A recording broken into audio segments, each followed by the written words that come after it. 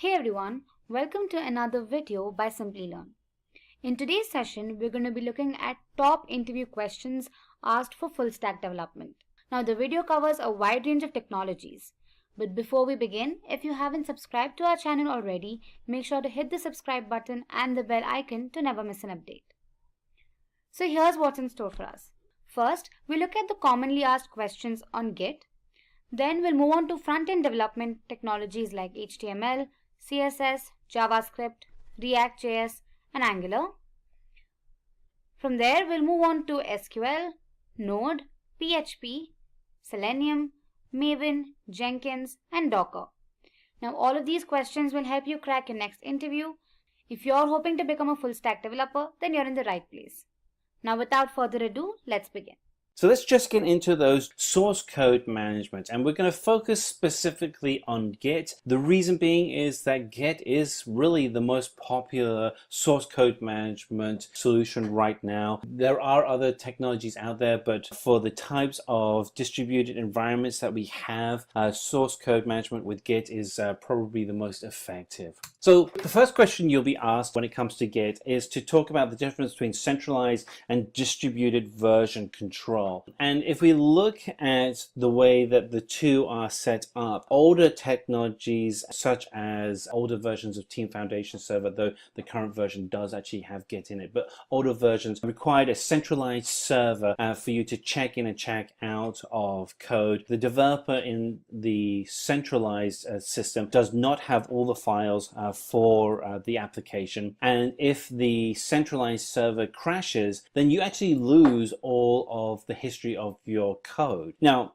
in contrast, a distributed model, actually we do check in our code to a server. However, for you to be effective and building out your solution, you actually check out all of the code for the solution directly onto your local development machine. So you can actually have a copy of the entire solution running on your local machine. This allows you to be able to work effectively offline. It really allows for scalability when it comes to building out your team. So if you have a team that may be in Europe, you can actually then scale that team with people from Asia, from North America or South America very easily, and not have to worry about whether or not they have the right code or the wrong code. And in addition to that, if the actual main server where you're checking in your code does crash, it's not a big deal because you actually have, each person has a copy of the code. So as soon as the server comes back up, you're able to check back in and everybody's running back as if there was nothing had happened at all. So one of the questions you'll be asked is to give the answer to some of the commands you use for working with Git. So if you were to be asked a question is, what is the Git command that downloads any repository from GitHub to your computer? On the screen we have four options. We have git push, git fork, git clone, and git commit. The answer in this instance would be git clone. Now, if you want to be able to push code from your local system to a GitHub repository using Git, then first of all, you want to be able to do is connect the local repository to a remote repository. And in the example, you may want to talk about using the command git remote add origin and then the actual path to a GitHub repository. You could, if you wanted to, actually at this point also talk about other repositories such as GitLab that you can also work with, or a private Git repository that would be used just for the development team. Once you've actually then added the local repository into your local computer, then the second action you want to use is a push, which is to actually push your local files out to the master environment. So you use the command git push origin master. So one question you may be asked is, what is the difference between a bare repository and a standard way of initializing a Git repository? So let's look through what is the standard way. So the standard way using git init allows you to create a working directory using the command git init. And then the folder that creates is the folder that creates all the revision history related to the work that you're doing. In contrast, using the bare way, you have a different commands for setting that up. So it would be git init --bare, and it does not contain any working or checked out source files locally on your machine. In addition, the revision history is actually stored in the root folder versus a subfolder that you would have with the normal git init initialization. So which of the following CLI commands would you be used to rename a file? So we have git rm, git mv, git rm-r, or none of the above? Well, in this instance, it would be git mv. A question that you'll be asked around commit is going to be, what is the process to revert a commit that has already been pushed and made public? And there are two ways you can address this. The first is to actually address the bad file in the new commit, and you can use the command git commit -m and then put in a comment for why that file is being removed. The second is to actually create a new commit that actually undoes all the changes that were made with the bad commit. And then to do that, you would use git revert and then the commit ID, and the commit ID could be something such as 56DE0938F, but you'd have to find that from the commit that you had made, but that would allow you to revert any bad files that you had submitted. So there are two ways of being able to get files from a Git repository, and you're going to be asked to explain the difference between git fetch and git pull. So git fetch allows you to fetch and download only new data from a new repository. It does not integrate any of the new data into your working files, and it can be undone at any time if you wanted to break out the remote tracking branches. In contrast, git pull updates the current head branch with the latest changes from the remote server. So you get all of the files downloaded. It downloads new data and integrates it with the current working files you have on your system, and it tries to merge remote changes with your local ones. So one of the questions you'll get asked about Git is, what is a Git stash? So as a developer, you will be working on the current branch within a solution. But what happens if you come up with an idea where it's something that will take a different amount of time for you to be able to complete, but you don't want to interrupt the mainline branch? So what you can actually do is you can actually create a branch that allows you to start working on your own work outside of the mainline branch. And this is called Git stash. It allows you to be able to modify your files without interrupting the mainline branch. So once you start talking about branching in Git, be prepared to answer and explain the concept of branching. So essentially what it allows you to do is have a mainline master branch that has all the code that the team is checking in and checking out against, but allows you to have an indefinite number of branches that allows for new features to be built in parallel to the mainline branch, and then at some point be reintroduced to the mainline branch to allow the team to add in new features. And so if we look through the merge and git rebase, these are the two features that you'd be using continuously to be able to talk about how you take a branch and merge it back into the mainline branch. So on the left hand side we have git merge, which allows you to take the code that you're creating and merge it back into the master. On the right hand side what you have is a slightly different approach. This is for projects where you reach a point in a project where you go, okay, we're going to effectively restart the project at this point in time, and we want to ignore the complete history that's happened before that, and that's called git rebase, and that would allow you to rewrite the project history by creating a brand new mainline branch that ignores all other previous branches that have happened before it. You can, if you want to, very quickly and easily find out all the files that have been used to make a particular commit. So when somebody asks you the question,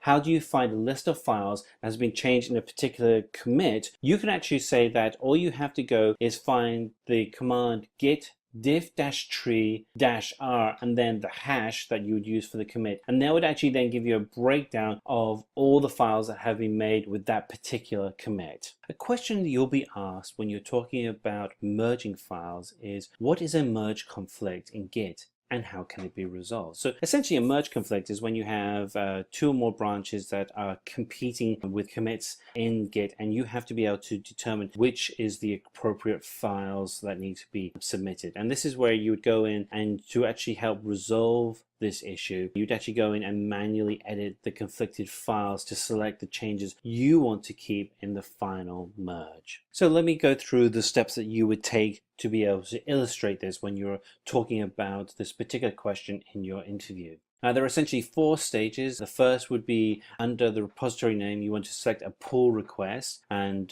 you want to be able to show how that pull request would be demonstrated inside of GitHub. So within the pull request, there's going to be a highlight of conflict markers, and you'll be able to select which conflicts you want to keep and which you want to merge and which ones you want to change. So it's a step through how you would actually resolve a merge conflict. The first step would be under GitHub. You want to be able to pull the repository name and then the pull request around that repository. In the pull request list, click the pull request with a merge conflict and that you'd like to be able to resolve. And that will pull up a file that will list out all of the conflicts for you. Near the bottom of that file will be a list of the requests that need to be resolved. And then if you need to make a decision on which branches you want to keep or which ones you want to change, that will have to be something you have to put in instructions inside of the file. You'll actually see that there are conflict markers within the instructions which are going to ask you which files you want to change and which ones you want to keep. If you have more than one merge conflict in your file, scroll down to the next set of conflict markers and repeat steps 4 and 5 until you resolve all of the conflicts. You will want to mark your file as resolved in GitHub so that the repository knows that you are having everything resolved. If you have more than one file with a conflict, then you want to go then onto the next file and start working on those files and just keep repeating the steps we've done up to this point until you have all of the conflicts resolved. And then once you have all of the resolutions created, then you want to select the button which is commit merge and then merge all your files back into GitHub, and this will take care and manage the resolution of the merge conflict within GitHub. So you can also do this through command line, and with the command line you want to use git bash, and so you want to, as a first step, open up git bash and then navigate to the local git repository in command line using the cd change directory and then list out the actual folder where you actually are putting all of your code, and then you want to be able to generate a list of the files that are affected with the merge conflict. And in this instance here, you can actually see the file styleguide.md has a merge conflict in it. And as before, with working with GitHub, you actually go through and you use a text editor, and you can use any text editor. But as you go through and edit out what you want to keep and what you want to manage in your conflict, so you actually have a resolution that's being created, so that you'll be able to then, once you're using the conflict markers, you can actually merge your files together so that the solution itself will allow you to incorporate your commits effectively into the resolution. Once you've gone through and applied your changes, you're able to then merge the conflicted commits into a single commit and able to push that up to your remote repository. So HTML stands for Hypertext Markup Language. It is the most widely used language for developing web applications. It was created by Berners-Lee in the year 1991, but it was published in the year 1995. HTML4 was a popular breakthrough version and got published in the year 1991. This version gained a lot of popularity and was adopted all over the globe for developing web applications. So without further ado, let's get started with the interview questions based on HTML. So the first question: what is HTML? HTML stands for Hypertext Markup Language, and it is the language of the internet. It is a standard text formatting language used for creating and displaying pages on internet. HTML documents are made up of the elements and tags that format it properly and display it on pages. So we have our next question now. What are HTML tags? So the answer for this question is, HTML tags are used for placing the elements in a proper and appropriate format. Tags use the symbols greater than and less than to set them apart from the HTML content. The HTML tags need not to be closed always. For example, in case of images, the closing tags are not required for an image tag. Now, followed by the second question, we have our third question. What are HTML attributes? The attributes are the properties that can be added to an HTML tag that change the way the tag behaves or displayed. For example, an image tag. An image tag has src attribute with which you can use the source from which you have to display the image from. Now the attributes are added right after the name of the HTML tag inside the brackets. The attributes can only be added to opening or self-closing tags, but never in closing tags. Now followed by third question, we have our next question. What is marquee in HTML? Marquee is used for scrolling text on a web page. It scrolls the image or text up, down, left or right automatically. To apply for a marquee, you have to use marquee tags. Now we have our fifth question. How do you separate a section of text in HTML? We separate a section of text in HTML using the below tags, which are the break tag, paragraph tag and block quote. The break tag is used to separate a line of text. It breaks the current line and shifts the flow of the text line to a new line. Followed by that, we have the paragraph line. The paragraph line is used to write a paragraph of text. And third one, the block quote. The block quote tag is used to define large quoted sections. Now we have our sixth question. Define the types of lists in HTML. So we have the three types of lists in HTML, which are the ordered list, unordered list and definition list. So first we'll discuss the ordered list. The ordered list uses OL tag and displays elements in a numbered format. Next we have the unordered list. The unordered list uses UL tag and displays elements in a bulleted format. Thirdly, we have the definition list. The definition list uses DL, DT and DD tags and displays elements in the form of definition like a dictionary. Next we have our seventh question. How do you align list of elements in an HTML file? We can align the list elements in an HTML file by using indents. If you indent each nested list and further than the parent list, then you can easily align and determine the various lists and the elements that it contains. Now we have our eighth question. Differentiate between ordered list and unordered list. So the answer for this question is, an unordered list uses UL tags and each element of the list is written between LI tags. The items are displayed as bullets rather than numbers. Now coming into ordered list. So for creating an ordered list, you'll be using OL tags and each element inside the list is written using LI tags. The list items are displayed using numbers rather than bullet points. Now we have a sample on the screen right now. So the first three elements are a set of unordered lists which are represented using bullet tags, and the second set, which is the coffee, tea and milk, is an ordered list which is represented using numbers. Now moving ahead, we have the ninth question. How do you display a table in HTML web page? So the table in HTML can be created or displayed using the table tag. So it also uses to manage the layout of the page, for example, header section, navigation bar, body content, footer section, etc. etc. So given below are a list of HTML tags used for displaying table in an HTML web page. So we have table, tr, th, etc. etc. Table is used to define a table, tr is used to define a row in a table, th for header, td for a cell, caption is used to define a caption, and we have the col group which is used to specify a group of one or more columns in a table for formatting.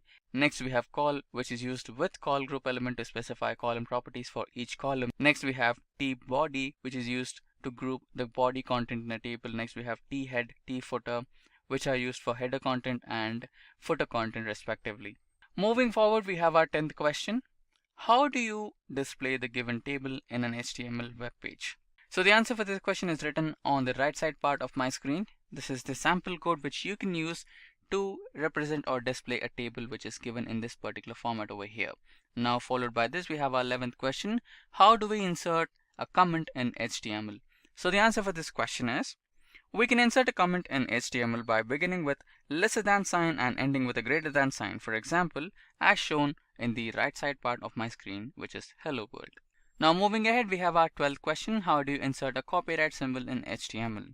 So you can insert a copyright symbol by using ampersand copy semicolon or ampersand hashtag 169 semicolon in an HTML file.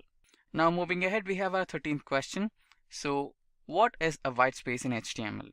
So the answer for this question is, an empty sequence of space characters is called as white space in HTML. This white space is considered as a single space character in HTML. White space helps the browser to merge multiple spaces into one single space, and so taking care of indentation becomes easier. White space helps in better organizing the content and tags, making them readable and easy to understand. With this, let's move into the 14th question. How do you create links in different sections? within the same HTML web page? So the answer is anchor tags. We can use anchor tag along with referencing through the use of hashtag symbol to create several links to different sections within the same web page. Moving ahead, we have the 15th question. How do you create a hyperlink in HTML? So the answer is we can use anchor tag. Again, here the same thing. We can use anchor tag to create a hyperlink within the HTML that links to another web page. The hyperlink can be added to images too. Now moving ahead into our 16th question. If getting your learning started is half the battle, what if you could do that for free? Visit SkillUp by Simplilearn. Click on the link in the description to know more. Define an image map. So the answer for this question is an image map in HTML helps in linking with the different kinds of web pages using this single image. It can be used for defining spaces in the images that are made part of the image mapping process. Moving ahead, we have our 17th question. Why do we use style sheet in HTML? A style sheet helps in creating a well-defined template for HTML web page that is both consistent as well as portable. A single style sheet template can be linked to various web pages, which makes it easier to maintain and change the look of the website. Now the 18th question, what is semantic in HTML? So the answer for this question is semantic HTML is a coding style.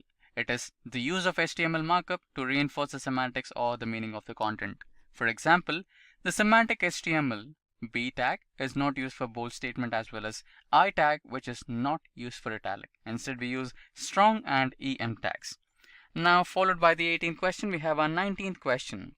What is SVG in HTML? So the HTML SVG is used to describe the vector or raster graphics. SVG images and their behaviors are defined in XML text sheets. It is mostly used for vector type diagrams like pie charts, two-dimensional graphs in an XY coordinate system. Now moving ahead, we have our 20th question. What would happen if there is no text between the HTML tags? So the answer for this question is really simple. There would be nothing to format if there is no text present in between the tags. Therefore, nothing will appear on the screen. Some tags, such as the tags without closing tag, like image tag, do not require any text between them. Now, followed by the 20th question, we have our next question. How do you create nested web pages in an HTML? So nested web pages basically mean a web page within a web page. We can create nested web pages in HTML using the built-in iframe tag. The HTML iframe tag defines an inline frame, for example, which is displayed on the right side part of my screen. You can see the iframe source, which redirects the user to Simplilearn's official web page. Now, followed by that, we have our 22nd question. How do you add buttons in HTML? So we can use the built-in button tag in HTML to add buttons to the HTML web page. So on the right hand part of my screen, you can see the implementation of button to an HTML web page. Now, followed by 22nd question, we have our 23rd question. What are the different types of headings in HTML? So the answer for this question is there are basically 6 types of heading tags in HTML, which are defined with H1 to H6 tags. Each type of the heading tag displays different text size from another, where H1 is being the largest and H6 is being the smallest. So on the right hand part of my screen, you can see the implementation of heading tags from H1 to H6.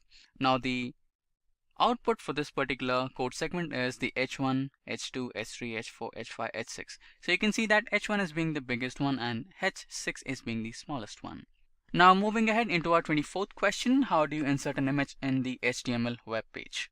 So the answer for this question is you can insert an image in the HTML web page by using the following code, which is displayed on the right side part of my screen. You can see we have a image source is equals to tulip.jpeg, which is used for inserting an image into your HTML web page.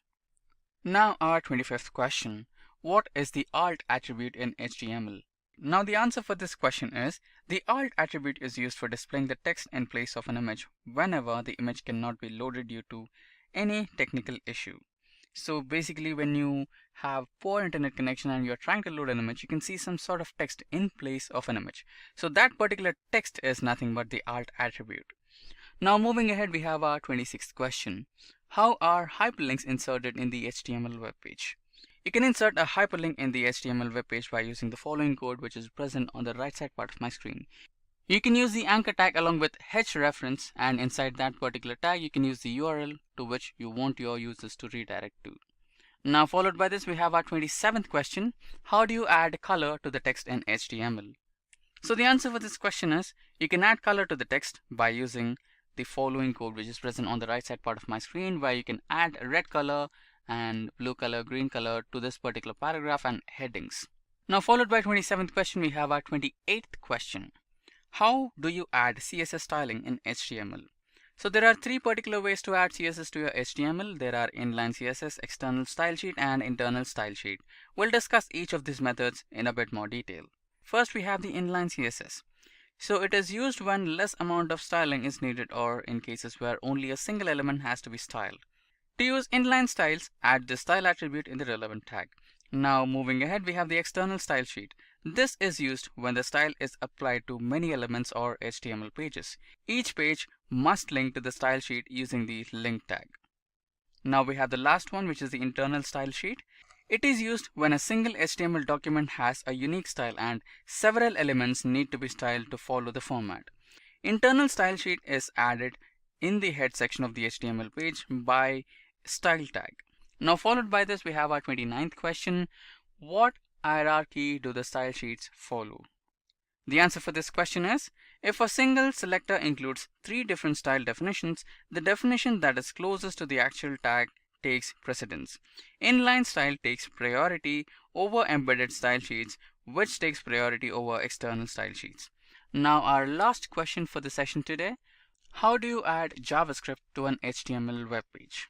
So the answer for this question is we basically have three methods to add a JavaScript to our HTML web page. They are inline, script block, and external JavaScript file. First we'll discuss the inline. You can add JavaScript to your HTML elements directly whenever a certain event occurs. JavaScript code can be added using attributes of the HTML tags that support it. Now the next one, that is the script block. You can define a script block anywhere inside the HTML code, which will get executed as soon as the browser reaches to that part of the document. This is why script blocks are usually added at the end part of the HTML documents. Now the last one, that is the external JavaScript file. You can also add or import the JavaScript code from a separate file and keep your HTML code clutter-free. This is especially useful if there is a large amount of scripting added to the HTML web page. Today we're going to talk about CSS interview questions. As we know it very well, today in a current scenario, you being as a front-end developer, CSS playing a very important role. So in interview, what kind of to give? Let's talk about those. Okay, so let's get started with those questions and answers.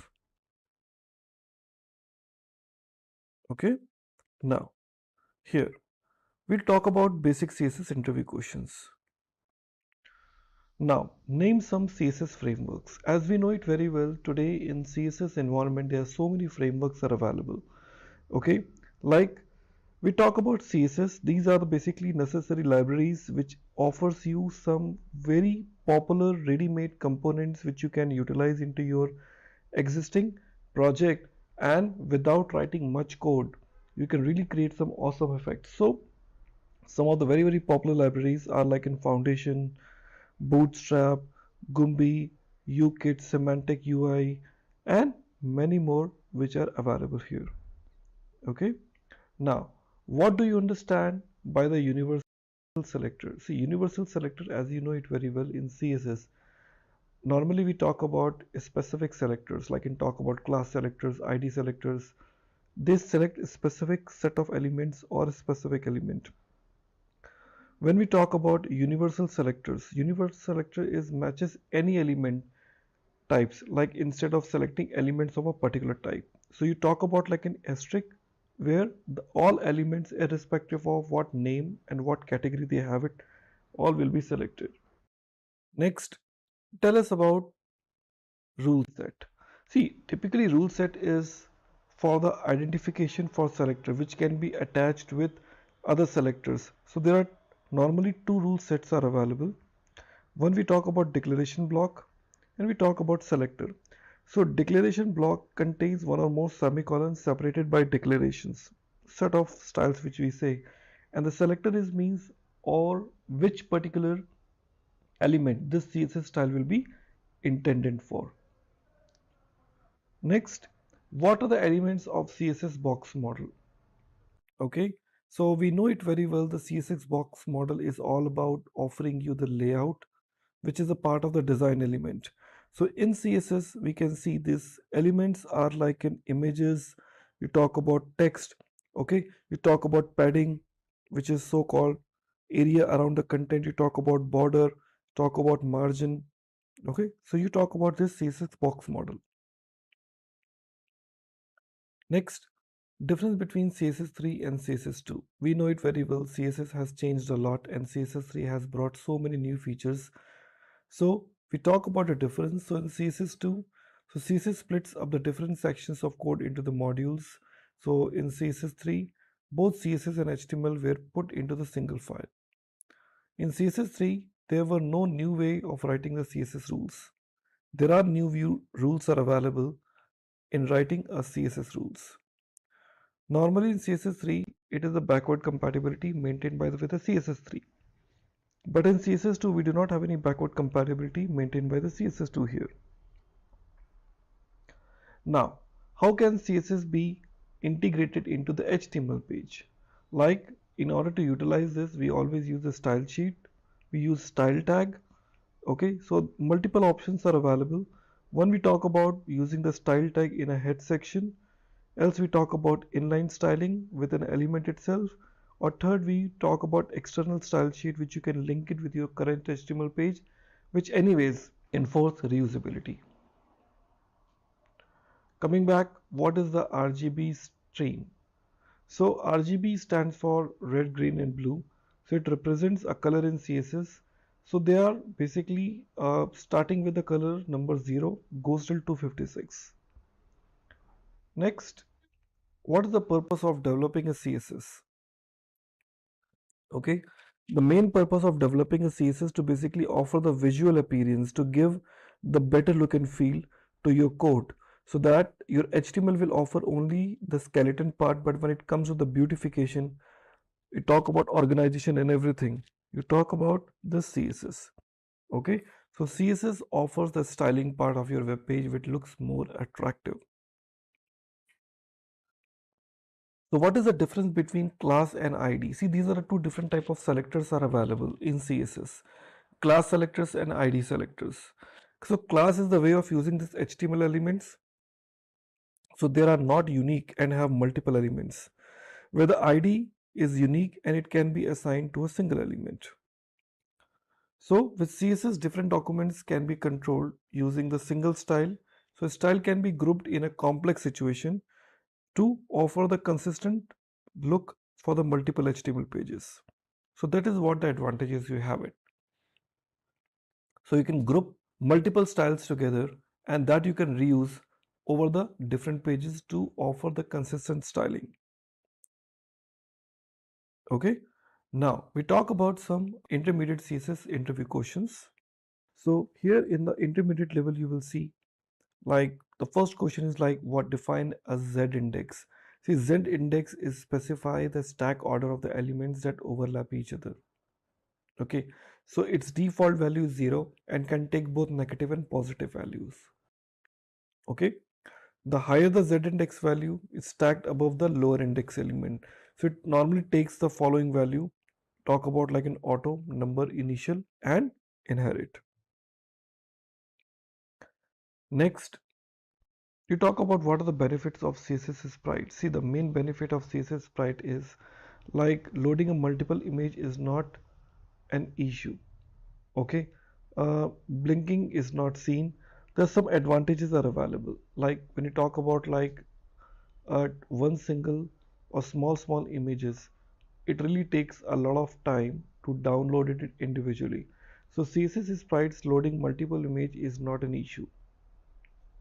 Blinking is not seen because normally what happens, blinking happens when the image is getting loaded.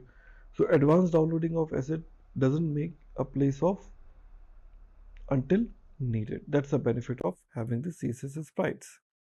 Next, how can you target the H3 and H2 with the same styling? So you can do the comma separated. So you can see multiple elements can be targeted with using comma separated. So you use comma separated values to give the consistent style to both the elements. So name and media types allowed by CSS. So media types are basically a part of your responsiveness. Different media types are allowed like in speech, audio, visual, tactile media, continuous or paged media, grip media or bitmap or interactive media. These are all type of medias are allowed in CSS. So how can you use CSS to control image repetition? So we talk about no repeat. So background repeat properties which is available. So you can see background repeat none, so that it would not be repeated again and again within your background. Okay, so we're talking about the next questions like about the image scrolling control. How you can control the image scrolling so that you want the image to be remain fixed and rest of the part gets scrolled. So here it is a part of your background attachment property. So here you say the background repeat, no repeat, and you see background attachment fixed. So that when you scroll down, your image is not going to be scrolled. So that is the benefit of this image control scrolling. Now, name some font related CSS attributes.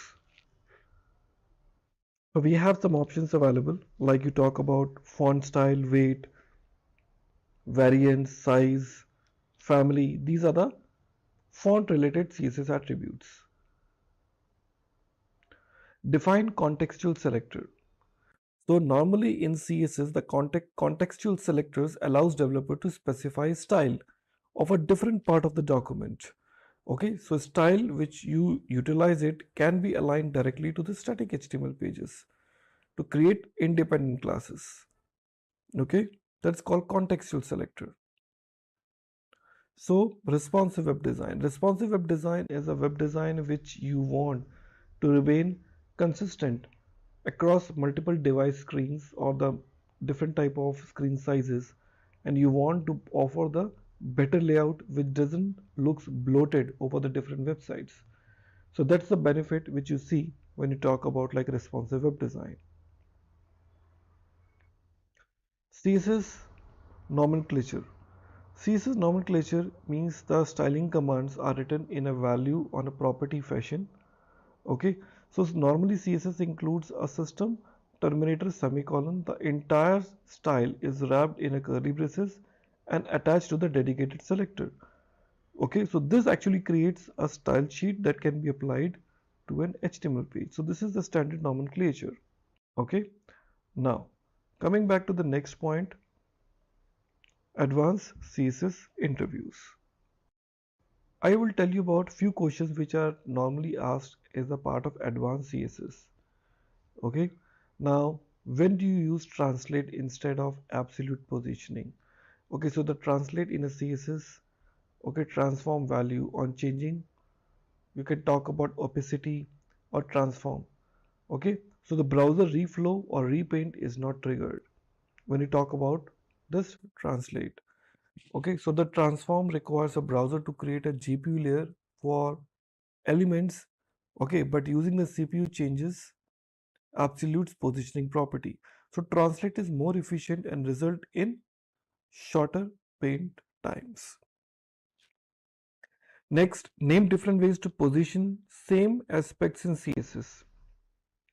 Okay, so you talk about positioning properties. Okay, so there are 5 different positions values are. Number one, you talk about fixed, you talk about static, you have absolute, you have got relative, and you have got sticky. So 5 different positioning elements are available in CSS. What are mixins? Mixins is a similar to the function block of code returning a single value. It is a kind of function which we say, okay.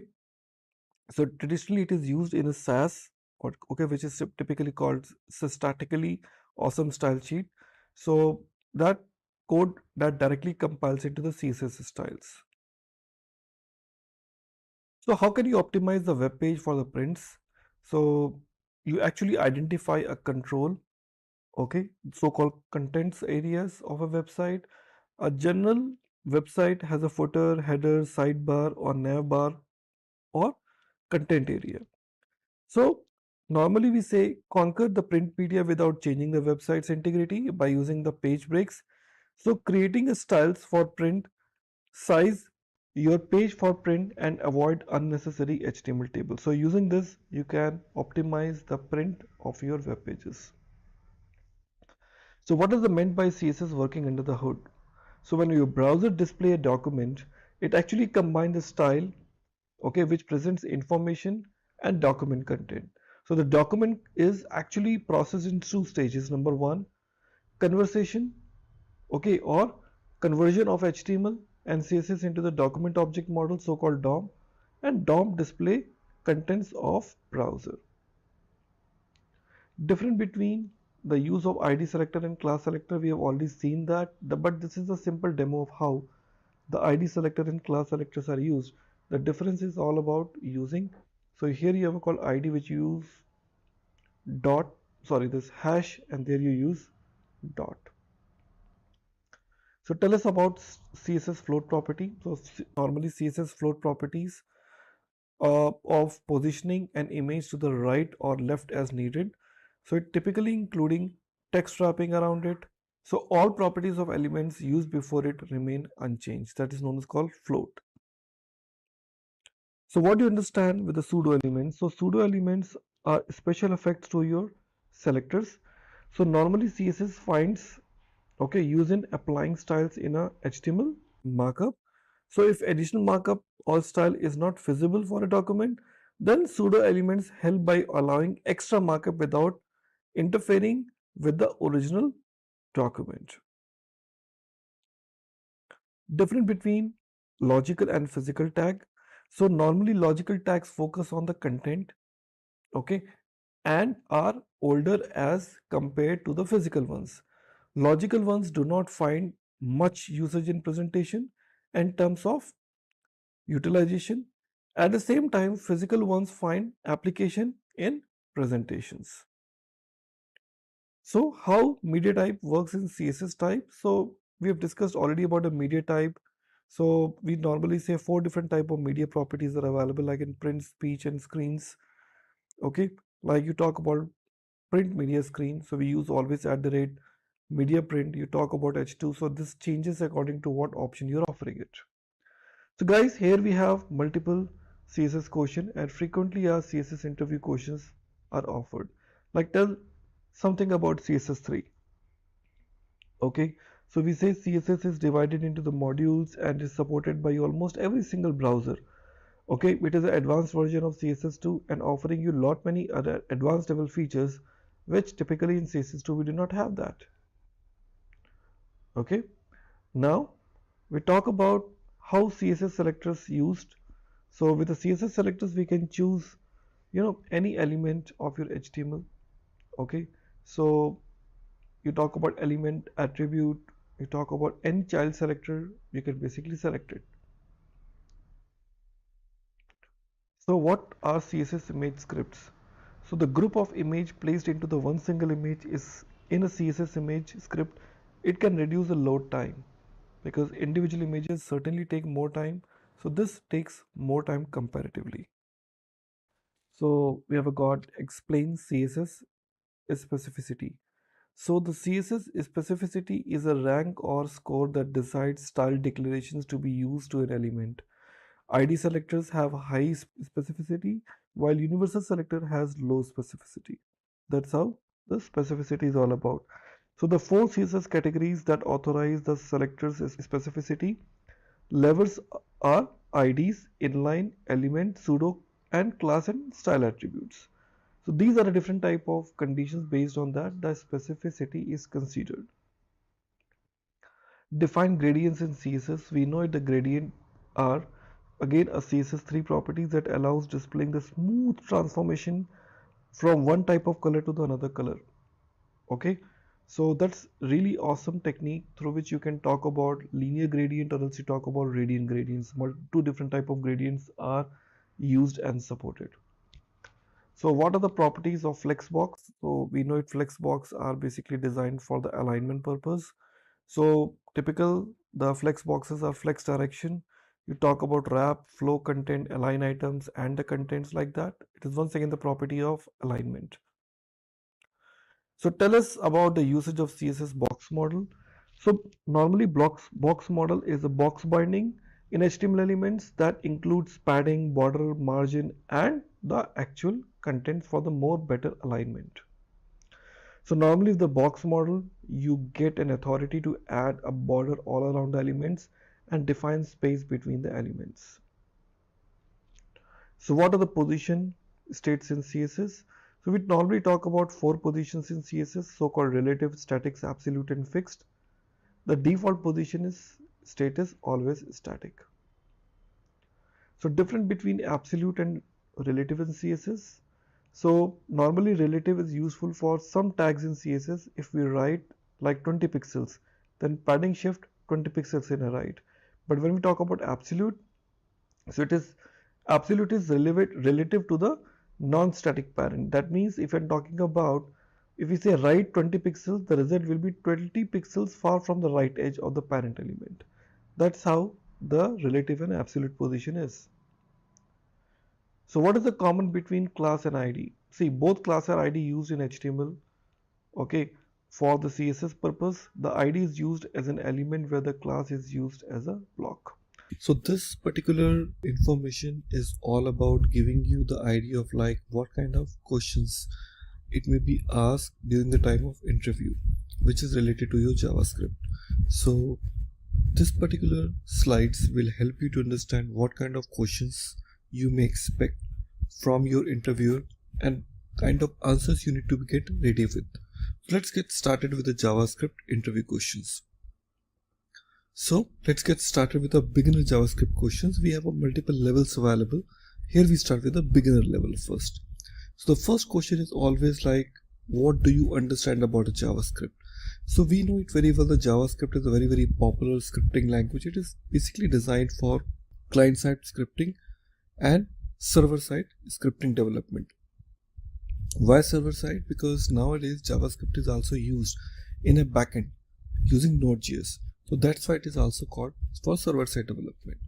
So the question is like, JavaScript is actually also helps the developers to develop some more responsive HTML pages, okay, which can be well understood and executed by the web browser, okay, which having the support capabilities for object-oriented programming skills. Now, the next question is like, what is the difference between a JavaScript and Java? See, the reason is because the JavaScript initials are Java. So everybody think like, okay, there is some relationship with the Java. So actually the thing is like, there is no relationship with Java. I would say JavaScript is object-based language, where the Java is object-oriented language. A lot of syntax and some standards are matching with Java. That's why exactly it is saying it is JavaScript. Otherwise, there is nothing like that. But another difference, if I talk about, JavaScript is mainly designed to run with the browsers, where the Java is designed especially for the virtual machine and operating system. Now the other thing is like JavaScript does not need a compilation because it is directly used interpreter. But when you talk about Java, it requires a compiler as well as the interpreter both. Now, what type of various data types are supported? So all standard data types like in byte, short, int, long, float, double, character, boolean, these all different type of data types are supported in JavaScript also, just like in traditional programming languages. Okay. Now, what are the features of JavaScript? So the first feature which you always remember, it is a lightweight programming language. It is being interpreted by the browsers rather than compiled. It is a cross-platform. That means it can work across multiple browsers. So it is not specific to the browsers. So that we need to understand. Next, it is an open source. Hence, you do not need to pay for any licensing fees. It comes free with all different type of browsers. It is an object-oriented, but I would not say it is a pure object-oriented. I would rather say it is an object-based language. Next, it can gel well with multiple front-end as well as the back-end technologies, because most of the languages which are coming up in a market, they have a support available to get integrated with the JavaScript and due to that JavaScript is very popular.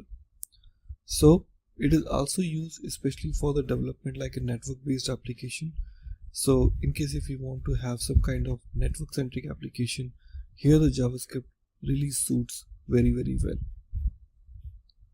Okay, next question, what are the advantages of JavaScript? So the first advantage which we are talking about, like JavaScript basically have a very nice interactive language. It is a event based, okay, functional programming language, I would say. So it is a quick feedback because it loads very fast in your existing web pages.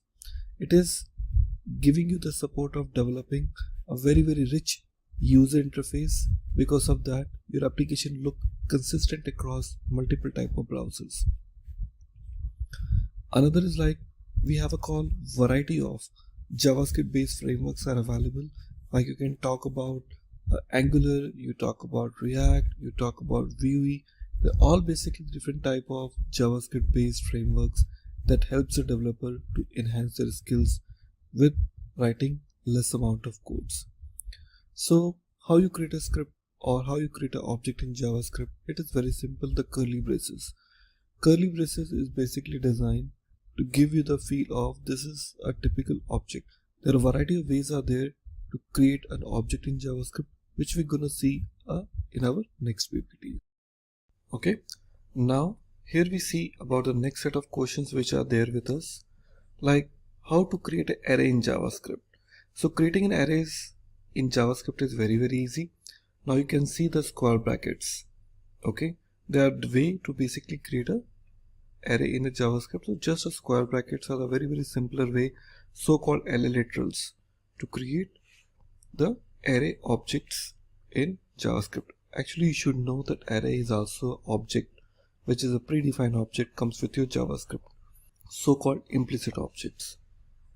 Now, what are the built-in methods available in JavaScript? So you remember about these methods comes from those built-in objects comes with your JavaScript, as we have mentioned in our last slides, like math, boolean, string, okay, date. They're all basically predefined objects are available. Under those objects, these methods are actually available. Like date, if you can see, it will display the current date and time. Concat, to concat two different type of string. Push, some adding some new records into your array. Pop, to remove. Round, to do the round. Length, to calculate the length of the string. So these are all some well-known methods or frequently used methods available in JavaScript. Now, what different type of scopes available in JavaScript for the variables now? So scopes are basically designed to give you the visibility within your program. Okay, so different type of scopes are available. One is called a global scope. So global scope is having the availability within a file. Anywhere else you can access this particular code or particular variable. That is called global scope, and local scopes are those scopes which are accessible within a function and hence cannot be accessed by any other function or outside of this function. So two standard type of scopes which are available here. Now, what is this keyword in JavaScript? This means to refer the current object. Okay, so whenever you see this keyword, it is designed to refer the current object in JavaScript. So we typically define this keyword to assign the value to my current object properties. Usually this is a place where this keyword is mostly used. Now, what are the conventions of giving the names to the variables? Okay, so some standard naming convention which we should always follow, but few things, as you remember, there are certain reserved keywords are there in JavaScript which you cannot offer while giving the names to your variables or to your functions. Like if I can say var, let, const, and many more which are there available, which you cannot assign to your any existing variable provided or functions under your JavaScript. Now, here they are trying to say variable names cannot begin with any numeric value. Like you cannot give var with ABC, so not ABC, I would say rather 1, 2, 3 or something like that. So they must be a combination of, I would say, integer as well as a character. Okay, so they must only begin with letter or underscore characters. It is the same like as we have it in Java also. Now, naming conventions are very important. JavaScript is a case sensitive, hence the small a and capital A have two different meanings for the JavaScript. So that part needs to be well taken care of. Now what is a callback in JavaScript? So you need to understand the callback in JavaScript is a kind of function which you are passing as a parameter to the another function to execute. Okay, so callbacks are mainly designed to tell your application that they need to wait rather than continue to execute. So callbacks will help you to behave asynchronously, and that's what exactly this most valuable feature of JavaScript. So as I discussed already, so it is where the function needs to be passed to get executed. So how do you debug a JavaScript code? So to debug your JavaScript code in any browser, you can just press the F12, no matter which browser you have it, either Chrome or Firefox or anyone. You can just press the F12 key and there you can get this option called debugger, where you can just go and perform all the necessary debugging related stuff right over there. Or so many other editors like in Sublime Text, Visual Studio Code, Atom, they're all offering you the built-in support to debug your JavaScript code. Now, what is the difference between a function declaration and function expression? So there's a very simple difference.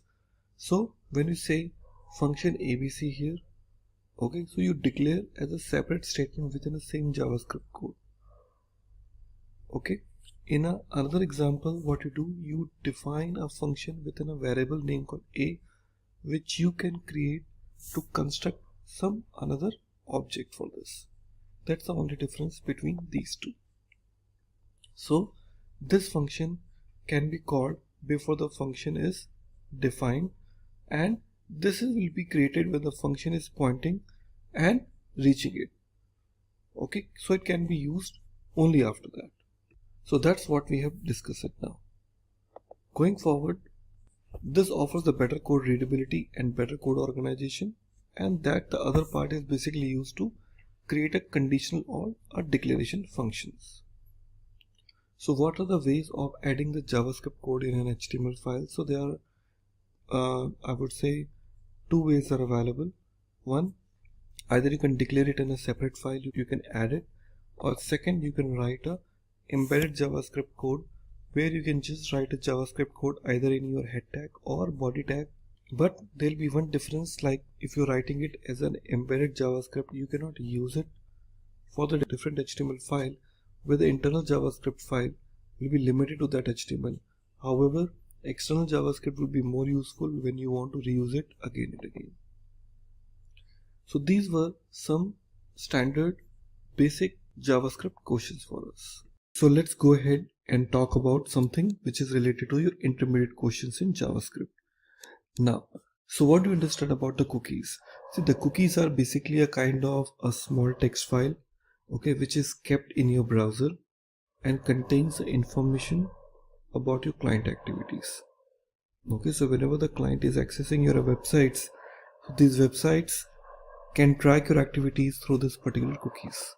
Okay, so they just basically record your general behaviors, like what you're doing with your website, so that accordingly they can give you the better recommendations. Now, how you're going to create a cookie in your JavaScript? So creating a cookie is one of the property available under your document object, so that you can create it using document.cookie and give a key. So your all cookie stands with your key and value pair. So you have a key, you have a value pair. So how are you going to read the cookie? So cookie you can read by the help of the same property called document.cookie, and here you can just use this statement. Like what? Key and value pair. So whatever the keys you have defined, similar key you will be reading it to give the value of whatever option you want to read it. Now, how are you going to delete the cookie? So cookie can be deleted it very easily by calling this delete cookie function, where you can just tell about the time and duration when you want the cookie to be get deleted. So when you set the expiry time, so cookies are deleted after a specific period of time, that will be treated as a good programming practice. So what is the difference between a let and var keyword? See, there's a new feature which is there added called let keyword, which is known as called block level scope. The block level scope means your variable whichever you're defining under any block level statement will be limited to that particular block.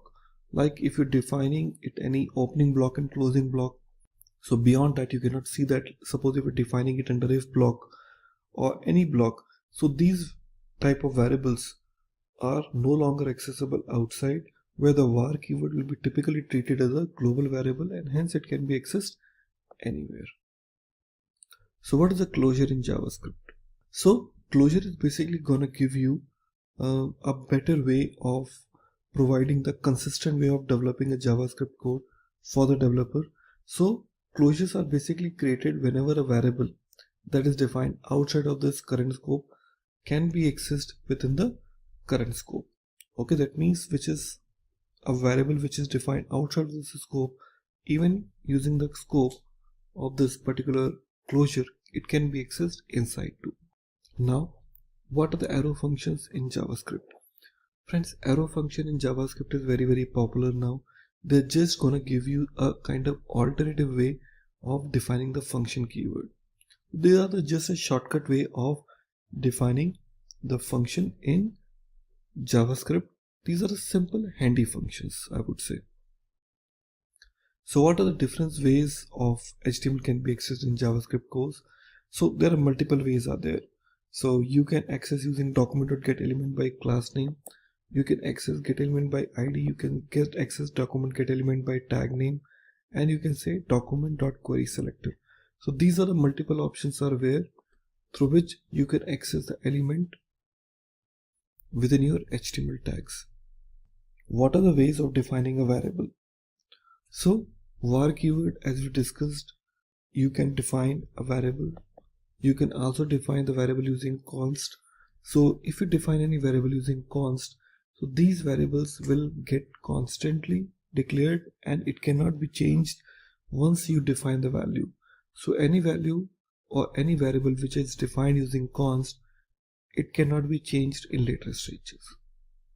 What are imports and exports in JavaScript? So to make your JavaScript modular, so there's an option available of importing and exporting it. So what exactly the difference? Difference is very simple, like you are writing the set of JavaScript code, and if you want to get it accessed outside in another JavaScript file, so how the two JavaScript files can communicate with each other, that is where exactly the important export code comes to make your JavaScript highly reused and more modular. Now, these are the quick example. As you can see now, two different files are there. So if you want to make your particular variable or function accessed outside, you always use export keyword with them, and if you want to access them out, you can just use an import keyword.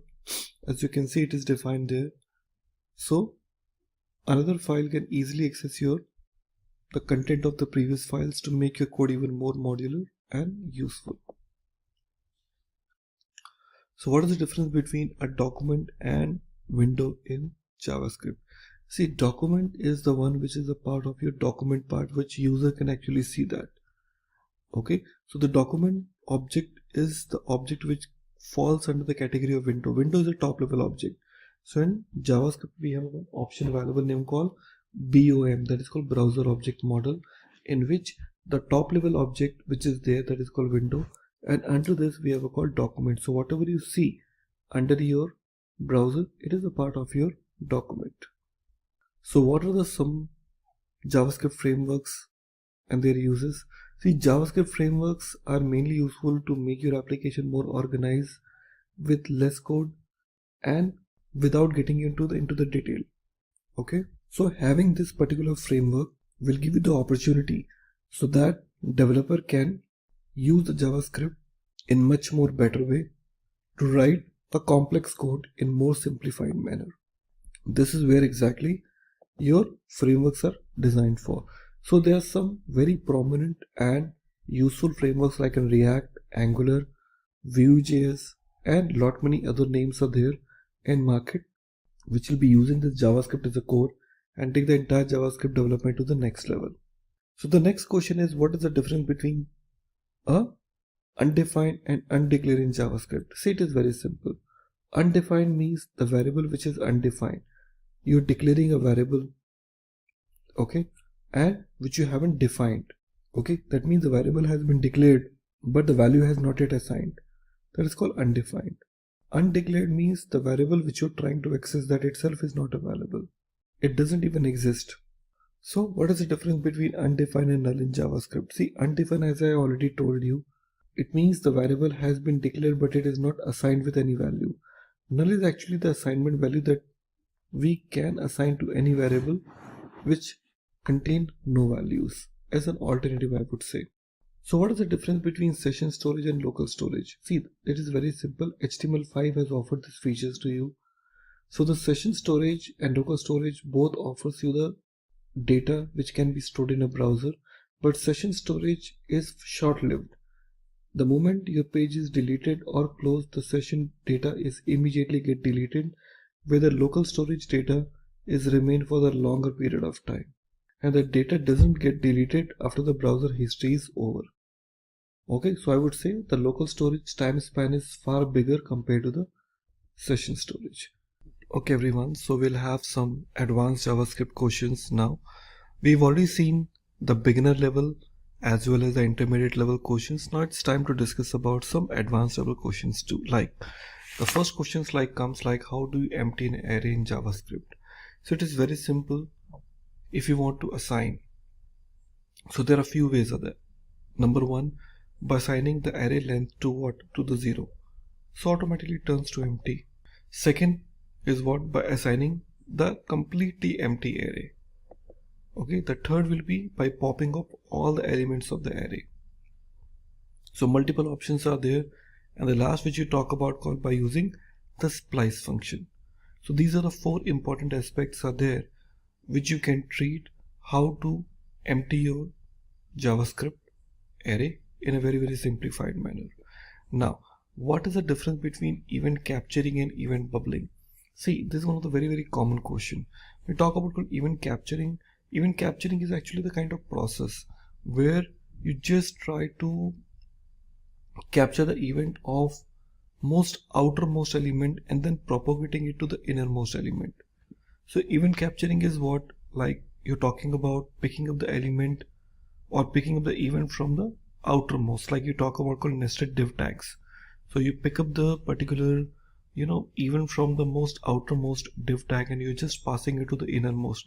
That is called capturing. The bubbling is the process, okay, which starts with the innermost and goes to the outermost element. It's just an opposite direction. That is called event bubbling. So the question is one of the very popular, like what is the strict mode in JavaScript? See, the strict mode of JavaScript is introduced to give the more better error handling capacity of the JavaScript. So whenever you talk about call strict mode, so all variables have to be declared explicitly. So you cannot leave it like that, and it cannot be assigned to the read-only properties. So we can enable the strict mode only by adding the use strict mode on the top of the JavaScript file. Now, what about and how we would be able to get the following output of the below JavaScript code? So we have a call var a equal to 10, and we have written one function in the if block, and after that we're just capturing the value of a, and then you are printing the value in a console.log. So what would be the output for that?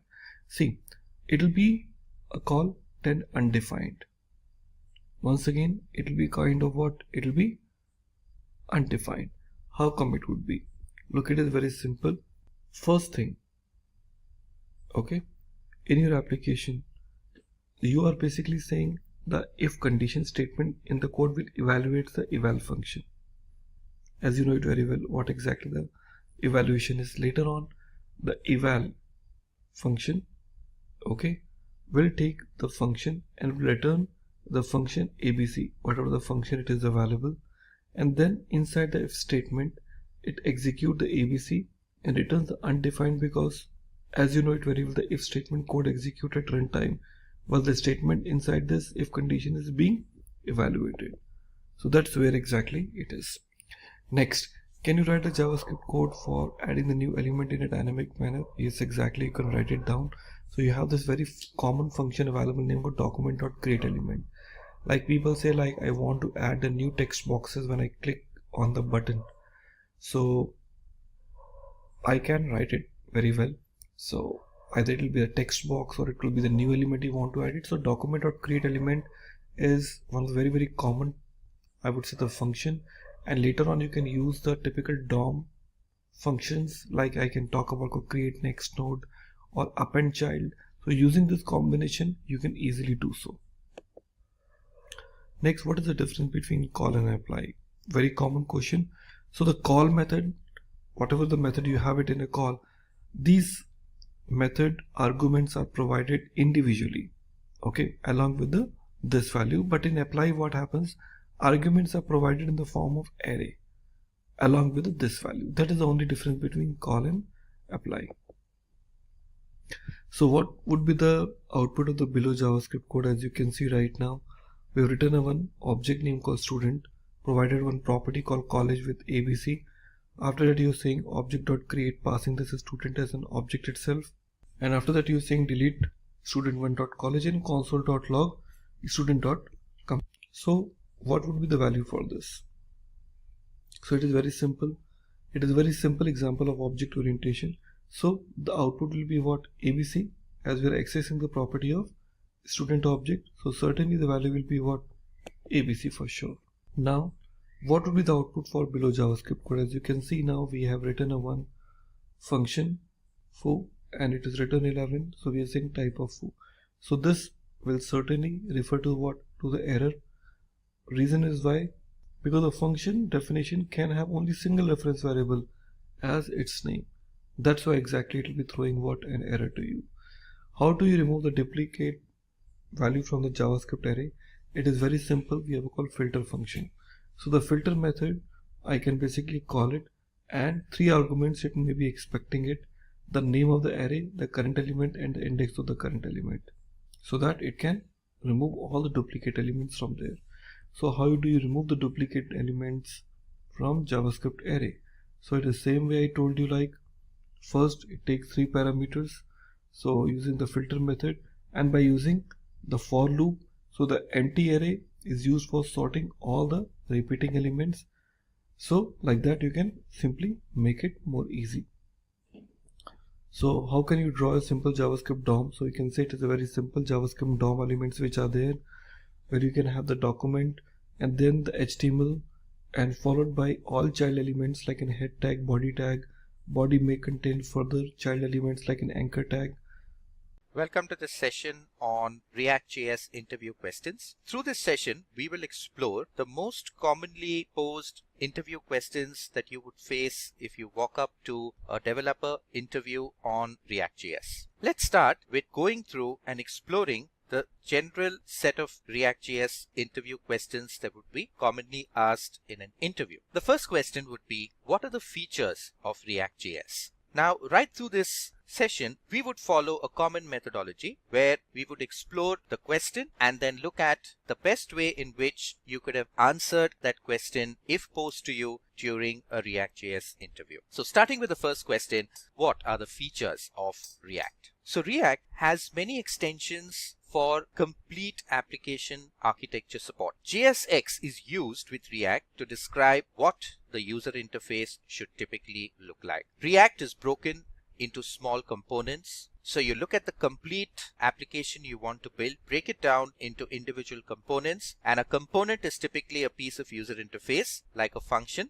that would return a stream of HTML characters. Speedy performance is one of the core features of React, as only the updated components need to be re-rendered on the screen and not the entire page. The one-way data binding feature, on the other hand, keeps everything modular and fast. The virtual DOM is also a lightweight representation of the real DOM, which is again a feature which helps speed up performance and avoids a full page refresh and a full DOM tree shake, which really speeds up performance. So what is JSX? How do you answer this? So JSX is typically the extension used for React, and it's nothing but an extension to the JavaScript programming language, because all that you can use inside your browser for execution typically has to be JavaScript, because in HTML5 you cannot have any third-party plugins installed in the browser, and that's the reason the browser would only ship by default with a JavaScript runtime engine. So by using JSX, you can write HTML structures in the same file that would contain your JavaScript code as well,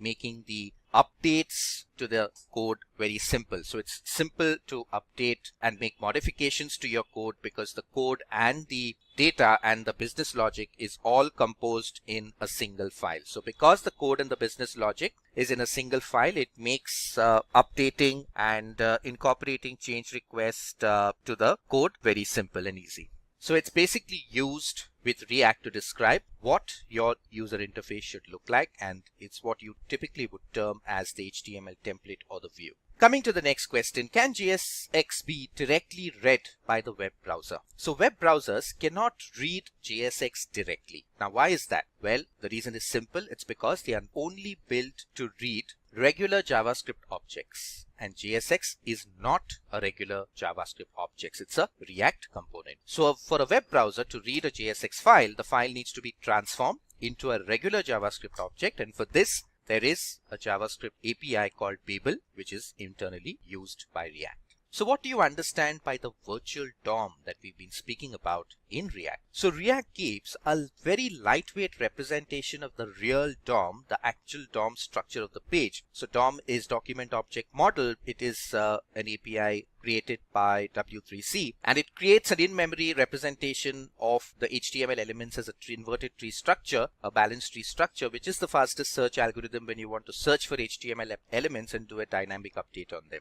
But again, updating the basic DOM tree structure of the page causes a full page refresh, and if you only want to update a specific component, you wouldn't need the entire page to be refreshed, and that is where React comes in. It uses a virtual DOM, which is a layer on top of the actual DOM, which ensures that only a certain part of the page is refreshed, and that speeds up performance. So when the state of an object changes, virtual DOM changes only that object in the real DOM instead of updating all the objects, and this is what makes things really fast. So why use React instead of other frameworks like Angular? First of all, it's very easy to create dynamic web pages, DHTML, where you can update the view or the template at runtime. The components are reusable, so you reuse rather than reinvent. The performance is great. Since you're working with the virtual DOM, you don't need a full page refresh. The unidirectional data flow makes data move one way. There's no two-way data binding by default, and that's the reason the page does not have to do a lot of heavy lifting of remembering whether the view is changing, whether the base JavaScript entity class is changing, and that saves a lot of processing time. Again, to debug React is much more simpler, and that's what makes it more popular in terms of its simplicity and speed as compared to other frameworks like Angular. What is the difference between ES5 and ES6 standard? So these are scripting standards, okay, that are defined by the European Computer Manufacturers Association, or ECMA, and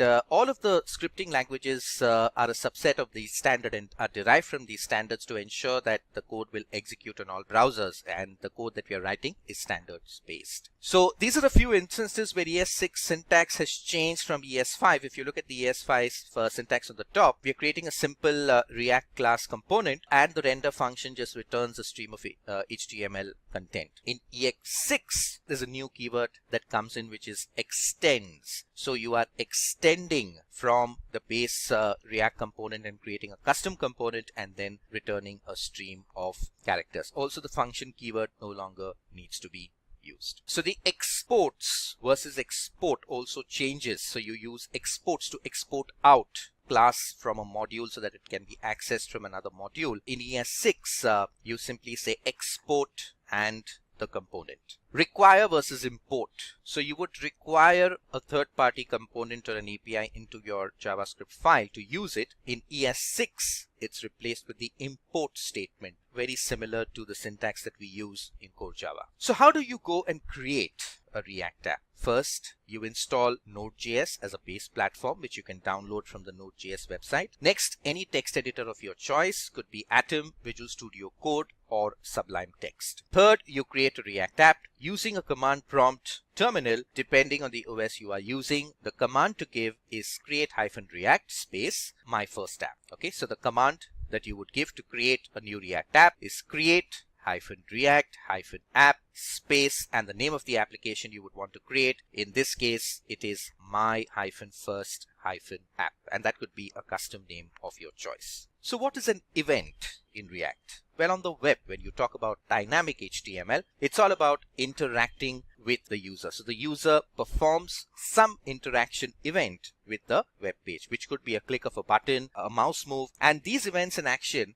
can be triggered by a user or any system, or could be pressing a key or a mouse click, etc. And in response to that event, you would execute a block of code, which is called an event handler. So here we have class simple, which is a custom class that extends the base React component, the name of the function work, which triggers a simple alert message box, and a render function which returns HTML. When you click on the button, we would want to bind that to the event handler this.work, and that's how you connect a click event to an event handler function.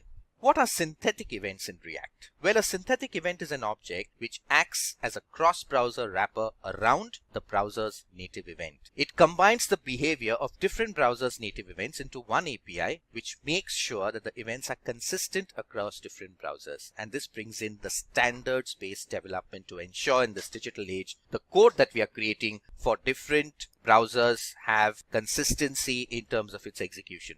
So here we see a function action link, we see a function handle click, which takes E as an event parameter. E.prevent default ensures that there is no error that the browser is raising in case the event function call is not directly compatible with that specific browser. So prevent default is used to suppress any browser specific errors or crashes, and a simple console.log which will log into the developer tools window which says you just clicked a link. And then we've got the return, where we are returning the view to or the HTML template, where on click we connect to this event handler called handle click. So handle click is basically a wrapper, and the entire action link is a wrapper object which is a synthetic event. We don't directly go and bind to the on click and then associate a function with it. We actually associate a synthetic object with it, which binds the base default event that could be specific to a browser. So some browsers would probably understand an on click, another browser would understand a click, and to ensure there is consistency of syntax and from a development perspective, the code that we write will run on all browsers, we need to take care of using the synthetic events which isolate the developer out from the complexity of writing code specific to different browsers. So you just write generic code which will work on different browsers. So how do lists work in React? So the lists display data in an ordered format. The traversal of lists is done using the map function. So here we see there is a function called list of names which takes a variable props as a parameter. Props.names will allow us to get a reference to all of the array of names that are passed. Constant list names is another variable created equal to names.map, and we are using the arrow operator, which is now an ECMAScript standard, and again we are using the opening tag of the li HTML element. The key is equal to the name attribute, so the brace bracket will bind that to the name attribute. Then we just print the name itself and we close the li tag. So that's the names.map function, and finally we return in an unordered list the list names themselves. So the map function will run through and iterate over the list of names, list them in the li tag. The li tag will get injected into the unordered list and will finally get returned out as a stream of HTML elements. In the next code snippet below, we create a constant variable names. We are associating it with a set of 5 names, and we simply say render list of names, names equal to names. The moment we do that, we are using list of names as a custom HTML element which is not system defined. It starts looking for the function, list of names, passes the names array to it, iterates over it using the map function, which is an inbuilt React function, brings out all of the lists. It's very similar to a for loop that you would write for iteration in other programming languages. And then finally what you get returned in the getElementById app is nothing but a list of simple names wrapped in a li element that are printed on the view. So why is there a need of using keys in lists? So keys are very important in the code snippet that we saw due to the following reasons. The first reason, the key is a unique identifier if you would want to search for a name in the list. It is used to identify which items have changed, updated, or deleted from the list. So if you want to perform CRUD operations on the data, you would want to search for which element do you want to update or delete or change. It also helps to determine which components need to be re-rendered instead of re-rendering all the components every time, and it increases performance as only the changed components have to be re-rendered and not all the components on the page. What are forms in React? So using forms, users can interact with the application and enter required information whenever needed. So forms can contain certain elements such as text fields, buttons, checkboxes, radio buttons, etc. And forms are also used for many different tasks such as user authentication, searching, filtering, etc. How do you create a form? Pretty simple. Again, create a custom component called nameFrom that will extend React.component. We create a state variable. This .state is equal to value. We handle the change by writing a handle change event, and we handle the submit by writing a handle submit event. In the change event, we just change the state by saying set state of the value to event.target.value, event being a system defined keyword passed as a parameter. And in the submit, we simply alert that a certain name was entered, and we trap the value that was entered into the form. Prevent default to suppress the browser from raising any errors. On the render function, we return a form. On the submit, we connect to the handle submit event and we bind the data submitted from the form to the handle submit event, and we pass the this pointer, which is a reference to the current context of the view itself. We open a label, specify the name, we then specify an input box as text. The value is set to this .state.value, and on change, we simply connect to the handle change event and bind to it and pass the context of the text box itself. So the moment we change the value in the text box as we are typing, the handle change event will receive the updated value and set the state. And when we click on the submit button, the handle submit event handler executes and we alert out the current value printed in the text box, and that's it. So how do you write comments in React? When you're a developer, if you want to comment out some code or if you want to set comments to enhance the maintainability of the code, a single line comment is as simple as given in most other programming languages: \* to open, * to close. Multi-line comments follow the same syntax and can span multiple lines to add comments to functions in terms of what the function can do and what are the types that it can return. What is the arrow function and how is it used? So an arrow function is a shorter way of writing a function in React. If you look at the snippet on the top, my input on change equal to, we are connecting to this .handleChange.bind, and that's the longer version of how you can connect it to an event handler. The shorter version is on change equal to e arrow operator this .handle on change. So you don't need to call the bind explicitly. You can replace that with the arrow operator and reduce the amount of code that you typically write. How is React different from React Native? So React and React Native are completely different. React was released in 2013. It's a web-based platform. It is HTML compliant. It generates HTML views. It uses CSS for styling, and it's based on JavaScript, HTML, and CSS. React Native, on the other hand, is targeted to mobility devices. It's meant to create installable apps on Android and iOS. Released in 2015, not based on HTML and CSS, and it basically requires the React.js API to create these installable apps for these mobility ecosystems. How is React different from Angular, another popular framework by Google? So Angular, created by Google, completely based on the model view controller pattern, works on the real DOM layer and requires a full tree shake at the DOM layer to update views and components. supports bidirectional data binding. The rendering is purely done on the client side, the performance comparatively slow. React.js, on the other hand, created by Facebook, it's the view layer of the model view controller pattern. It works at the virtual DOM layer and is hence faster. It's unidirectional data binding and not two-way. And the rendering is typically what is done at the server side, and what you get as a response on the client is a stream of HTML characters as an output.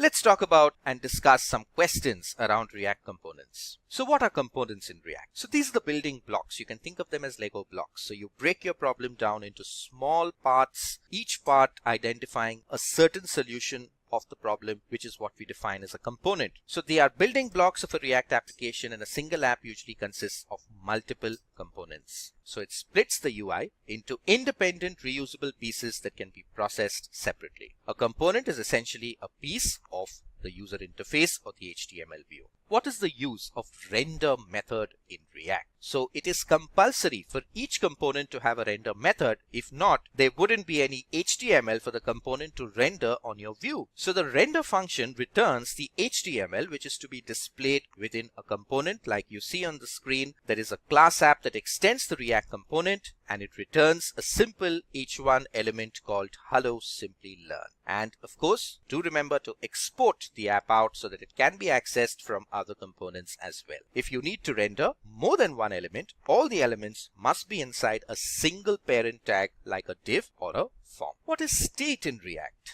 The state of a component is an object that holds some data within it. The data would influence the output of the component. Now, how do you implement state in React?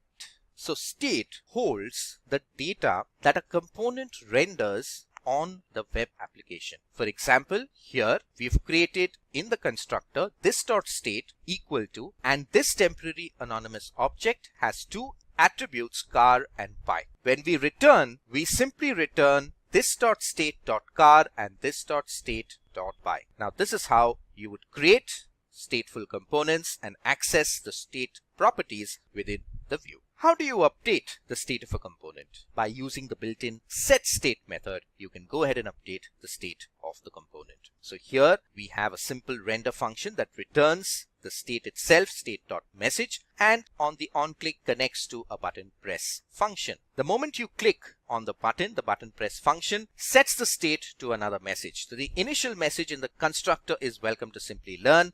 The moment you click on the button, the setState triggers and changes it to best place to learn. So the data on the view would be updated. What are props in React? Well, props is just a short form for properties, and that is what allows us to pass arguments or data to a component. Props are passed to components in the way similar to that of attributes that are passed to an HTML element. So how do you pass props between two components? So let's say we have an app.js component on the top and a main.js component at the bottom. At the top, we are trying to return this.props.car and the bike. So two car and bike attributes associated with this props of the app component. In the main component, when you look at the render function, we are associating car prop equal to a value of 1600 cc and bike prop equal to value of 150 cc. And to access it, if you look at the import statement, we are importing app from app.jsx. And this is how you can cross-access properties from one component within the other. So what are the difference between state and props? Well, state holds information about the components. They are mutable, they can be changed,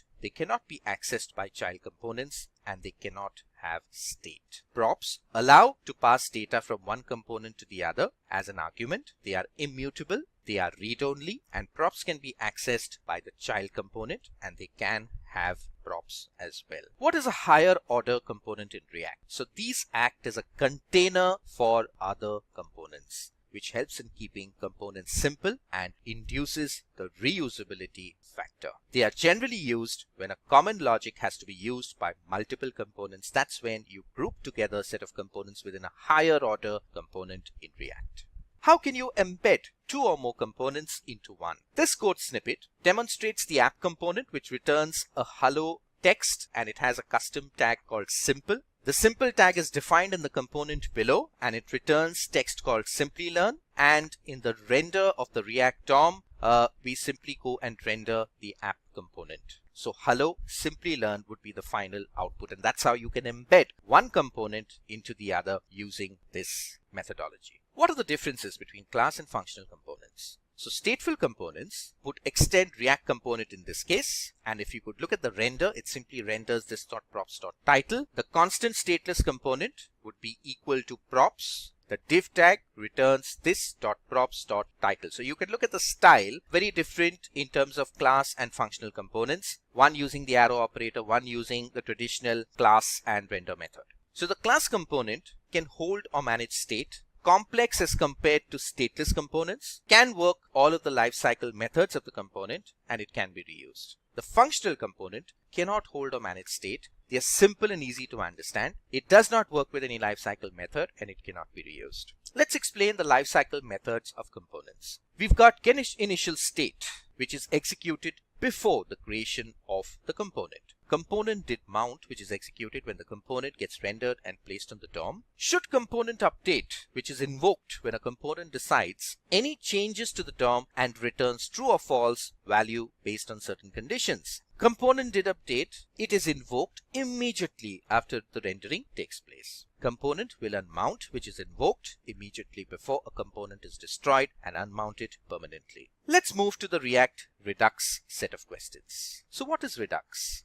It's an open source JavaScript library used to manage application state, and React uses Redux for building the user interface. What are components of Redux? The first is the store, which holds the state of the application. Store contains state, which defines the user interface, which triggers a set of actions which are then sent to the reducer. So store holds the state, action is the source information for the store, and reducer specifies how the application state changes in response to actions sent to the store. What is Flux? Well, Flux is the application architecture that Facebook uses for building web applications. And it works in this way. The action is triggered, which is sent to the dispatcher. The dispatcher sends it to the store sends it to the view, and the view sends it back to the action. And that's exactly how the steps would continue in sequence. So when we trigger an action, the dispatcher will get notified. Once the dispatcher has dealt with an action, the store's listening to it will get triggered. The view gets updated when the state of the store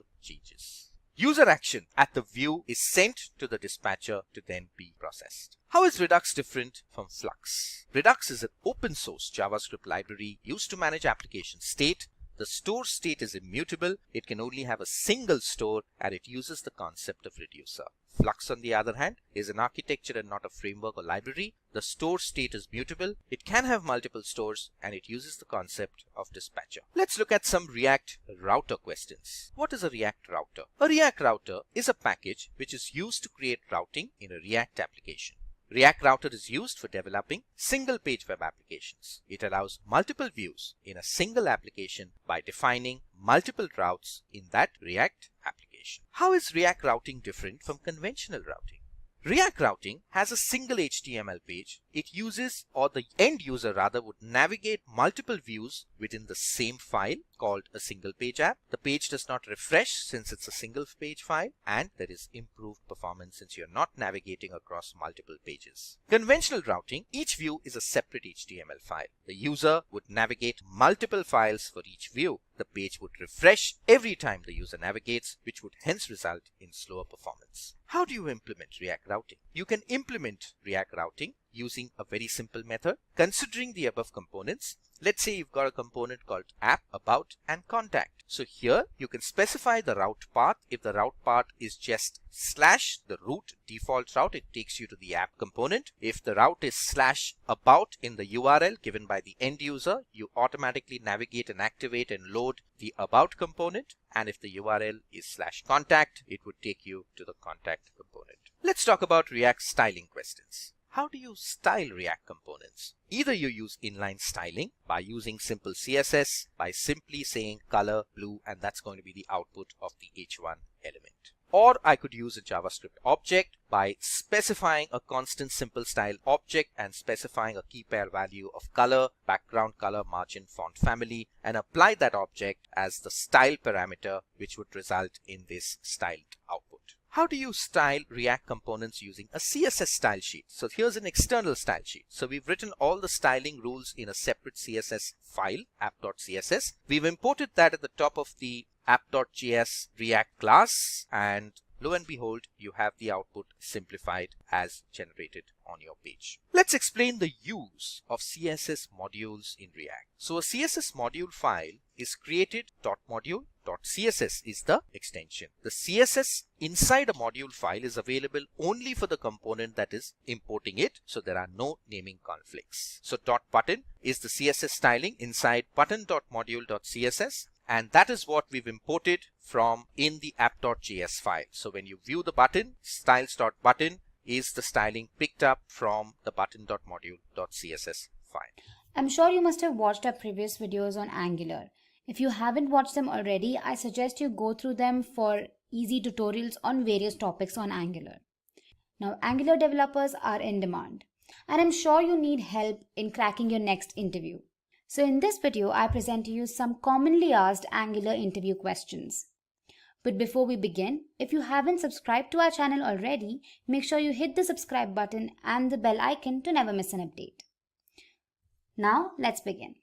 I've classified the questions into two sections. One is the beginner level questions and one is the advanced level questions. So now let's begin with beginner level questions. Starting with the most basic, what exactly is Angular? Now, Angular is an open source JavaScript front-end framework which is completely written in TypeScript. This framework brings structure and consistency to web applications and provides excellent scalability and maintainability. Now, it's primarily aimed to develop single-page applications and is maintained by Google. It uses HTML's syntax to express your application's components clearly. It is designed for web, desktop, and mobile platforms. Next up is what exactly is TypeScript. Now, TypeScript is a superset of JavaScript that offers excellent consistency. It is highly recommended as it provides some syntactic sugar and makes the code base more comfortable to understand and maintain. Ultimately, TypeScript code compiles down to JavaScript that can run efficiently in any environment. Now, typically, TypeScript is installed as an npm package and thus can be installed with the following command, that is npm install -g TypeScript. Moving on to our third question. What exactly is data binding and which type of data binding does Angular deploy? Now, data binding is a phenomenon that allows any internet user to manipulate web page elements. Now, it generally uses dynamic HTML and does not require any complex scripting or programming. We use data binding in pages that contain interactive components such as forms, calculators, tutorials, and games. Data binding makes incremental display of a web page more convenient. When it comes to Angular, it uses the two-way data binding. Any changes made to the user interface are reflected in the corresponding model state. Conversely, any changes in the model state are reflected in the UI state. This allows the framework to connect the DOM to the model data via the controller. Next question, what are single-page applications? Now, single-page applications are web applications that load just once, with new features just being mere additions to the user interface. It does not load new HTML pages to display the content. Instead, it's generated dynamically. This is made possible through JavaScript's ability to manipulate the DOM elements on the existing page itself. An SPA approach is faster, thus providing a seamless user experience. Differentiate between Angular and AngularJS. Now, here's a simple table for you. So here are the features that we're going to differentiate the two on the basis of. First is language. AngularJS uses JavaScript while Angular uses TypeScript. When it comes to architecture, AngularJS supports the model view controller design while Angular uses components and directives. AngularJS is not supported by mobile browsers while Angular supports all mobile browsers. AngularJS does not support dependency injection while Angular does. When it comes to routing, @route provider is used to provide routing information in the case of AngularJS, And in case of Angular, @route configuration is used to define routing information. When it comes to management, AngularJS is difficult to manage with an increase in source code size, while Angular is better structured, easy to create, and can manage bigger applications. Next up, what are decorators in Angular? Decorators are a design pattern or functions that define how Angular features work. Now, they are used to make prior modifications to a class, service, or filter. Angular supports 4 types of decorators, namely class decorators, property decorators, method decorators, and parameter decorators. Next question, mention some advantages of Angular. First up is custom components. Now, Angular enables users to build their own components that can pack functionality along with rendering logic into reusable pieces. This is achieved with the help of these components. Data binding. As discussed earlier, Angular enables users to effortlessly move data from JavaScript code to the view and react to users' events without having to write any code manually. Angular supports dependency injection, which enables users to write modular services and inject them wherever they need it. When it comes to testing, tests are first-class tools, and Angular has been built from ground up with testability in mind. You will have the ability to test every part of your application, and that is highly recommended. Next up is comprehensive. Angular is a full-fledged framework and provides out-of-the-box solutions for server communication, routing with your application, and more. Lastly, Angular is cross-platform and compatible with multiple browsers. An Angular application can typically run on all browsers, be it Chrome, Firefox, Safari, and operating systems like Windows, macOS, and Linux. What's new with Angular 10? First up is that older versions of TypeScript are not supported. Previous versions of Angular supported TypeScript 3.6, 3.7, and even 3.8. But with Angular 10, TypeScript bumped to TypeScript 3.9. Warnings about common JS imports. Now, logging of unknown property bindings or element names in templates is increased to the error level, which was previously a warning. Angular now supports an optional strict setting, which offers a stricter project setup when you create a new workspace. There's an addition of ngCC features with a program-based entry point finder. There are common compiler updates and updated URL routing. Angular 10 has several deprecated APIs that were previously redundant. With Angular 10 version, there have been a number of bug fixes, important ones being the compiler avoiding undefined expressions and the core avoiding a migration error. New default browser configuration. Browser configuration for new projects has been upgraded to outdo older and less used browsers. Next up is core. All the warnings will be now logged in as errors.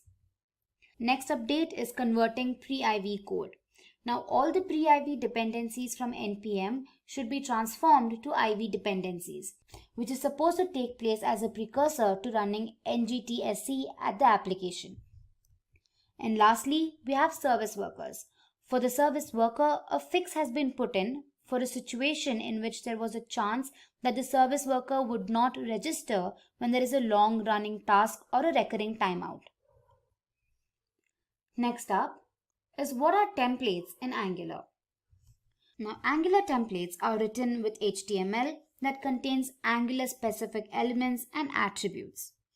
Now, in combination with model and controllers information, these templates can be rendered to provide a dynamic view to the user. Now, templates are a very predominant feature of Angular that describe how information can be displayed in the view. Next question is what are annotations in Angular? Now, these annotations are used to create an annotation array. They are basically the metadata set on the class that is used to reflect the metadata library. What are directives in Angular? Directives are attributes that allow the user to write new HTML syntax specific to their applications. Now these execute whenever the Angular compiler finds them in the DOM.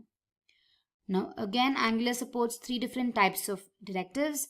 There are component directives, attribute directives, and structural directives. Next up, what is AOT compilation and what are some of its advantages? Now AOT, that stands for Ahead of Time Compiler, basically converts the Angular HTML and TypeScript into JavaScript code during the build phase. That is before the browser downloads and runs the code. So basically all the HTML and TypeScript code is converted to JavaScript during the build phase, which means no additional time is spent on converting it into JavaScript later during the run phase, right? So when it comes to advantages, of course, there's faster rendering. There are fewer asynchronous requests. It has smaller Angular framework download size. There's quick detection of errors, and this also offers better security. Moving on to the next question, what are components? Now, components are the most basic building blocks of the UI in an Angular application. Now, every component is associated with a template and is a subset of directives.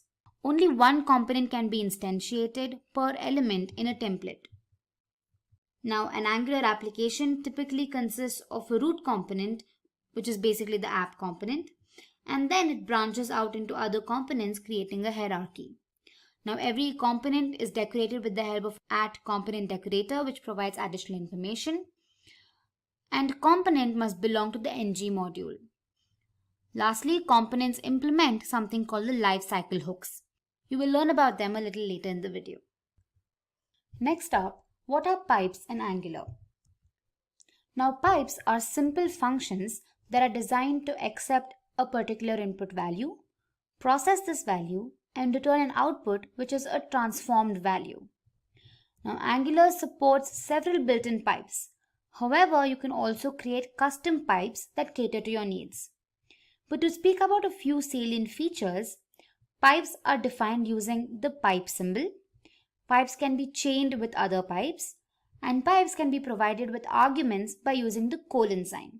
Next up, what are pure pipes? Now, these pipes are pipes that use pure functions. As a result of this, a pure pipe doesn't use any internal state, and the output remains the same as long as the parameters passed stay the same. Angular calls a pure pipe only when it detects a change in the parameters being passed. Now, a single instance of a pure pipe is used throughout all components. Next up, what are impure pipes? Now, for every change detection cycle in Angular, these impure pipes are called regardless of the change in the input fields. As long as there's a change detected, these pipes are called. As a result, multiple pipe instances are created for these pipes. Now, inputs passed to these pipes can also be mutable. By default, all pipes are pure. However, you can also mention impure pipes using the pure property. Now, here's a code for specifying impure pipes. You can use the pure property and either mention true or false. True meaning it's a pure pipe, and false indicates that it's an impure pipe. Next up, what is the pipe transform interface? Now, as the name suggests, the interface receives an input value and transforms it into the desired format with a transform method. It is typically used to implement custom pipes. Now, here's again a small piece of code. Now, you can see that the pipe transform interface is being used, which in turn executes the transform method. Now, this transform method is the one that is responsible to change your input and give a transformed output. Moving on, what is ng module? Now, ng modules are basically containers that reserve a block of code to an application domain or a workflow. Now, the @ng module takes a metadata object that describes how to compile a components template and generate an injector at runtime. In addition to this, ng module also identifies the module's components, directives, services, pipes, and it also ensures that it makes them public so that external components can use them. All of this is taken care of by the ng module. Next up, what are filters in Angular? Now, filters are used to format an expression and present it to the user. They can be used in view templates, controllers, or services. Now, to name a few, there's date filter, which formats a date to a specified format. There's filter that selects a subset of items from an array. There's the JSON filter, which formats an object to a JSON string. There's limit to, which limits an array or a string into a specified number of elements or characters. Then there's lowercase, which formats a string to lowercase, and so on. Moving on to the next question, what is view encapsulation in Angular? Now, view encapsulation basically defines whether the template and styles defined within the component can affect the application or vice versa. Angular provides 3 encapsulation strategies. There's emulated encapsulation, which means that the styles from the main HTML propagate to the component. Then there is native, which indicates that the styles from the main HTML do not propagate to the component, meaning it does not affect the component. And lastly, there's none, which means that styles from the component propagate back to the main HTML and therefore are visible to all the components on the page. Now, this indicates any different types of changes and how it is affecting the entire application. Moving on, what are controllers? Now, as the name suggests, controllers control the data of Angular applications. They are regular JavaScript objects, and the ng controller directive defines the application controller. Next question, what do you understand by scope in Angular? Now, the scope in Angular binds the HTML, that is basically the view, and the JavaScript, that is the controller. It is also an object with the available properties and methods required for your application. Now, when you make a controller in Angular, you pass the $scope object as an argument. Moving on to the most commonly asked question, explain the lifecycle hooks in Angular. As discussed earlier, every component in Angular has a lifecycle. Angular creates and renders these components and also destroys them before removing them from the document object model. It is achieved with the help of these lifecycle hooks. Now let's have a look at them. First up is ng on changes. Now this responds when Angular sets or resets data-bound input properties. Ng on it is a hook that initializes the directive or a component after Angular first displays the data-bound properties and sets the component's input properties. Ng do check detects and acts upon the changes that Angular can't or won't detect on its own. Ng after content init responds after ng projects external content into the component's view. Ng after content checked responds after Angular checks the content projected into the component. Ng after view init responds after Angular initializes the component's views and child views. Ng after view checked responds after Angular checks the component's views and the child views. Lastly, there's ng on destroy, which cleans up just before Angular destroys the directive or the component. Moving on to the next question, what is string interpolation in Angular? Now, string interpolation is a one-way data binding technique that is used by Angular. Now, it outputs the data from TypeScript code to HTML view. It is typically denoted with the help of curly braces, and it helps display data from the component to the view. To help you understand its working, I've created a variable called name here in my app.component.ts file and initialized it to Simplilearn.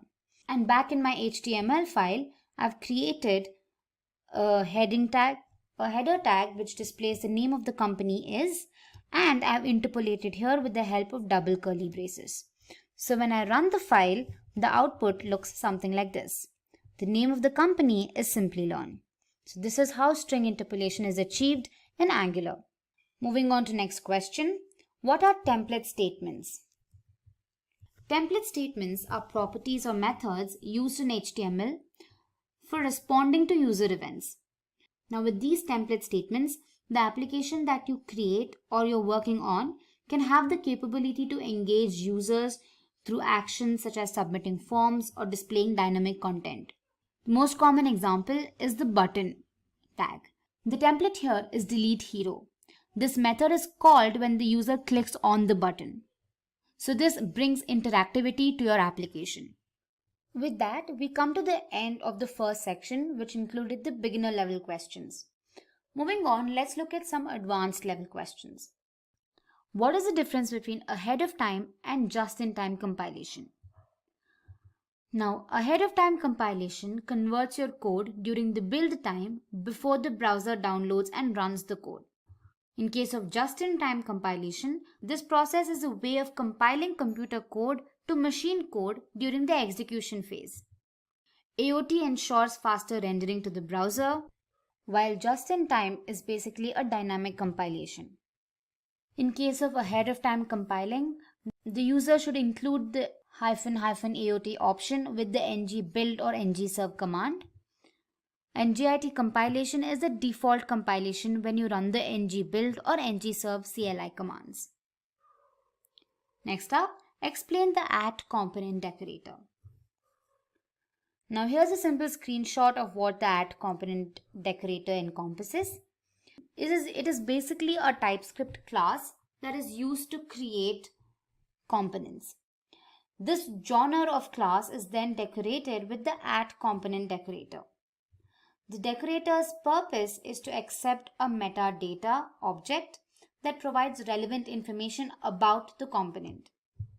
Now the image above shows an app component, which is a pure TypeScript class decorated with the @component decorator.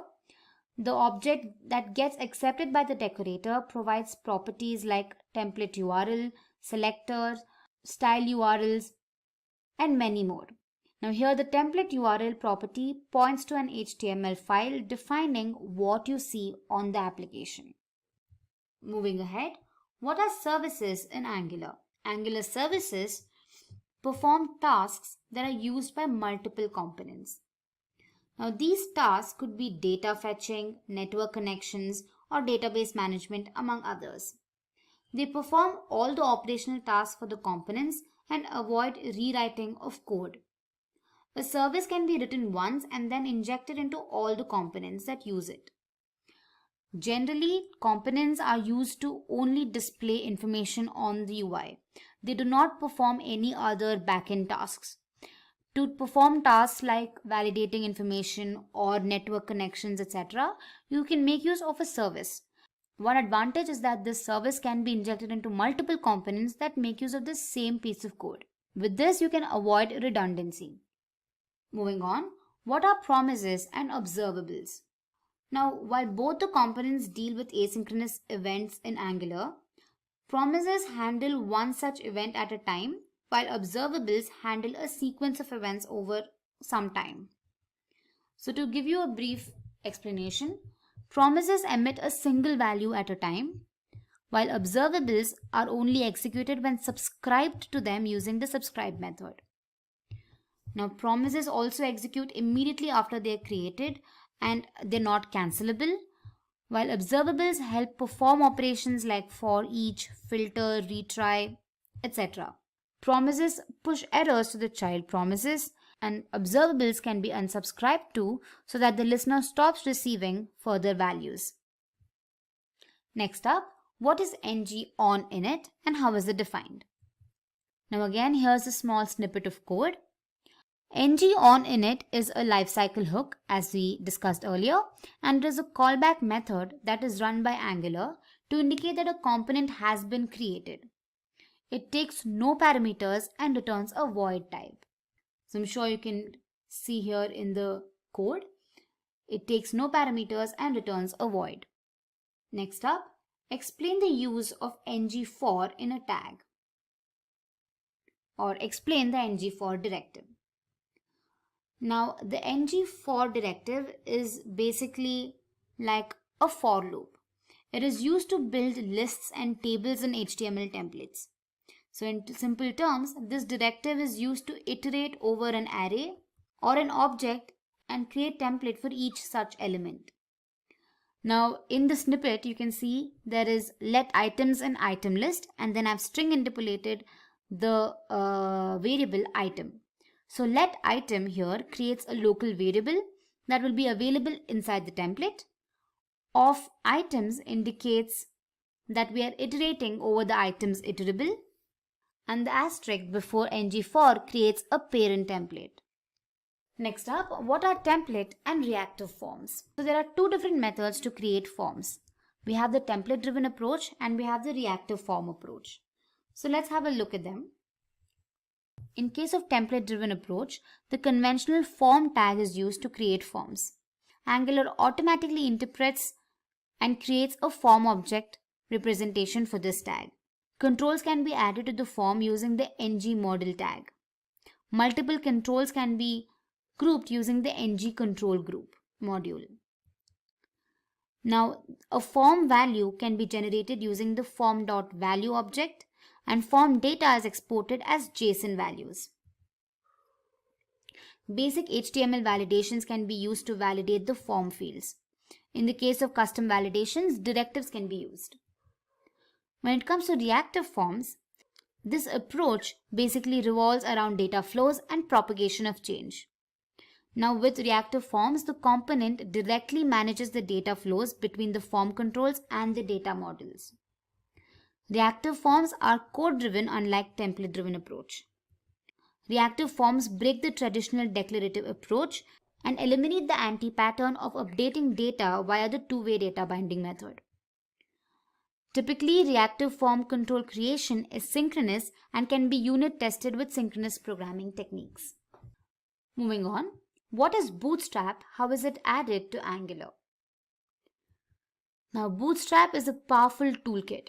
It is a collection of basic HTML, CSS, and JavaScript tools for creating and building responsive web applications. There are two ways to embed Bootstrap libraries.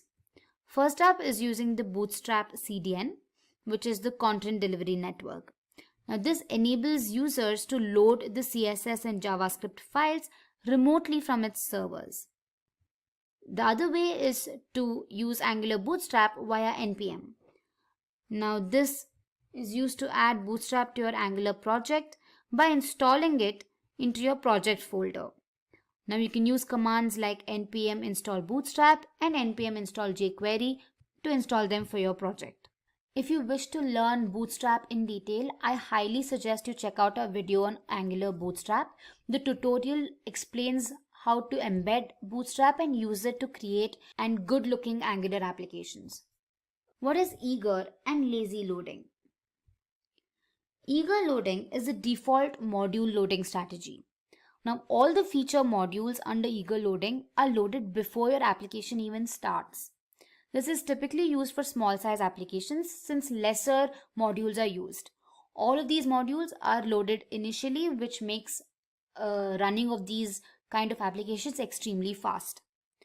When it comes to lazy loading, all the loading happens dynamically. All feature modules are loaded on demand.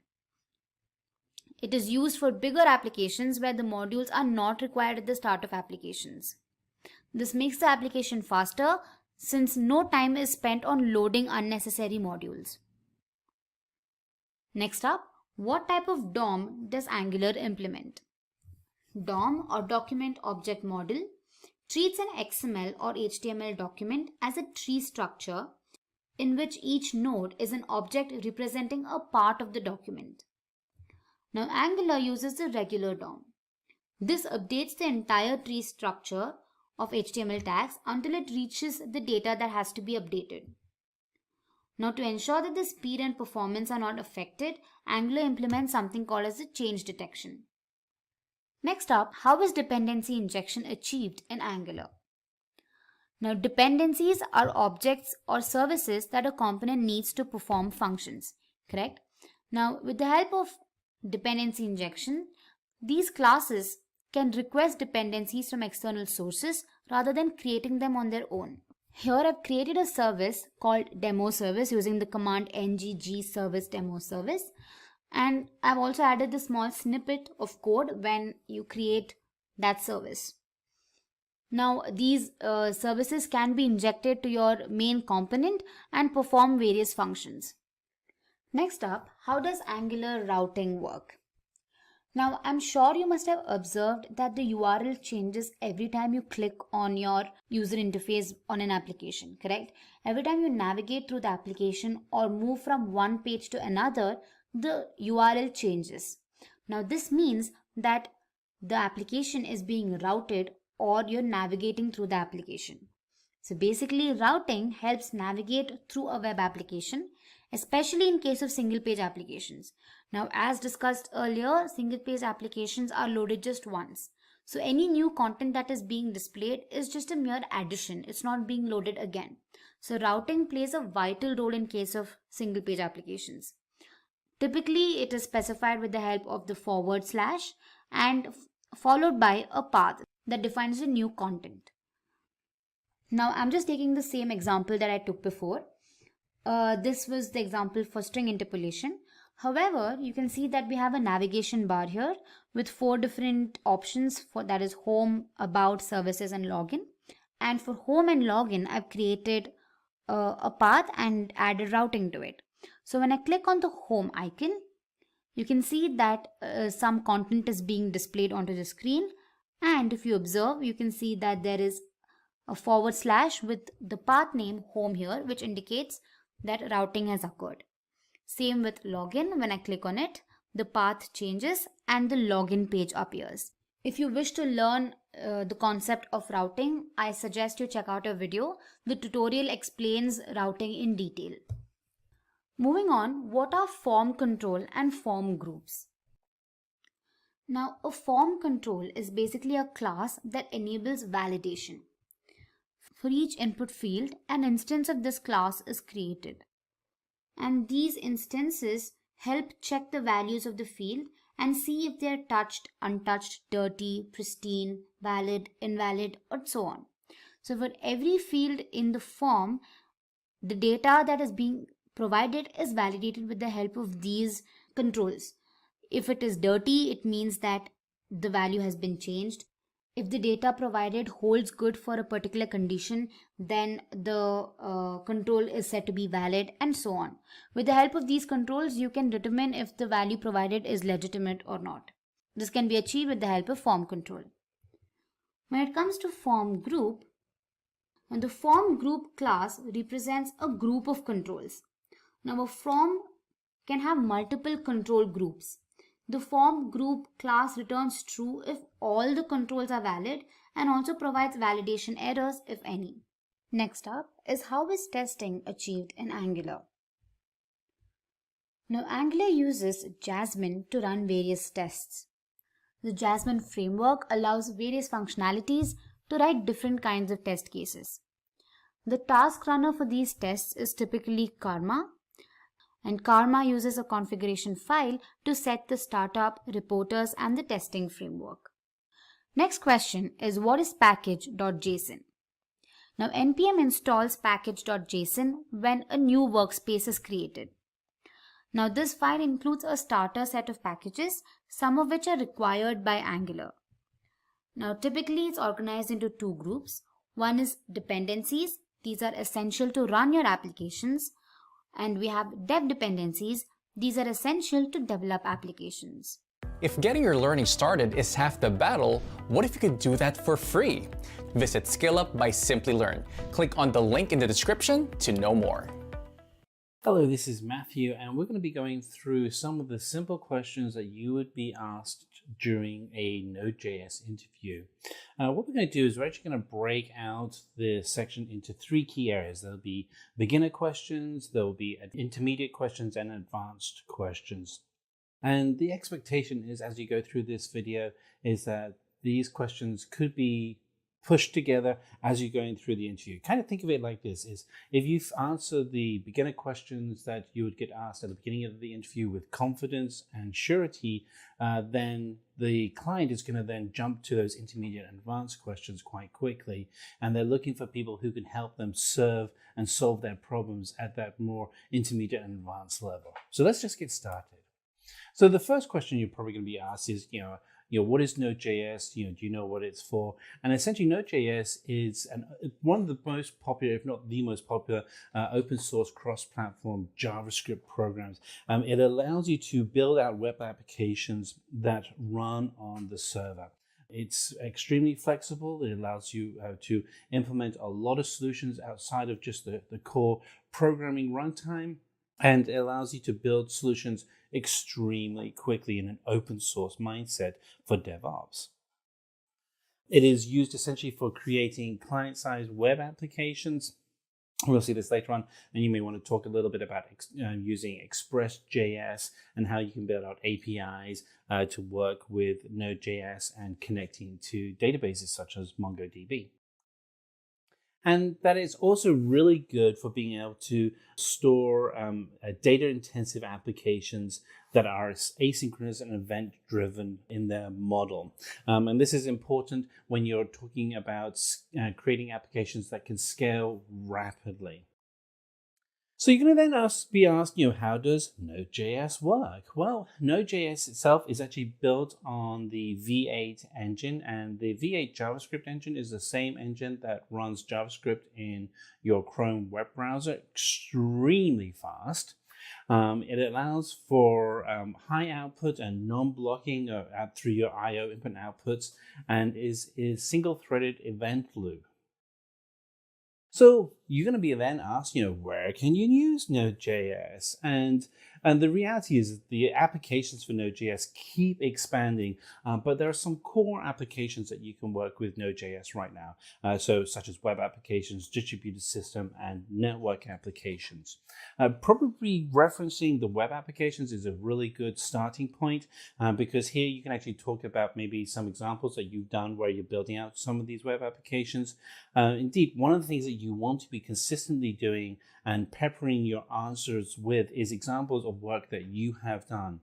Now, it doesn't matter if those examples are purely experimental or training examples that you've done. The fact that you've actually worked with Node.js and created a distributed system or a web application is really valuable, because it shows the person that you're meeting with that you have knowledge and understanding and practical experience of applying the theory of working with Node.js with the practice of working with Node.js.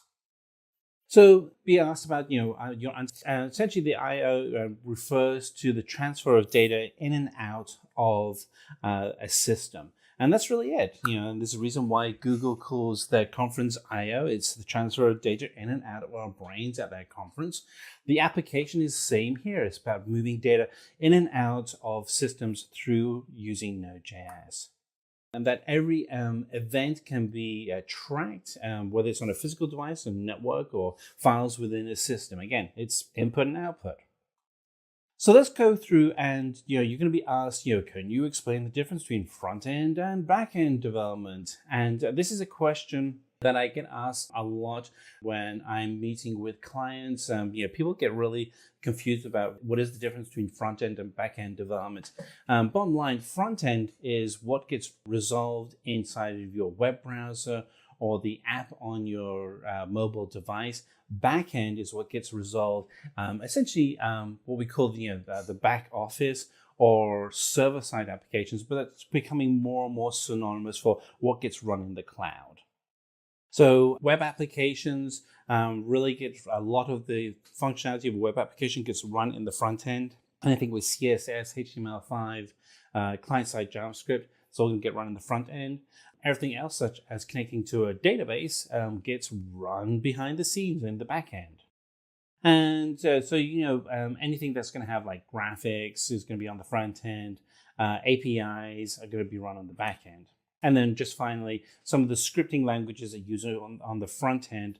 So HTML, CSS, JavaScript, those are all common core scripting languages that you would use. You can use frameworks such as AngularJS and React.js or Vue. Those would be front-end frameworks.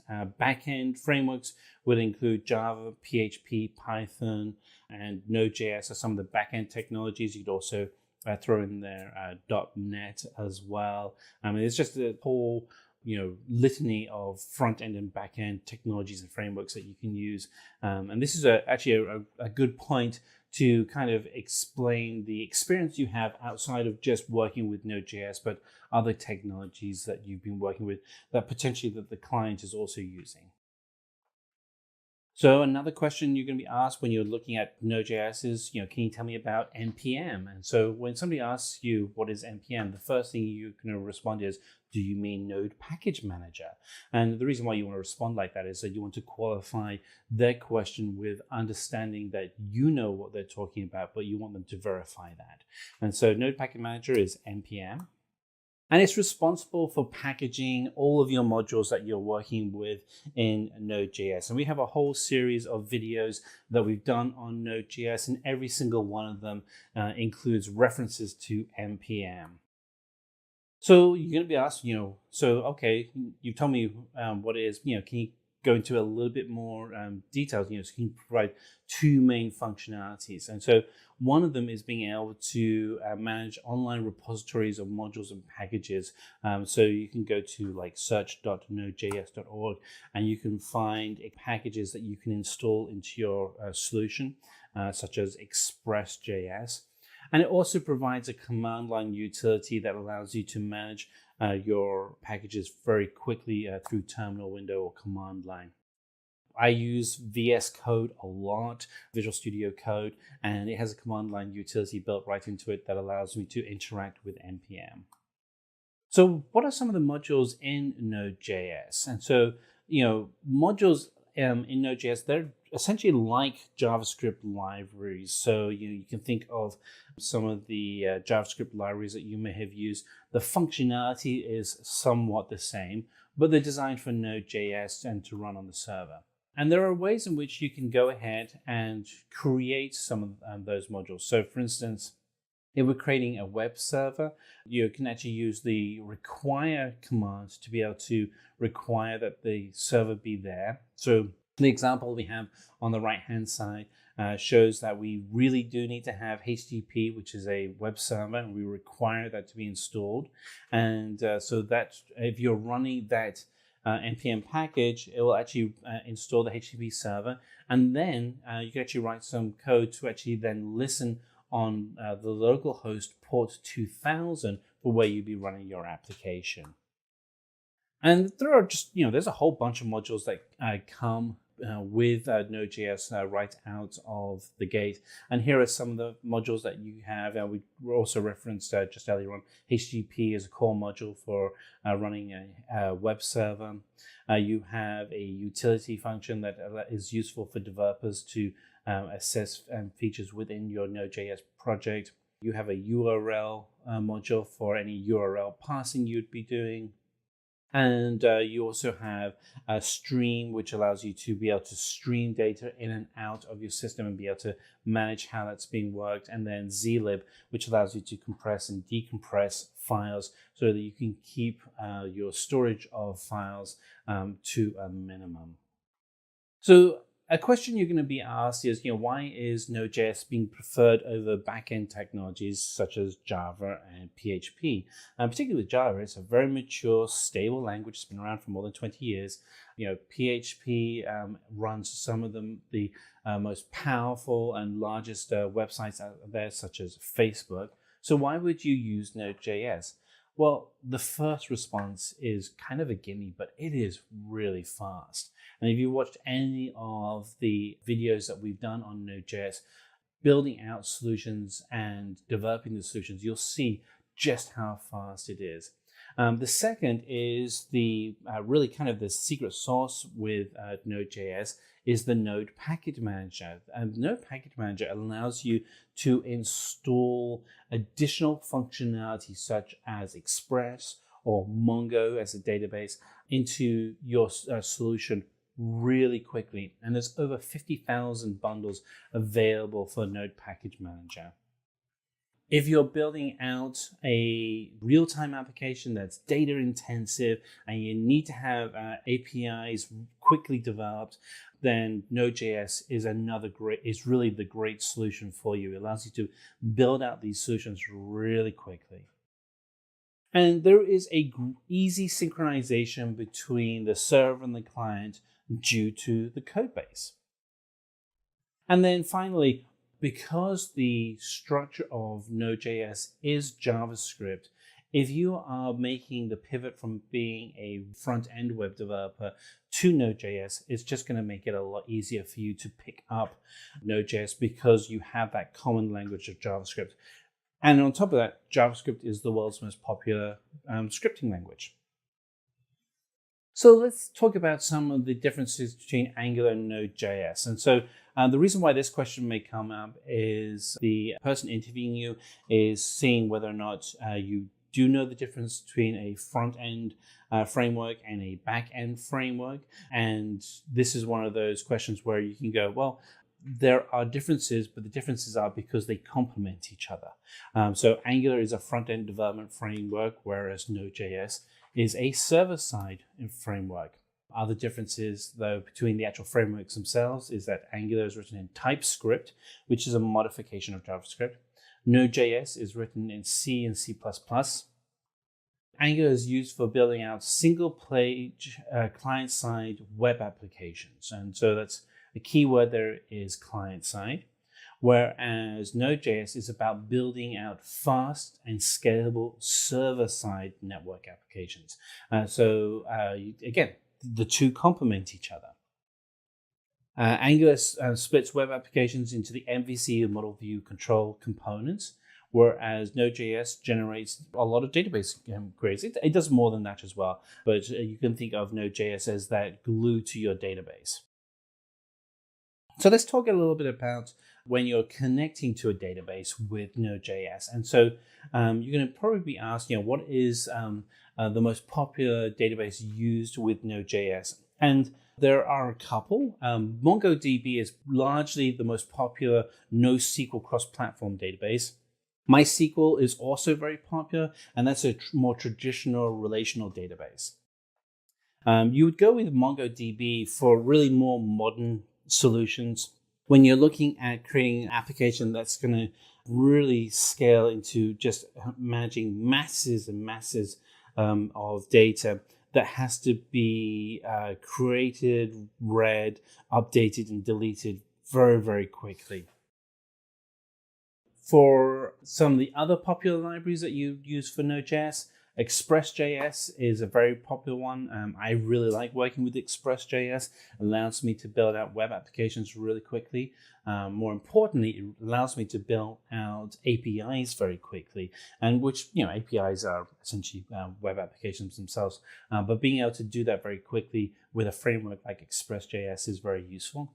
Mongoose is an application that makes connecting to a Mongo database really easy. So here is an example of Express.js, which is in itself really a flexible but a solution that you can do lots with, and Mongoose, which is a more focused solution, which allows you make it easier to connect to your databases. So, what are the pros and cons of working with Node.js? There's lots of ways, and we explained this earlier on, that you can actually build out applications that run on the cloud. Why would what are the pros and cons? So a pro is that Node.js is extremely fast at processing an event-based model.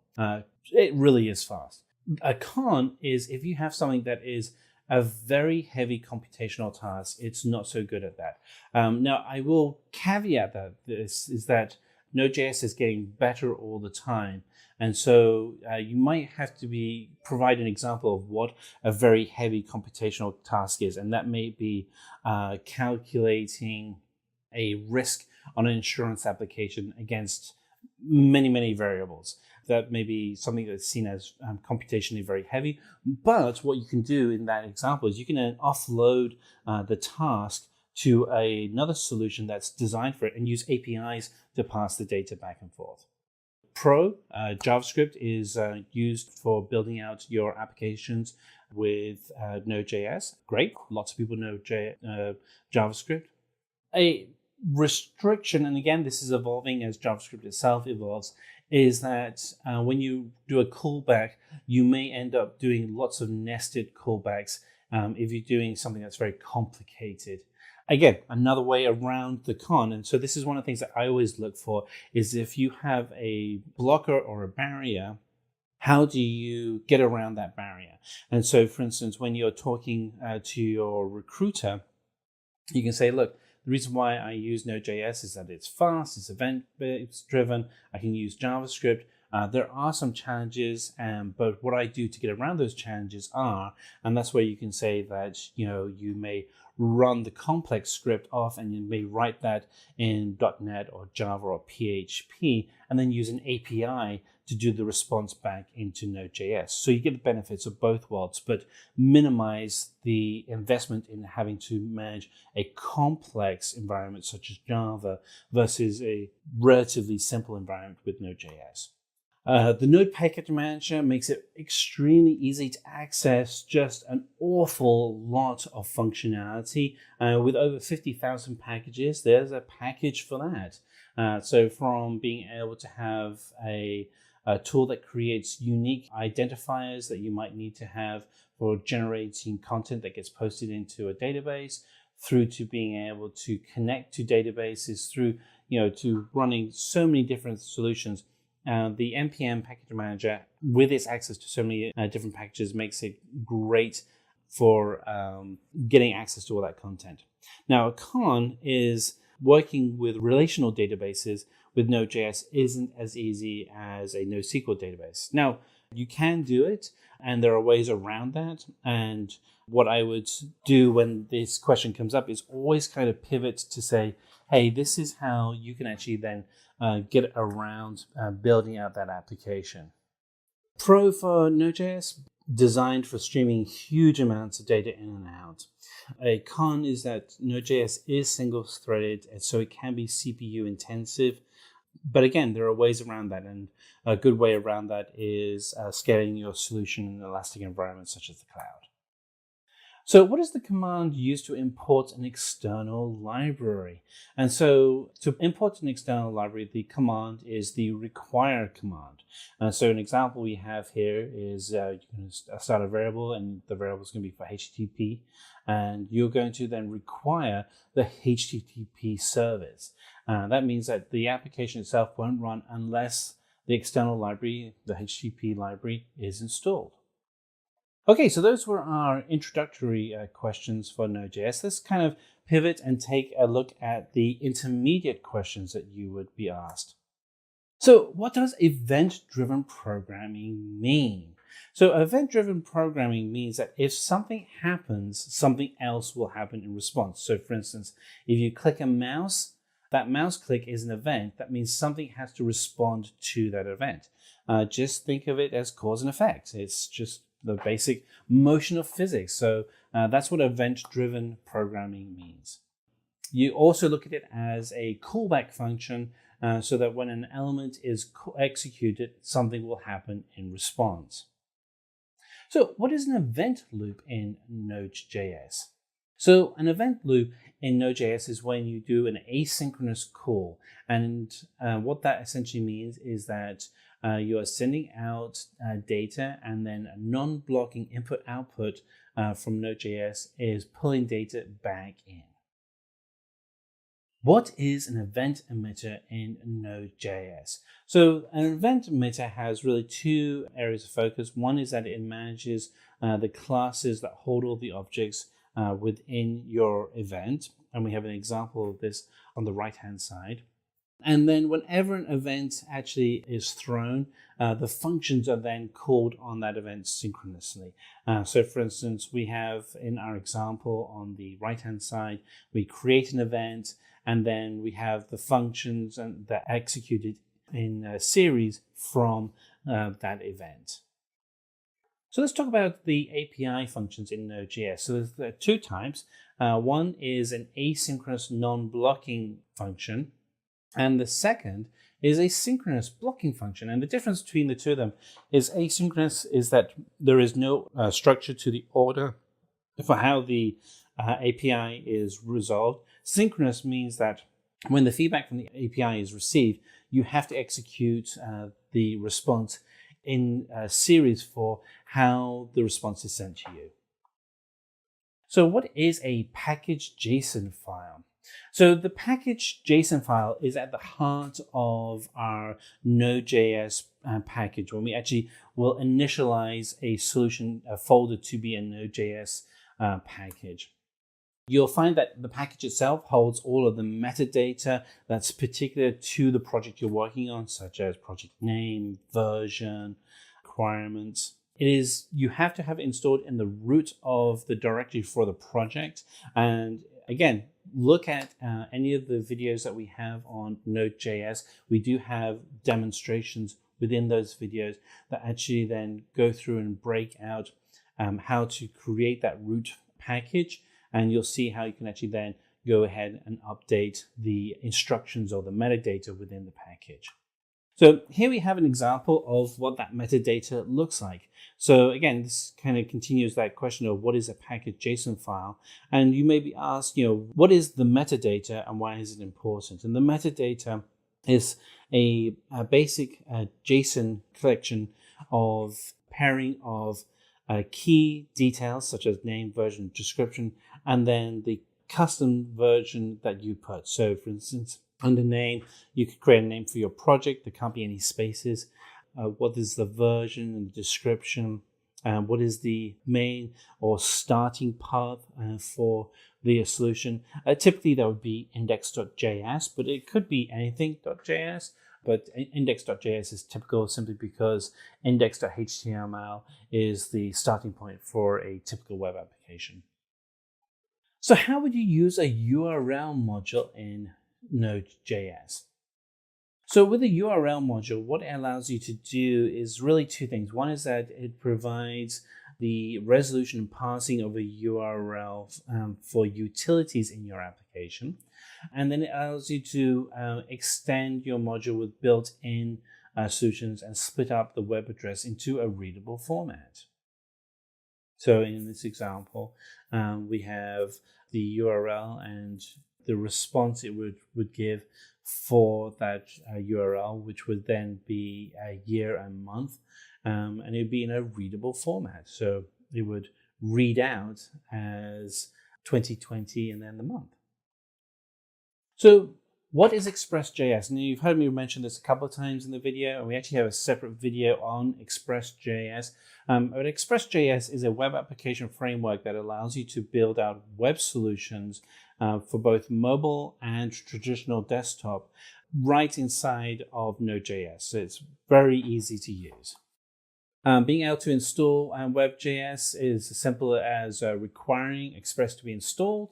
In the example that we have here on the screen, it's a full solution of showing how to actually build out a solution with Web.js. So in this example, you start off the first two lines, require Express to be installed, and the install comes from Node Package Manager. Then we have a simple application that will then send to the browser window a hello world message confirming that Express is up and running. And then the third block of content, starting with var server, actually will define the port where your application is going to run. So in this instance, the port is going to run on localhost, and the port will be port 8081. And so you can actually go to localhost 8081. And when you do that, that will trigger the application that will forward up the message, hello world, and it's all coming from Express.js. So what are streams in Node.js? So streams are objects that allow you to read and write data continuously back and forth within your application. And there's really four different types of streams. There's readable, writable, duplex, and transform. The readable one is streams for which data can be read. The writable is streams that you can actually write to. A duplex is a stream where it is both readable and writable. And transform are streams that can be manipulate the data while it is being read or written. So how do you update and delete a dependency? So say, for instance, we want to install something like Express. So if you wanted to install Express, what you would do is you would just write inside of your project. You want to go to terminal window and write in the command npm install express. If you want to update the dependencies within your Node package manager, to update all of them, all you have to do is write the command npm update all dependencies. And then if you want to explicitly uninstall a dependency such as express.js, that's using the uninstall command. And so that would again be going to terminal window and you would type npm uninstall express. And again, it's really easy to create a simple server in Node.js that will run a simple command. The HTTP service is actually built into Node.js. You don't need to use Express.js. I typically use Express.js when I want to do a web server, because typically what I find is that I will want to go and do something more complicated. But if you want to do something that illustrates just the core functionality within Node.js, you can actually just require the core HTTP service that actually comes as part of Node.js. And then you can actually then go ahead and tell it to create a service and then to write in plain text a command or a text string, such as this case, it'll be hello world, that would pop out. And then the final line is to then listen that if you go to a web browser that's on port 127.0.01 or localhost and go to port 8080, once you actually go to that, that will trigger this application and you'll get the text hello world pop up on your screen. So explain synchronous and non-blocking APIs in Node.js. So all the APIs in Node.js are asynchronous, which means that they are non-blocking, which means you can run them continuously and scale around that, which is just fantastic. It's one of the reasons why Node.js can scale so fast. And the API means that the APIs can return data, send data after it's been called, and really increase the efficiency of events as they are triggered within Node.js. So how do you implement async in Node.js? And so the example that we have on the left-hand side allows us to trigger async, and it's using the async function. And as you can see in this example, it's actually something that can be done very quickly. In this example, we're actually making a command to localhost and an app that's running on port 3000. And then depending on what we get, if there's an error message, then we'll have error message go to the console log, which is the terminal window. And if we get a response to an application, then we'll actually get a positive response, which would be fetched response. So again, very quick and easy that you use the async function to be able to build out and to get your asynchronous code. So what is the purpose of module exports? So a module export is a way to encapsulate the entire code for a solution in a single package, in a single file. And then you can then share that with other developers, so you're all working from the same environment. So what is a callback function in Node.js? A callback function is essentially that once you run and you've triggered an event and the response has been given, you want to be able to then have a callback to validate that the task is complete. All right, let's move on to the final set of questions, which is advanced Node.js questions. So what is REPL in Node.js? So REPL stands for read, eval, print, and loop. And this is a reference to the Unix and Linux background that Node.js has. So REPL will perform the following tasks. The read will be actually parsing the JavaScript. It'll read that and store it in memory. Eval takes and evaluates the data structure. Print will then print the results, often on a console window or onto a web page.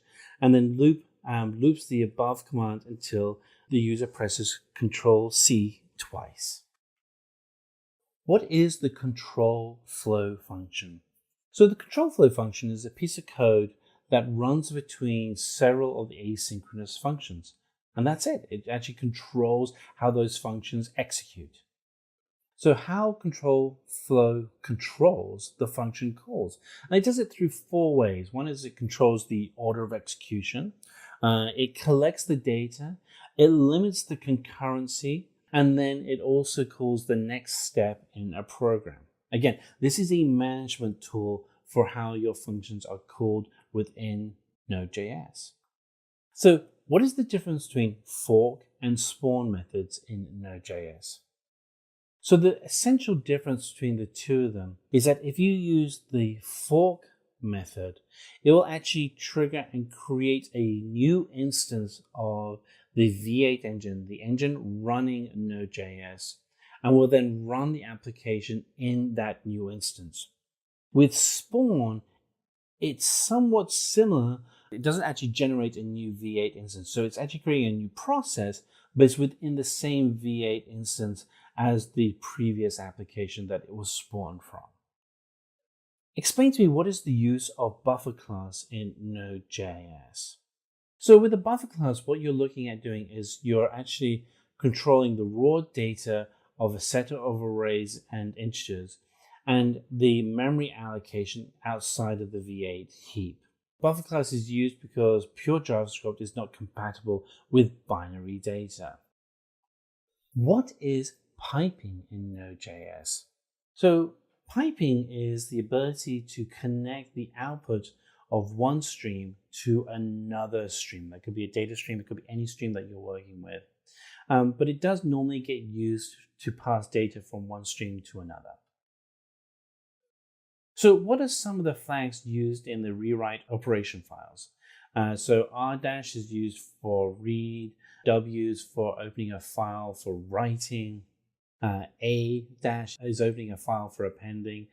So the collection that you have here, you don't have to really memorize all of them, but to have a few of them in the back of your mind is always a good reference point. So how would you open a file using Node.js?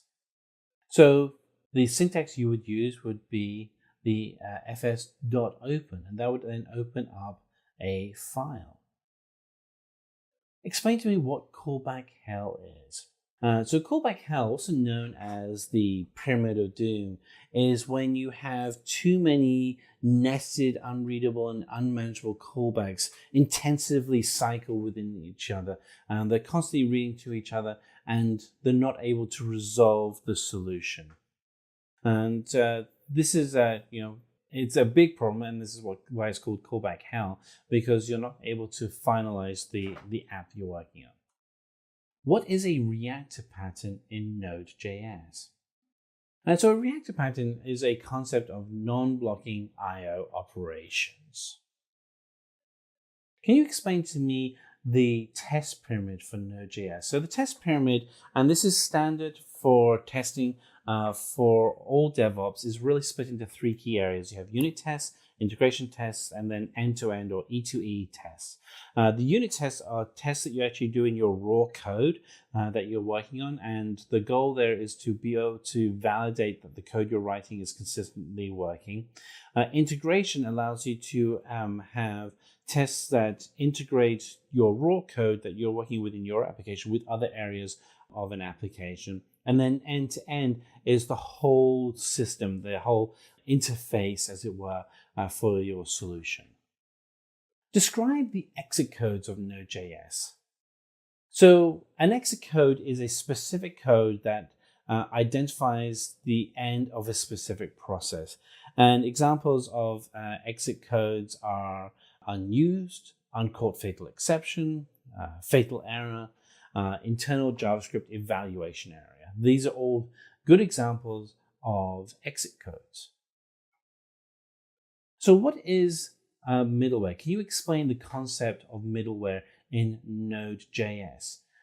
So with middleware, it is the ability to be able to connect to a system and get data from it that's outside of Node.js. So this may be executing a type of code, or updating and modifying a request and response to a specific type of object, finishing the request response cycle. Can you explain to me what are the types of HTTP requests that you may use? when working with Node.js. There are actually quite a lot, but 4 of them that you might use would be get, post, head, and delete. And these are, if you've done any web application before, particularly if you worked with forms inside of a web application, you're probably very familiar certainly with get and post. Get is the request to retrieve data. Post is generally used for changing state in the data. Head is similar to get, but also asks for a response if there's no body content. So if you're developing an API, this would be a good one to use. And delete is used to delete the predetermined source. So how would you connect to MongoDB database and with Node.js? And you'd use that using the Mongo client. And the example we have on the left-hand side illustrates that.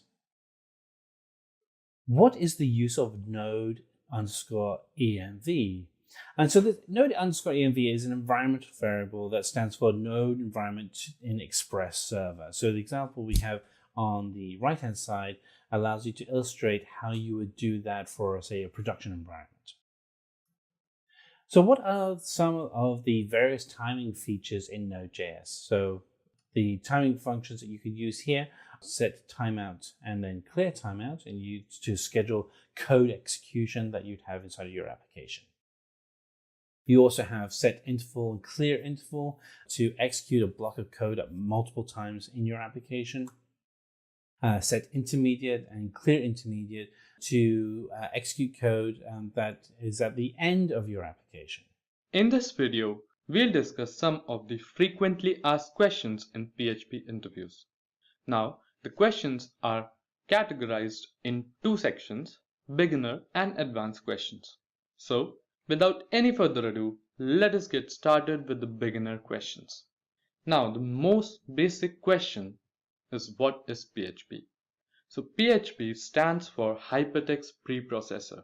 It is a server-side scripting language that is embedded into HTML and is generally used for dynamic web development. PHP is also a very compatible language. That is, it also works efficiently with almost 20 different databases such as MySQL, PostgreSQL, etc. Next question, what is a session in PHP? Now, sessions in PHP are used to store data for users under a unique ID, which can be then used across multiple web pages of a website. Next, what is peer in PHP? Now, peer stands for PHP Extension and Application Repository. It is a framework and repository for the reusable components. Focus on reusable components of PHP containing code snippets and libraries. Next, is PHP considered a case-sensitive language? So this is a very often asked questions in interviews. So PHP is partially case-sensitive since variables in PHP are case-sensitive while functions and user-defined functions are not. Next, name different types of data types in PHP. So different data types in PHP include integer, float, string, boolean, array, object, null, and finally resource. So there are total 8 different data types that exist in PHP. Next question, how is echo different from print? Now echo, it can output multiple strings at a time, while in case of print, it can output only a single string. Now echo does not have a return value, while print always returns 1. That is the reason that is echo is faster, because it does not have to return a value, while print is slower in comparison to echo because it always returns a value. Now, as you can see, both of these commands, echo and print, are used in the exact same way. Next, what are the rules for naming a variable? Now there are certain rules which you have to follow, or certain good coding practices which you have to follow while naming a variable in your PHP code. So variable name must always begin with underscore or a letter. So it cannot begin with a number or a special character for that matter. Next, variable names can include numbers but not special characters. So suppose you want to name your variable number 1 to 3. So you can use this variable, but you cannot use number @ 1 to 3 since special characters are not included. Next, a variable in PHP is declared using this $sign followed by the variable name. Now, as you can see, this is how we declare a variable $my_variable. You can also put a number in between or at the end while naming a variable, just not at the start. Next, name some popular PHP frameworks. So some of the popular PHP frameworks include Symfony, CodeIgniter, CakePHP, and Laravel. Moving on, how to check if a defined variable is null or not. So isAdd function is used to check if the defined variable has any value or not. So to use this, suppose you have this block of code in front of you. So suppose you want to check if this x variable that you've defined is null or not. So what you do is you put the isAdd function inside the if condition, and it will return true if it's not null, while it will return false if it is a null value. Since it is not null, it returns true, and we can display echo as variable x is not null, while in the case of variable y, it is a null value, since so the if condition will be false and it will not display anything. Next, how are objects in PHP passed? So objects in PHP are always passed by a value, not by a reference. Next question, how to display output directly to the browser? Now, in cases you want to display your output directly onto the browser while running a piece of code, you can use these special tags to display an output directly to the browser. Now, as you may notice, these tags does not contain the PHP written. You can use them directly and replace PHP with an equal to sign followed by what you want to display and end it with a question mark and a closing bracket. Moving on, what is define function used for in PHP? Now define is used to declare a constant in PHP. Also, in contrast to the variables, there is no need for a $sign before declaring a constant, since the value of a constant does not change.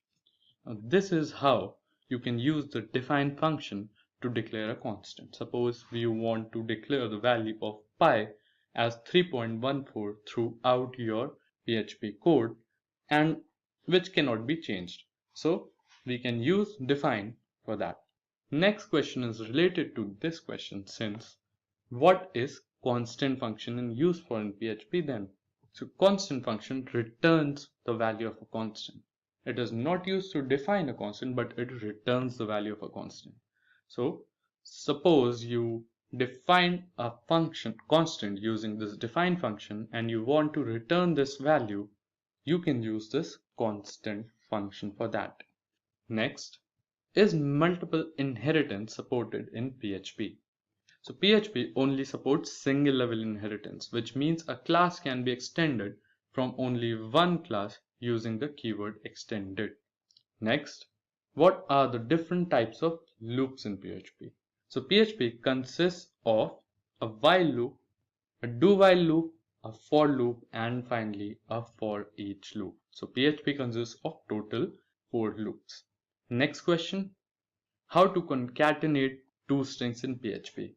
Now, two strings can be easily concatenated using the dot operator in PHP.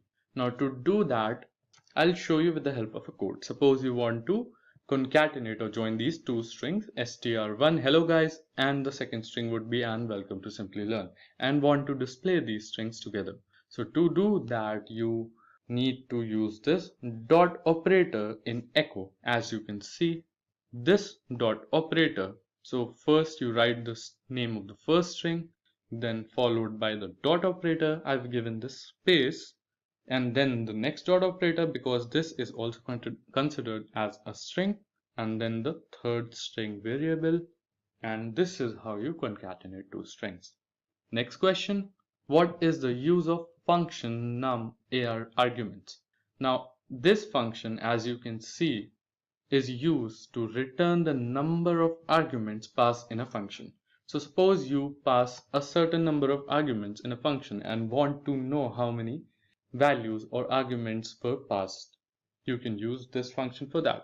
So suppose in this sample code you want to know how many arguments were passed in this sample function. So to do that, we declare a variable number of arguments and we will equal it to the function number arguments. Now we will display it, and this sample has passed 3 arguments, so the output would be 3. Moving on, what are super global variables in PHP?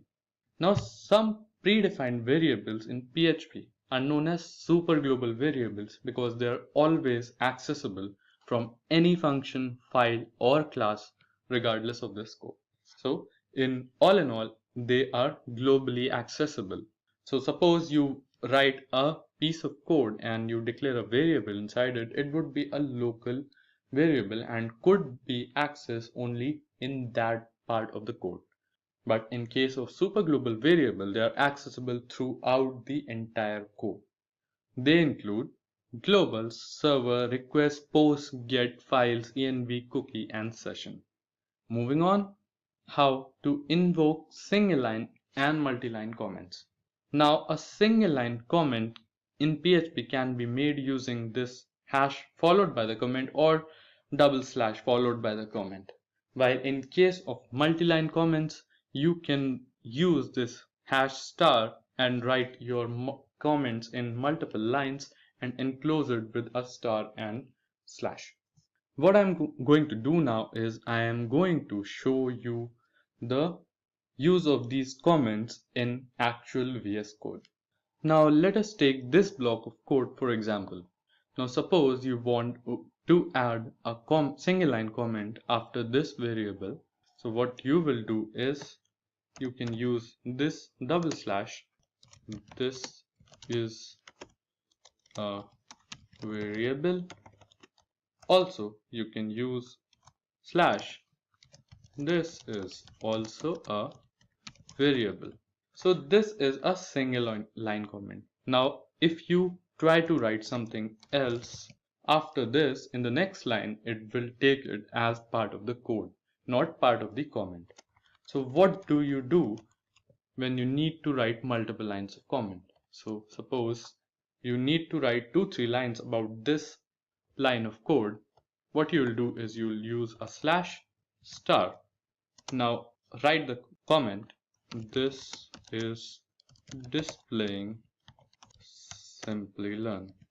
So this is a 3-line comment which you can end simply by star and a slash. This is how you write single line and multi-line comments. Now let's move on to the next question, that is name some common applications of PHP.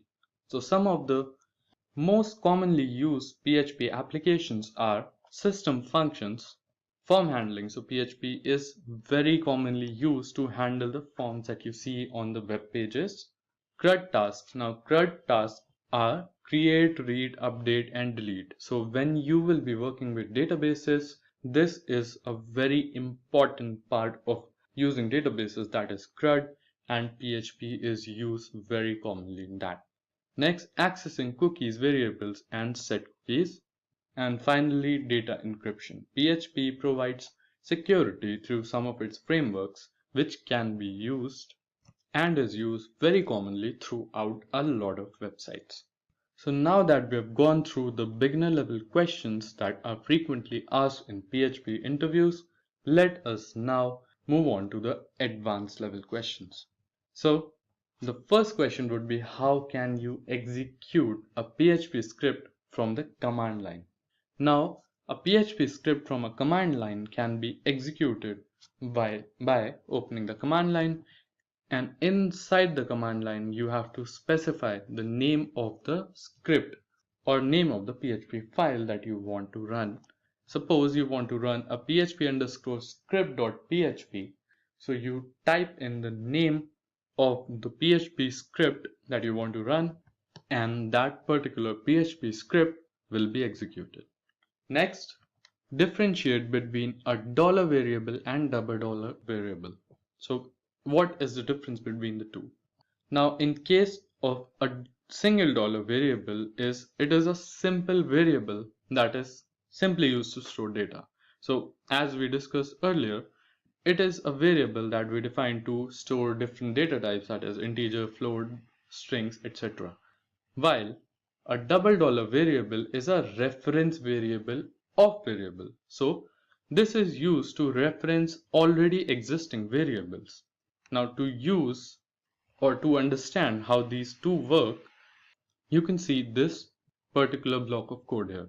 Now in this code, what you need to focus on is this is a simple variable hello, which contains the string welcome to Simplilearn, and we have defined another variable as var, which contains the string hello. Now in this echo, as you can notice, what we are doing is we are using this. Also, before that, you need to notice is this is the same string as the name of this variable. So first we are displaying this variable, and then we are referencing this variable here. So what it is doing is it is referencing the value to another variable. So hello variable is being referenced. So when you execute this block of PHP script, what you get the output is hello, since this is the variable hello, and after that what you'll get is welcome to Simplilearn, since this variable is a reference to this variable. Next, differentiate between get and post method. Now get method is used to submit form data, while post method is also used for the same feature. So the difference between them is get method sends data as part of PHP page URL, web page URL, while a post method sends data through HTTP header. In get, the data, since the data is being sent through the URL, it is displayed in the URL of the web page, so it is not secure, while in case of post method, it is a secure form of data transfer. Hence, when developing a website for some security purposes, usually we prefer post method. Next up, how to connect to a database using a PHP script. Now suppose if you are asked this question in an interview, what you need to do is you need to just write this block of code and explain it to the interviewer. Now suppose we have a PHP script and we want to connect it to a database. What we need to do is we will create three different variables, that is server name, username and password. Now what we are going to do is we will create another variable con that will be used to connect it, and then we'll use the mysqli functions, which will then pass these variables to create a connection. So these variable values are localhost username, password. These are the default values. Now to check if the connection is connected, what we are going to do is we will use an if condition. If the con variable gets an connect error, we will display a error message that is connection failed. If not, we will display connected successfully. Now as you can see here, these names can be the name of the server that you're trying to connect. I have used localhost username password for the default values. You can use the name of the database that you're trying to connect your PHP script to. Next up, what does final class and final method mean in PHP? Now a final class in PHP means that the class cannot be extended, while a final method means that it cannot be overridden. Now as you can see in this block of code, we have used the final keyword for a class and the final keyword for a function. Now suppose this final class is being inherited by this child class, what the program will return is an error.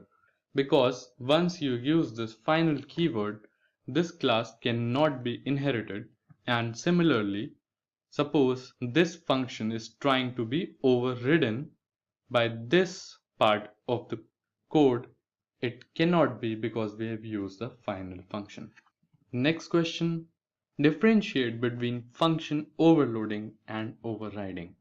Now, function overloading, the same function is used for different purposes based on the number of arguments inside the function, while in case of function overriding, the same name and same argument function is used in parent and child class respectively to change the behavior of parent class method.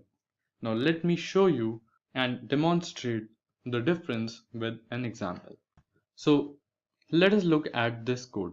So suppose you have a function named showTitle, which does contain a single parameter and displays, when called upon using this parameter, displays function 1.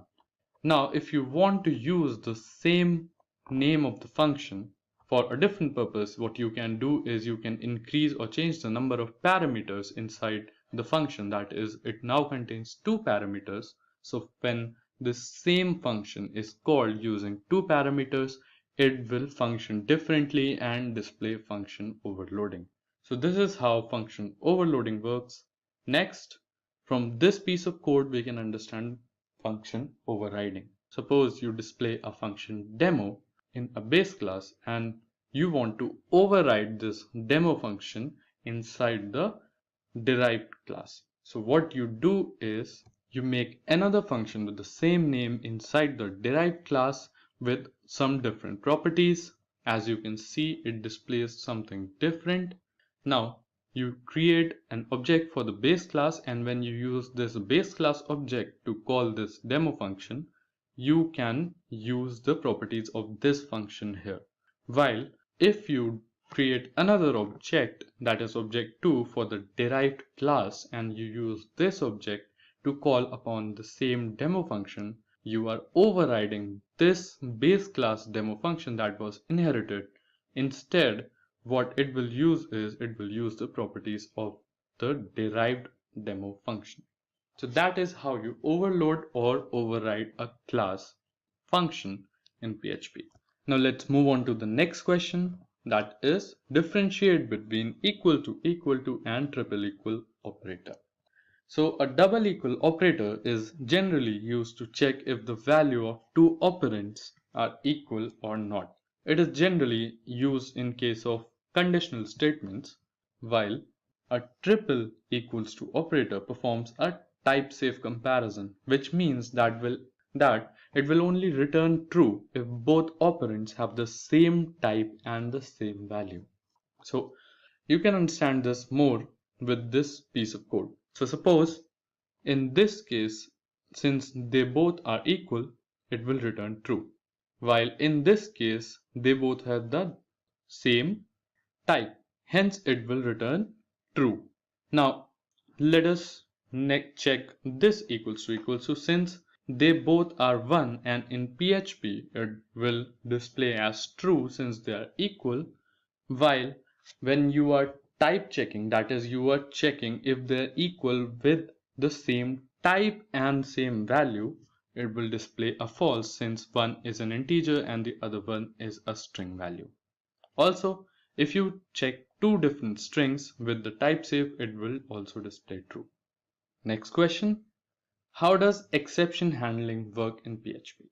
So when an exception is thrown, code following the statement will not be executed, and PHP will attempt to find the first matching catch block. So if an exception is not caught, a PHP fatal error will be issued with an uncaught exception. An exception can be thrown and caught within PHP.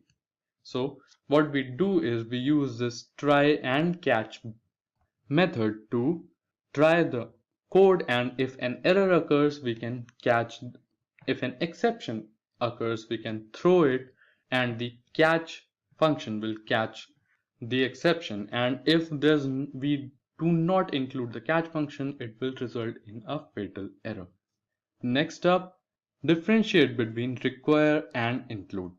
Now if a required file is not found, it will throw a fatal error and stop the code execution, while in case of include, if an essential file is not found, it will produce a warning and still execute the remaining scripts. So as you can see, both of these include and require are used in the exact same way with different functions. Next up, explain different types of errors in PHP.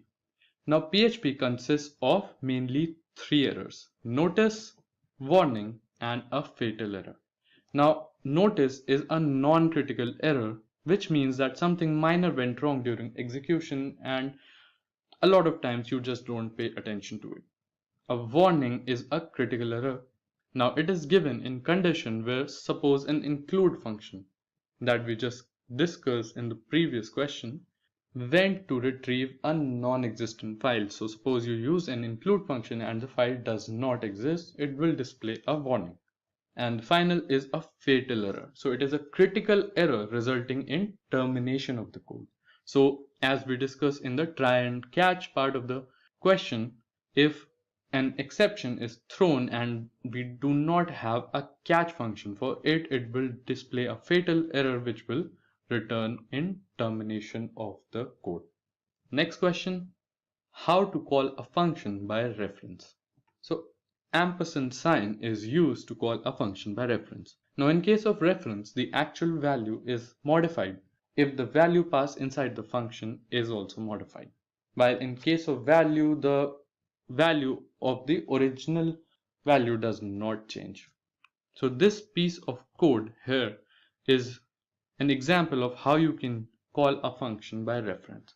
Here, as you can see, this ampersand sign will call this function by reference, and any changes made in the variables here will affect the original ones. Next question, create a singleton class in PHP. So how do we create a singleton class in PHP? Before that, let's have a look at what is a singleton class.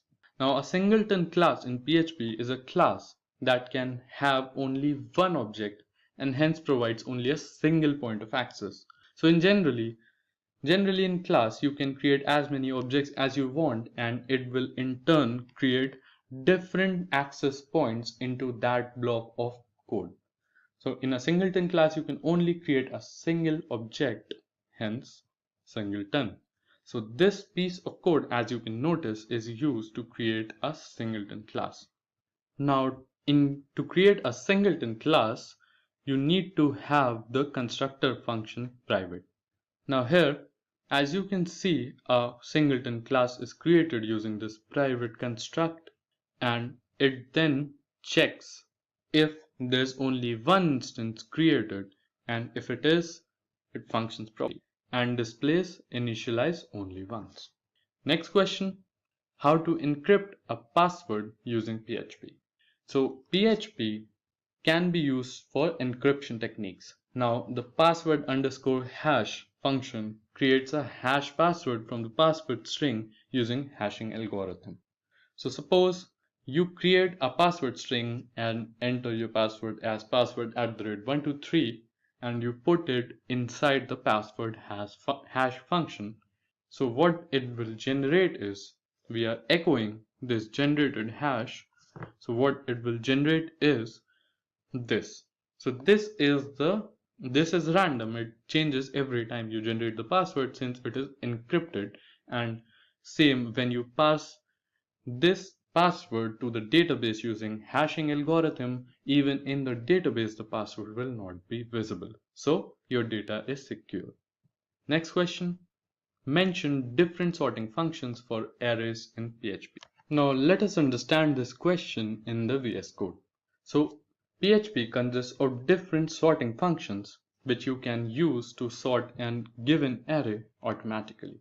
So if you want to sort an array in ascending order, what you need to do is use this sort function. So it will sort this array in ascending order. Now if you want to sort it in descending order, use rsort, that is reverse sort. Similarly, suppose you want to sort an array in terms of value in ascending order. So you need to use a sort function, that is this. So in terms of value, what in terms of value means is, suppose in a given array there are keys and values. So it will sort the array based on the values, that is this 22, 27 and 37. So the array will be the same since the values are already sorted. Now if you want to sort the array in according to key, that is this, you can use ksort, that is key sort function that is provided in PHP. So in case of key sort, what it does is it will sort the array in key, that is the first one would be D, that is Duke, second M, Mac, and the third R, that is Raw. Now if you want to sort this array in descending order in terms of value, you use, instead of a sort, you use a reverse sort. Similarly, if you want to sort an array in terms of key in descending, you use k, instead of k sort, kr sort, that is k reverse sort. So these are the different sorting functions that are inbuilt into PHP. Moving on, what will be the output of the following code? Now if this code is given, let me give you some time and try to pause this video and think of what will be the output of the following code. So the output of this code will be 21, 21 or 21, 21. How did it happen? But before that, if you got it correct, congratulations.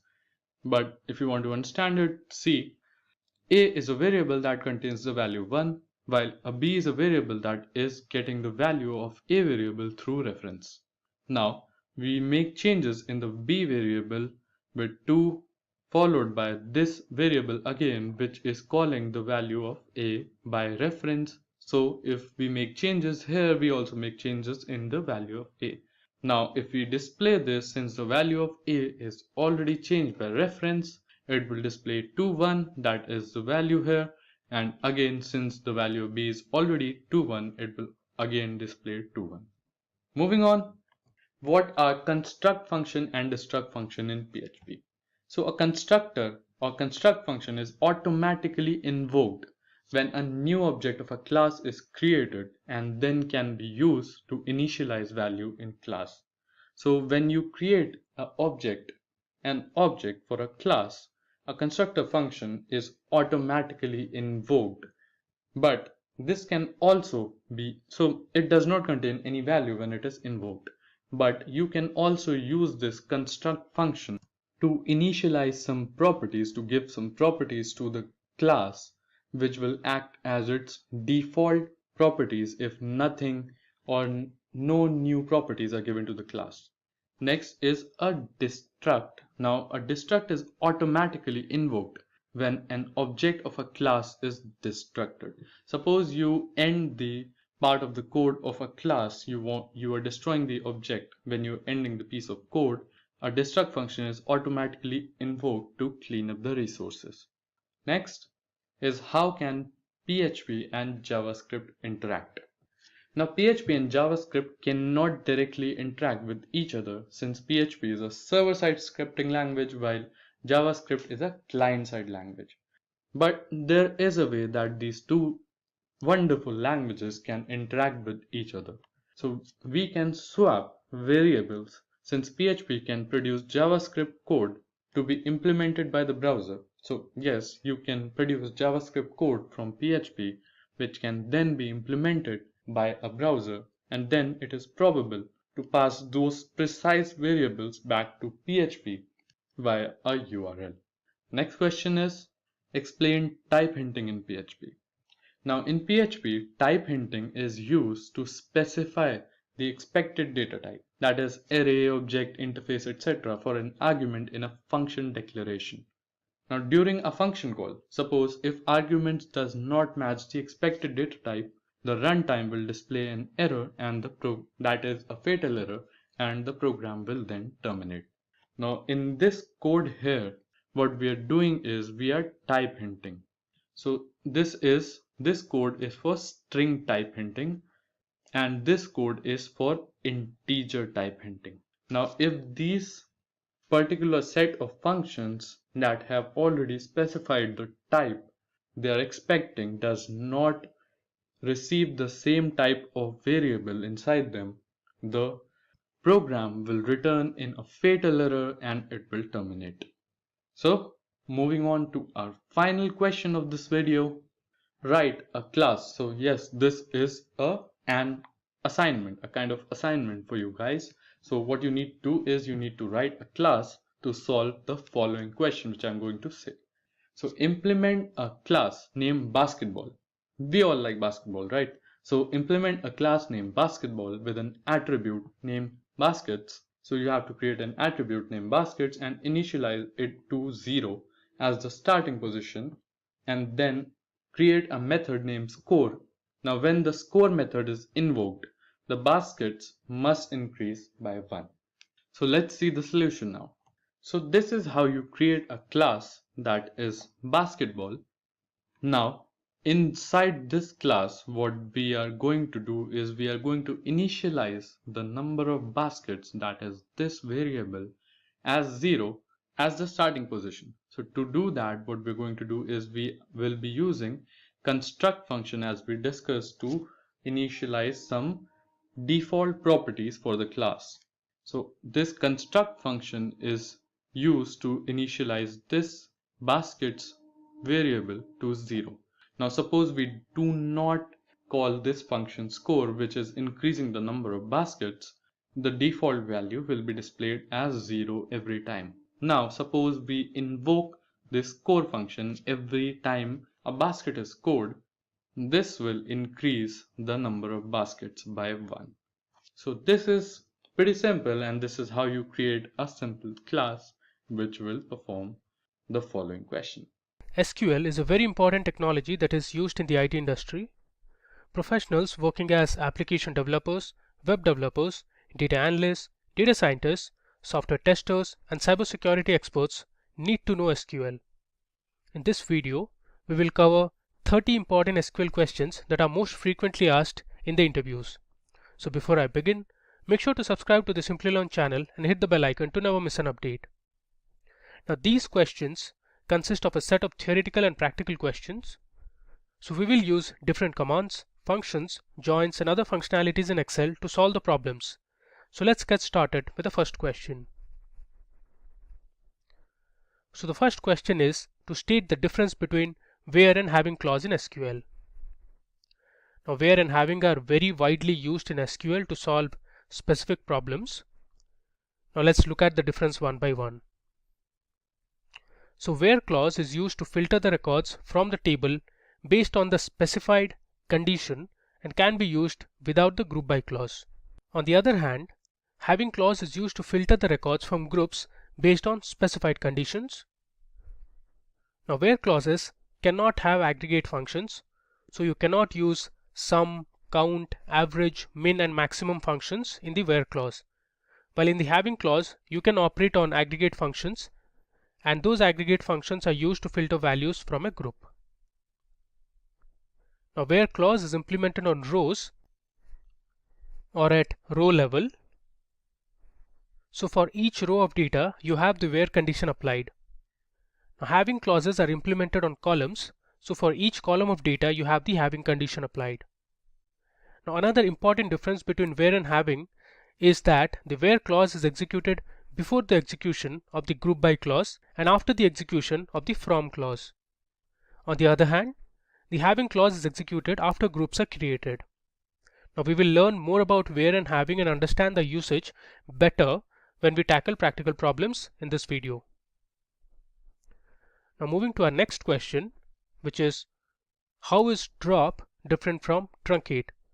So drop and truncate are two different commands.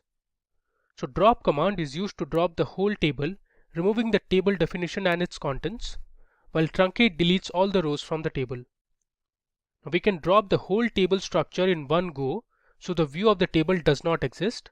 By using the truncate command, the existence of all the rows in the table is lost, but the view in the table exists. Now integrity constraints will be removed in drop command, while the integrity constraints will not be removed when you use the truncate command. Now moving to our third question. Now this is a practical question. So we will be using a table which is present in my MySQL database. So the table name is called employees, and I want to find the lowest salary of the employees in each department. You can see here, this is how my employees table looks, and the output query would be something like this. So here, since I want to find the lowest salary of the employees, so I'm using a min function to find the lowest salary in the table, and then I'm grouping all the employees and the results by department. So let's do this on MySQL Workbench. Okay, so here I am on my MySQL Workbench. First, let me go ahead and create a new SQL script. So I'll click on this, and that will create a new script. Okay, so here we'll write our commands. Alright, so our question was to find the lowest salary for each department. Okay, so I've given my comment to make my commands and whatever I'm doing more readable. So first, before I proceed, I need to select my database. So I'm going to use my SQL_intro database. So I'll write use SQL_intro. Now this database has a lot of tables that we'll be using in this interview questions video. I'll run it. Okay, we are in our SQL_intro database. Now there is a table called employees. Let me show you the table first. If I write select star from employees, okay, so here you can see this is the table I'm talking about.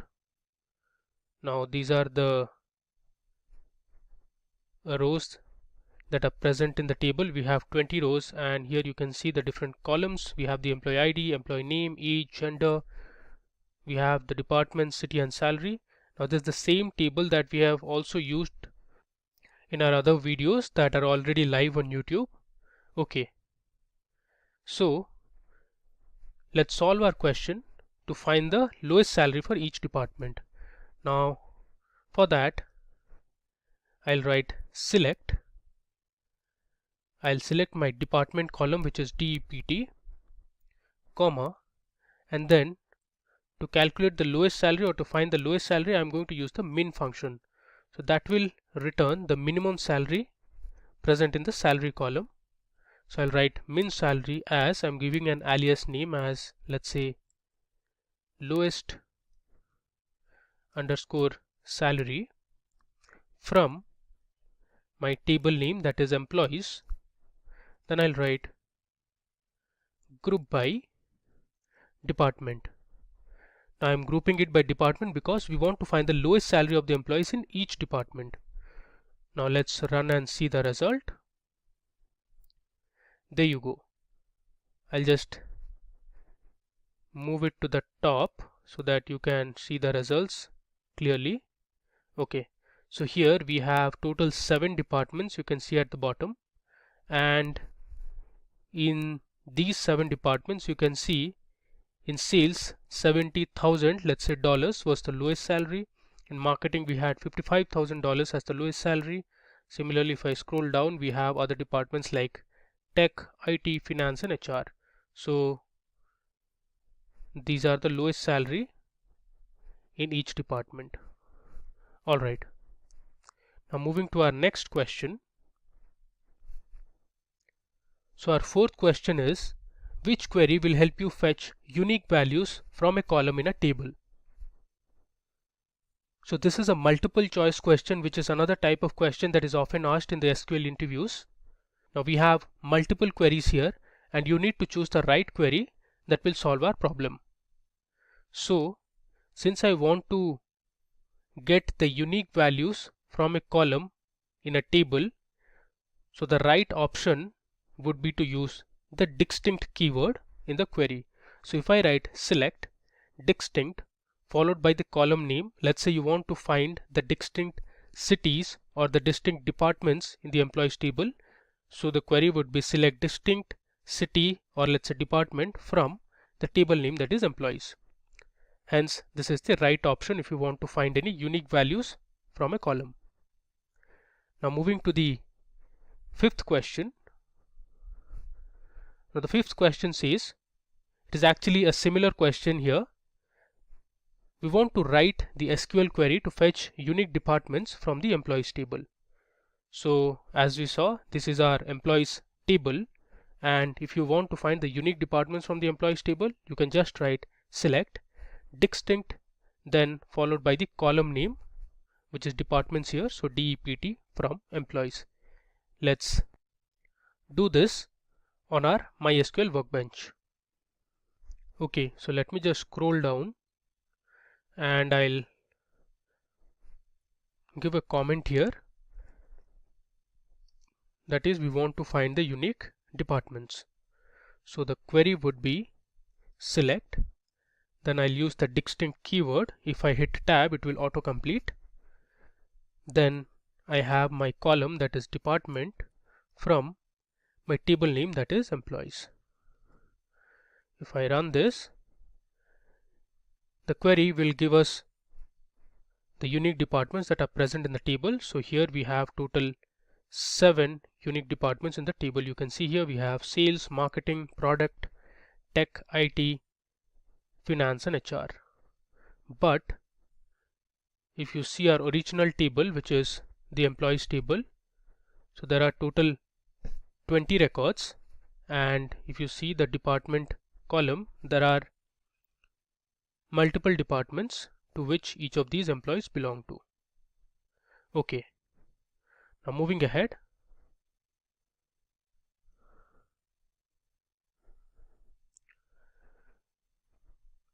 Now the sixth question is to write an SQL query to fetch the unique values of departments and print their length. Now this question consists of two parts. First, we need to fetch the unique values of departments that we saw in our fifth question, and then we want to print the length of each of the departments. So for that, I'm using the distinct keyword to find the unique departments, and then I'm using the inbuilt length function that is present in MySQL to find the length of the department, and then I'm using an alias that is length underscore department from employees. So let's say this on our workbench. Okay, so let me give a comment. I'll say unique departments and length. Okay, so the query would be, I'll write select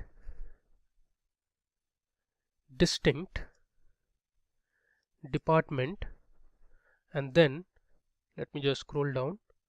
I'll give a comma and use my inbuilt length function. See, I'm hitting tab to autocomplete, and inside the length function I'll give my column name, that is department. I'll give an alias as department underscore length from my table, that is employees. This is pretty simple. So first I'm finding the unique departments, and then using the length function I'm finding the length of each department. Let's run and see. Okay, you can see the result here. So sales, the length is 5. Marketing, the length of marketing is 9. So basically you're counting the number of characters that are present in each of the departments. So in sales there are total 5 characters, in marketing there are total 9 characters, in product there are total 7 characters, in IT we have just 2 letters, I and T, so hence the length is 2. Similarly finance is 7 and HR is 2 because we have just 2 letters, H and R. Okay, so this is another variation of using distinct along with any inbuilt function. Alright. Now moving to the seventh question. The question is, what is the use of dateDiff function in SQL? Now dateDiff returns the number of days between two date or date time or timestamp values.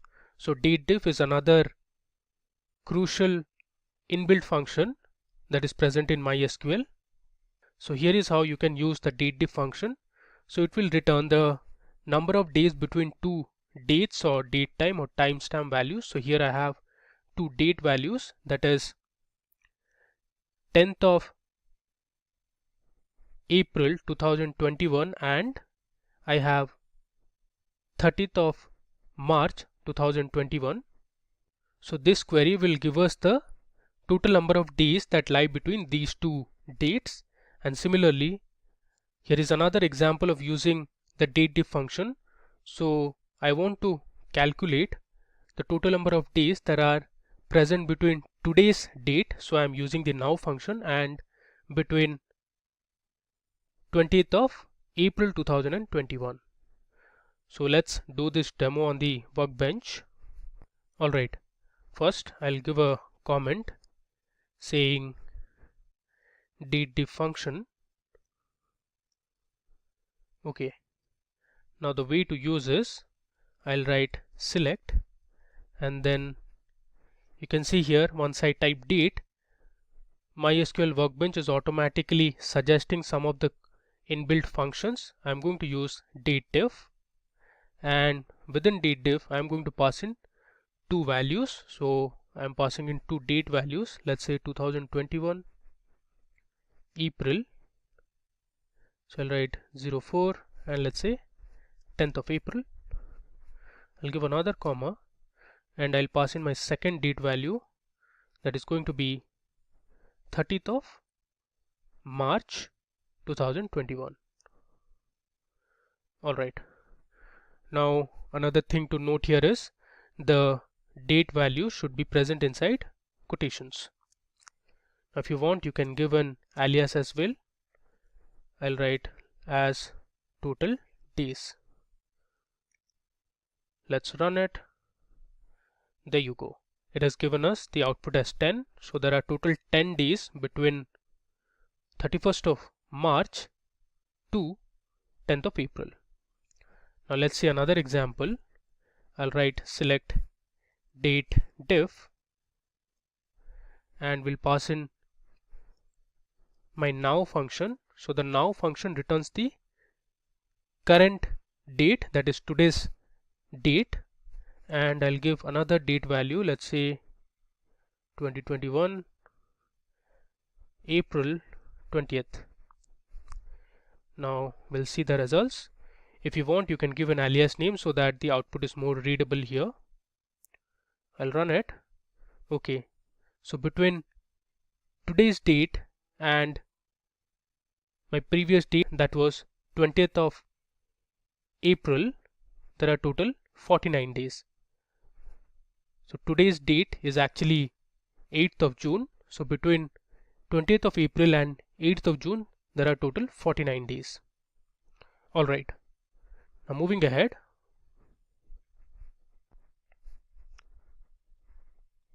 Now in the 8th question, we want to write an SQL query to display the departments that have more than 2 employees. So this is our employees table that we have been using, and here is how the command looks like. So here we are using both group by and having. Now I am grouping by department because I want to display the departments that have more than 2 employees. Now for the second filter, I am using the count function of the employee IDs and checking if the employees in each department are more than 2 or not. Let's do this. Let me move down a bit and I'll give a comment departments with more than 2 employees. Okay, now let's write our query. So I want to select the department and then I'm using the count function to count the employee IDs in each department, or the employees present in each department. From my table, that is employees, I'm going to group by department, and then I'll use having my count of employee ID. This should be greater than 2. So our query will return only those departments which have more than 2 employees. Let's run and see. There you go. So we have total 4 departments, that is sales, product, tech and IT, where we have more than 2 employees. You can see here sales has 4 employees, product has 3, tech has 4, and IT has 3. The rest other departments like finance, HR and others have less than 2 employees. Now if you want, you can give an alias as well. Let's say as total employees. Okay, let me run it again, and here you can see I have the column name as total employees. Okay,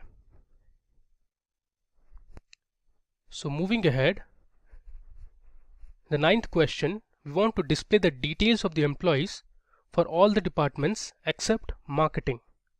Now here I have my employees table. Now if I were to display all the details of the employees apart from marketing department, I can give a condition like where department not equal to marketing. So this is the way how you write not equal to. So you use the less than and greater than symbol. Another way to do is use the exclamation mark and give equal to. So this means select all the employees where department is not equal to marketing. Now let's do this. I'll move down a bit and will give a comment as details of employees apart from marketing. So the query would be select star from employees. I'm using star because I want to display all the details. That means I want to display all the columns. Then I'm going to use my where condition where department not equal to marketing. I'll put marketing under quotes. Let's run it and see the results. There you go. So we have total 18 rows of information, and if you see the department column, we have all the departments apart from marketing. Now if you remember, our employees table had total 20 rows of information, out of which 2 are missing, which means there were 2 employees who were from marketing department and those departments were not displaying. Now another way to do is to use exclamation mark and equal to. So this also means select all the employees where department is not equal to marketing. Let's run this. You see here it gives us the same result and has returned us 18 rows of information, leaving apart the employees from the marketing department. Alright, now moving ahead. So our 10th question is to write an SQL query to print the details of the employees who have joined before April 2010 and after May 2005. So here is my employees table and this is my SQL query. So here we are using just a where condition to filter our results, and my condition is the employee should have joined after May 2005. So I have written after 31st of May 2005 and before April 2010, which is before 31st of March 2010. Let's do this. I'll give a comment here. We'll write employees joined before April 2010 and after May 2005. Now let's write our SQL query. So I'll write select star from employees where my date of join. If you see here, I have a column called date of join which has the details about the day on which the employee had joined the company. So I'm going to write where date of join is greater than 31st of May 2005. So I'll write 2005. This is one of the formats to use date values. So this is the year value, this is the month value, and this is the day value. And my date of join should be less than 31st of March 2010. So I'll write 2010 March 31st. I hope you were able to understand this. Date of join greater than 31st of May 2005 means after May 2005, and date of join less than 31st of March 2010, this means employees joined before 2010 April. Let's run it. Okay, so we have total 3 employees in our table. You can see the date of join, and all of them have joined after May 2005 and before April 2010. Okay. Now moving ahead to the 11th question. So here we want to find the employee with the third highest salary from the table. So I have my employees table here, and my command would look something like this. So here we are going to explore how to write subqueries in SQL. So I'm using a subquery here where I'm trying to find the employees who have the top 3 salaries, or the top 3 employees who have the highest salaries, and from that I'm going to filter out my third highest salary employee. So let's do it on our workbench. Okay, so I'll come down and let me give a comment as third highest salary. Okay, so let me first write down my SQL query and then I'll explain. So I'll write select star from. After that I'll start a bracket and write my inner query. So I'll write select star from employees order by salary descending. Then I'll use my limit keyword and I'll write limit 3 as I'll give an alias name, let's say T, and then I'm again going to use my order by salary limit 1. Okay, now let me explain you the flow. So first let me run the inner query. I'll select my inner query and I'll run it.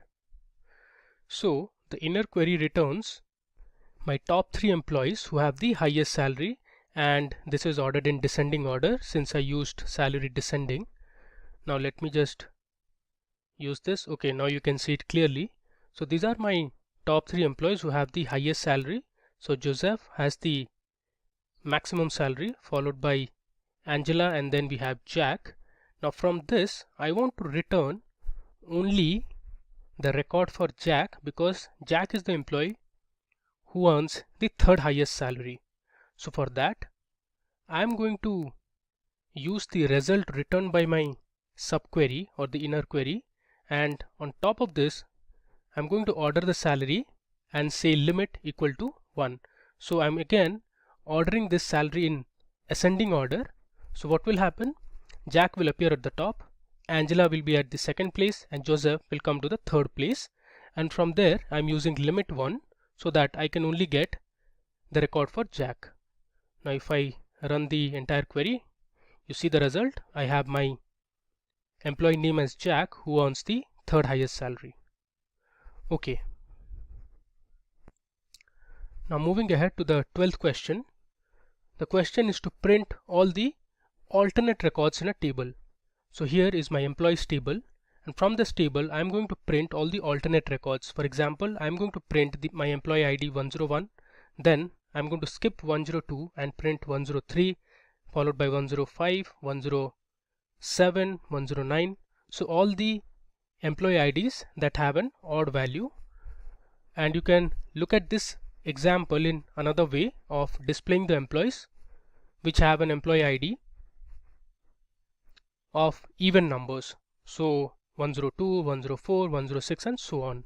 Now the way to do is either you can use a simple select clause and say employee ID percentage or modulus 2 equal to 0, which means I want to filter only those employees which have an even employee ID. Else what you can do is you can use a CTE, as you can see here. So CTE, or the common table expression, is a temporary named result set that you can reference within a select, insert, update or delete statement. Now it is used to simplify complex joins and subqueries and to provide a means to query hierarchical data.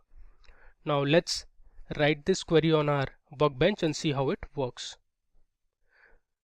So before that, let me explain you. I am using a few new functions such as row number. This will create a row number for each of the rows or the records present in my table, and then from this CTE I am going to use my filter clause or the where clause, where rn, which is row number, percentage 2 equal to 1. So this will return only the odd records from the table.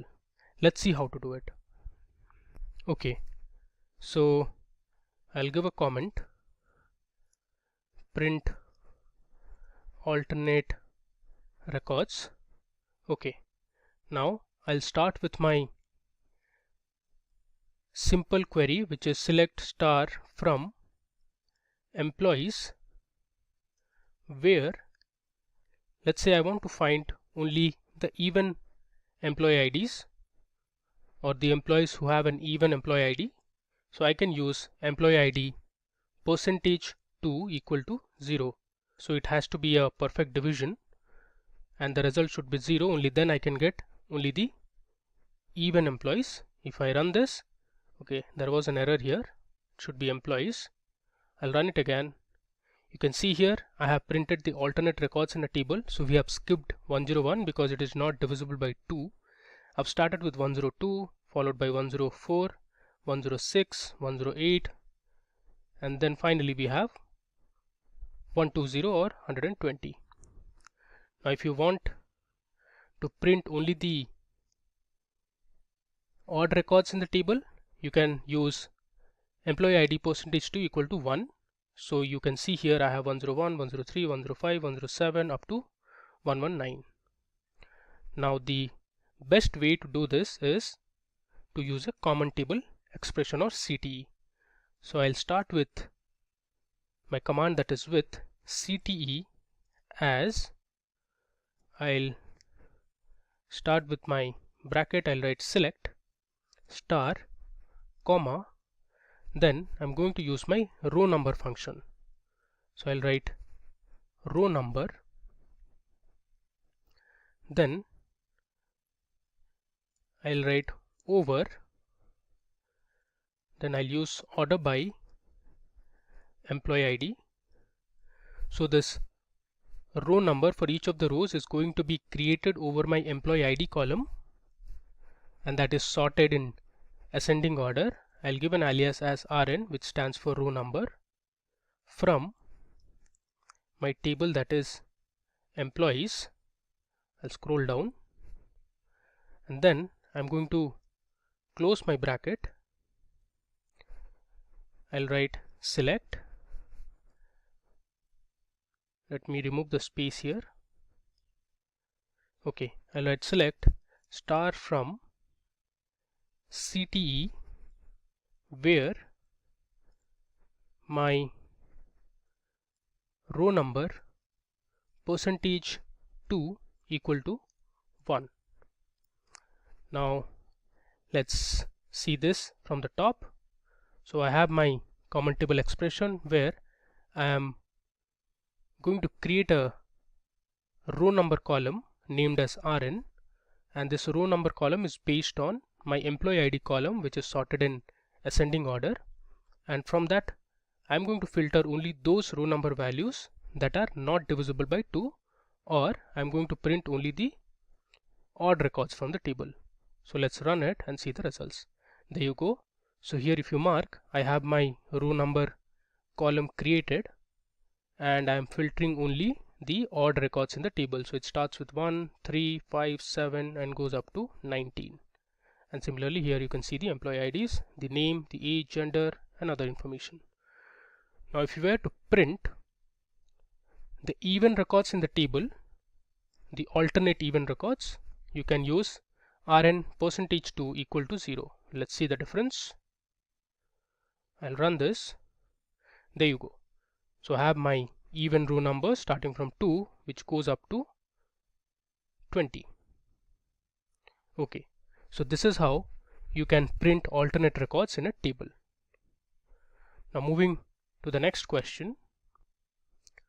Now in the 13th question, we want to write an SQL query to fetch all the duplicate rows in a table.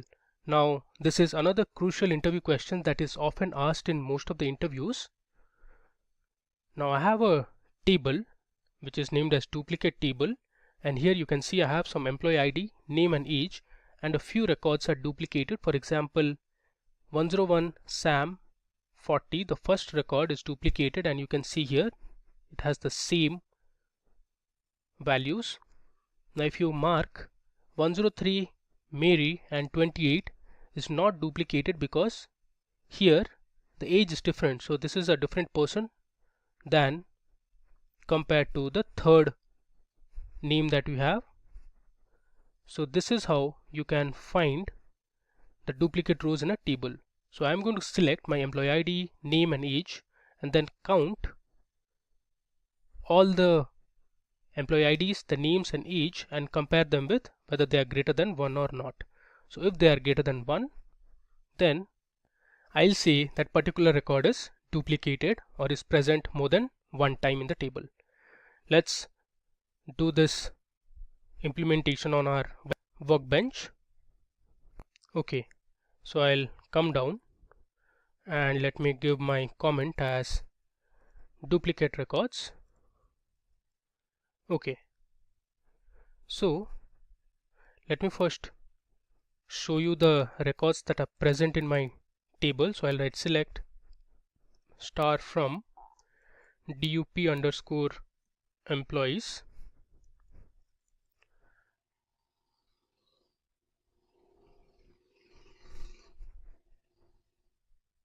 I'll run it. Okay, you can see here I have my table that we saw in the slides. So employee ID 101 with name Sam and age 40 is duplicated. So we want to find this duplicate record. The way to do is I'll write select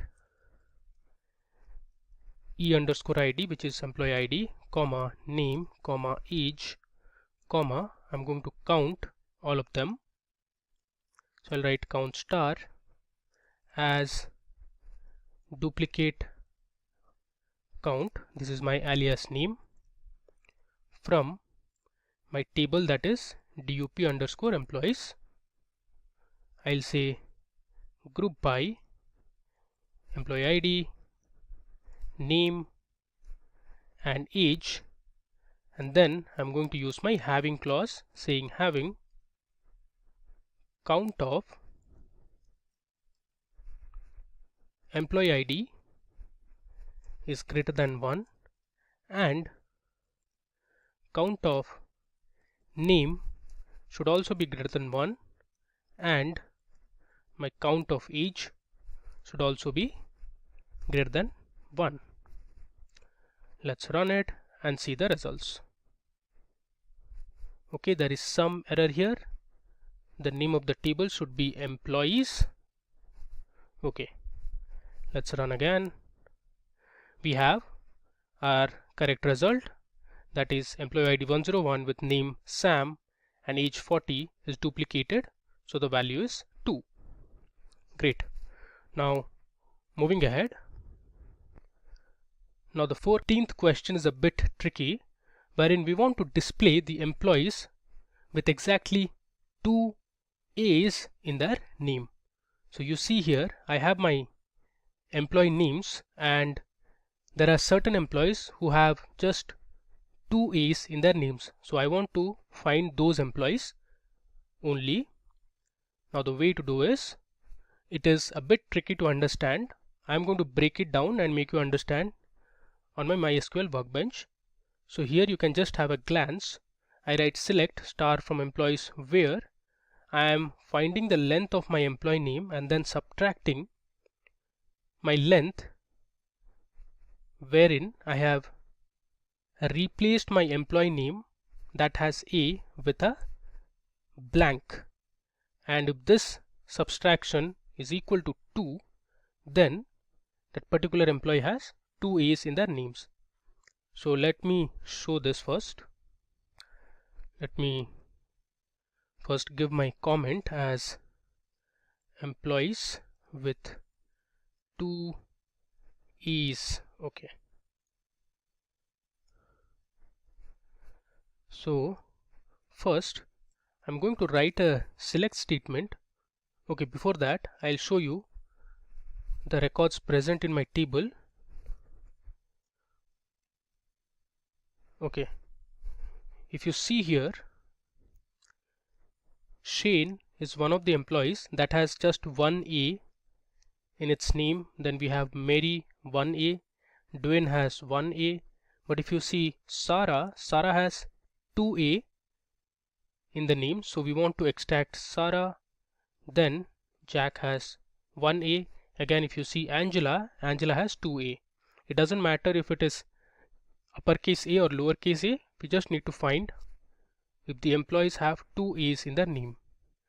And similarly, if I scroll down, let me check if we have any other employee with 2 A's in their name. Marcus has 1, David has 1, Sophia has 1. We also have Amelia that has 2 A's in its name or in her name. And we also have Maya. Okay, now let me go ahead and write a SQL query, and then I'll explain you what I'm trying to do. I'll write select. I'm using the length function, and in the length function I'm going to replace, then I'll use another function called upper on top of employee name. I'll write A and then replace it with a blank. So I'm using quotations to represent blank from employees. Okay, let's run this and see the results. You see here it has given us the length of the employee strings after replacing all the A's with a blank. So here I'm essentially converting my employee names to uppercase, and I'm changing wherever there is an A, I'm replacing that A with a blank, and then I'm finding the length.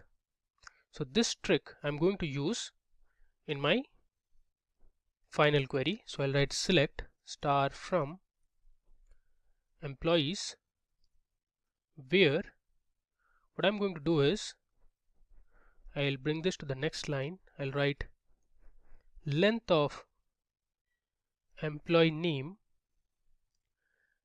minus, then I'm going to use my above condition.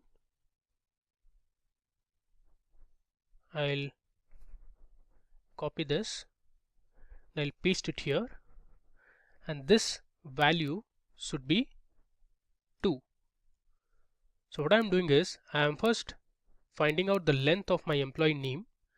From that I'm subtracting the length after replacing the A's present in the employee name with a blank, and this value should be equal to 2.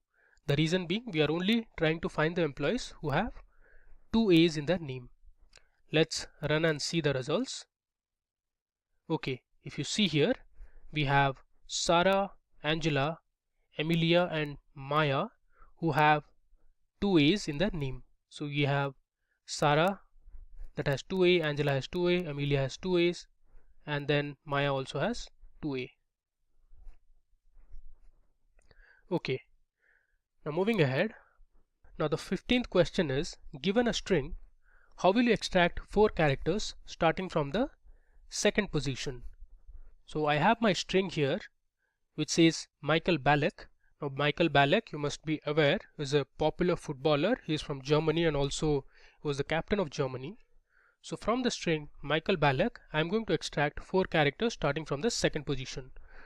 You can use 2 inbuilt MySQL functions to do this. The first is called substr, wherein we pass in the string, then we give the position from where we want to extract the characters. So here I am going to extract from the second position, so hence 2, and then the number of characters that you want to extract, which is 4. The other way is to use the substring function, which is again similar to the substr function. In the substring function also, I am first passing in my input string and then giving my starting position, which is 2, and then I want to extract 4 characters from it. Let's do it. I'll give a comment, extract strings. So here I'm going to write select. First I'm going to use substr, which is my inbuilt function. I'm going to pass in my input string which says Michael Ballack, and then I'll give my starting position, which is 2, and then the number of characters, that is 4. Let's run it and see the results. You can see here it has given us ICHA. So if you see, M is at the first position. From the second position onwards, I needed 4 characters. So M, C, H and A. These are the 4 characters starting from the second position. Similarly, let me just copy this, and instead of substr, I'm going to use the substring function. I'll write just ing, that becomes substring. Let's select and run it, and this also returns the same result. Suppose you wanted to extract from the 4th position, you wanted to extract, let's say, 3 characters. Let's see the results. It gives us H, A and E. If you see here, M is the first position, I is at the second position, C is at the third position, H starts from the 4th position. So H, A and E are the next 3 characters starting from the 4th position. So hence this is the result. Alright, now moving ahead. Now my 16th question is on how does self-join work. So self-join joins a table to itself. So the table must contain a column X that acts as the primary key and a different column, let's say Y, that stores values that can be matched up with the values in column X. Now this might not be really easy to understand. You'll get to know once we do this demo. So I have a table which is called employee manager. So this is my table. Now let me tell you how to interpret this table. We have 5 different employees starting from employee ID 1 to employee ID 5. Gary, Gibbs, Smith, Latham and Jimmy are the different employees we have. You have their salaries, and now you have the employees reporting to which manager. Now if you see here, Gary's manager ID is 3. So if you see our table, at 3 we have Smith. So Gary is reporting to 3, or in other words, Smith has a employee under him who is Gary. Similarly, Gibbs is reporting to manager ID 1 or employee ID 1, which is Gary. So Gibbs manager is Gary. Similarly, if you see for Smith, Smith is reporting to the person with manager ID 4 or employee ID 4. We have Latham. So Latham has one employee under him who is Smith.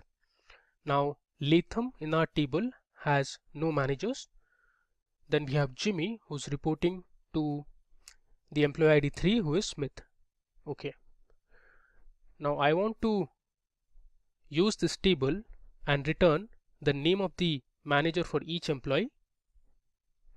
To do that, I am going to use my self join. So here I am using a self join to join both the tables. Here both the tables mean I am using the same table twice. So I have written select e.employee ID, e.employee name, then we have e.manager ID, then I am using another alias for managers, so m dot employee name as manager underscore name from employee underscore manager as E. This join means self join employee underscore manager as M on E dot manager ID equal to E dot employee ID. So this is my common column, that is employee ID or manager ID. Let's do it. Alright, I'll give a comment here saying self join, and I'll start with my self join. I'll write select. Let me first display my table. I'll write select star from, and my table name is emp underscore manager.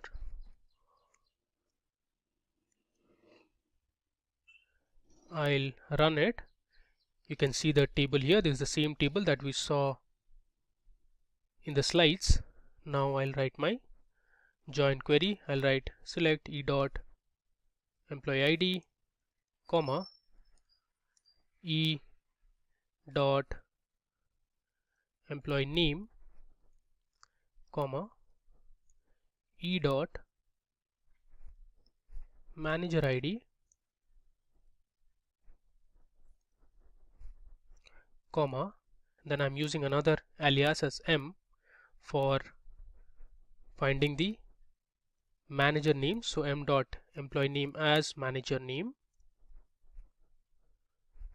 There shouldn't be any space in the alias name. Then I'll write from emp underscore manager as E join emp underscore manager as M on E dot manager underscore ID equal to m dot emp underscore ID. Let me run this and we'll see the results. There you go. So Gary reports to the manager ID 3. So from the table 3 is for Smith. So Gary's manager is Smith, Gibbs' manager is Gary, Smith's manager is Latham, and Jimmy's manager is Smith. Okay, so this is how you can use self join. Now moving ahead with our next question. So the 17th question is on which of the following is called a virtual table in SQL. So again we have a multiple choice question. So the answer is view. You can see here. So view is a virtual table that has rows and columns as they are in a real table in the database. Now we can create a view by selecting fields from one or more tables present in the database. Next, moving to the 18th question. So here we want to write an SQL query to fetch the list of employees with the same salary. Again, I'm going to use a self join here, wherein I'll join the same employees table, and this is how my query would look like. So I'm selecting distinct employee ID, so e dot employee ID, e dot employee name, e dot salary from employees. Then I'm joining employees as E on employees E1, where e dot salary equal to E1 dot salary, because I want to fetch the list of employees with the same salary, and I'm ensuring that the employee IDs from both the tables are different. Let's do it. I'll give a comment here and write employees with same salary, and I'll start with my query. I'll write select distinct e dot employee ID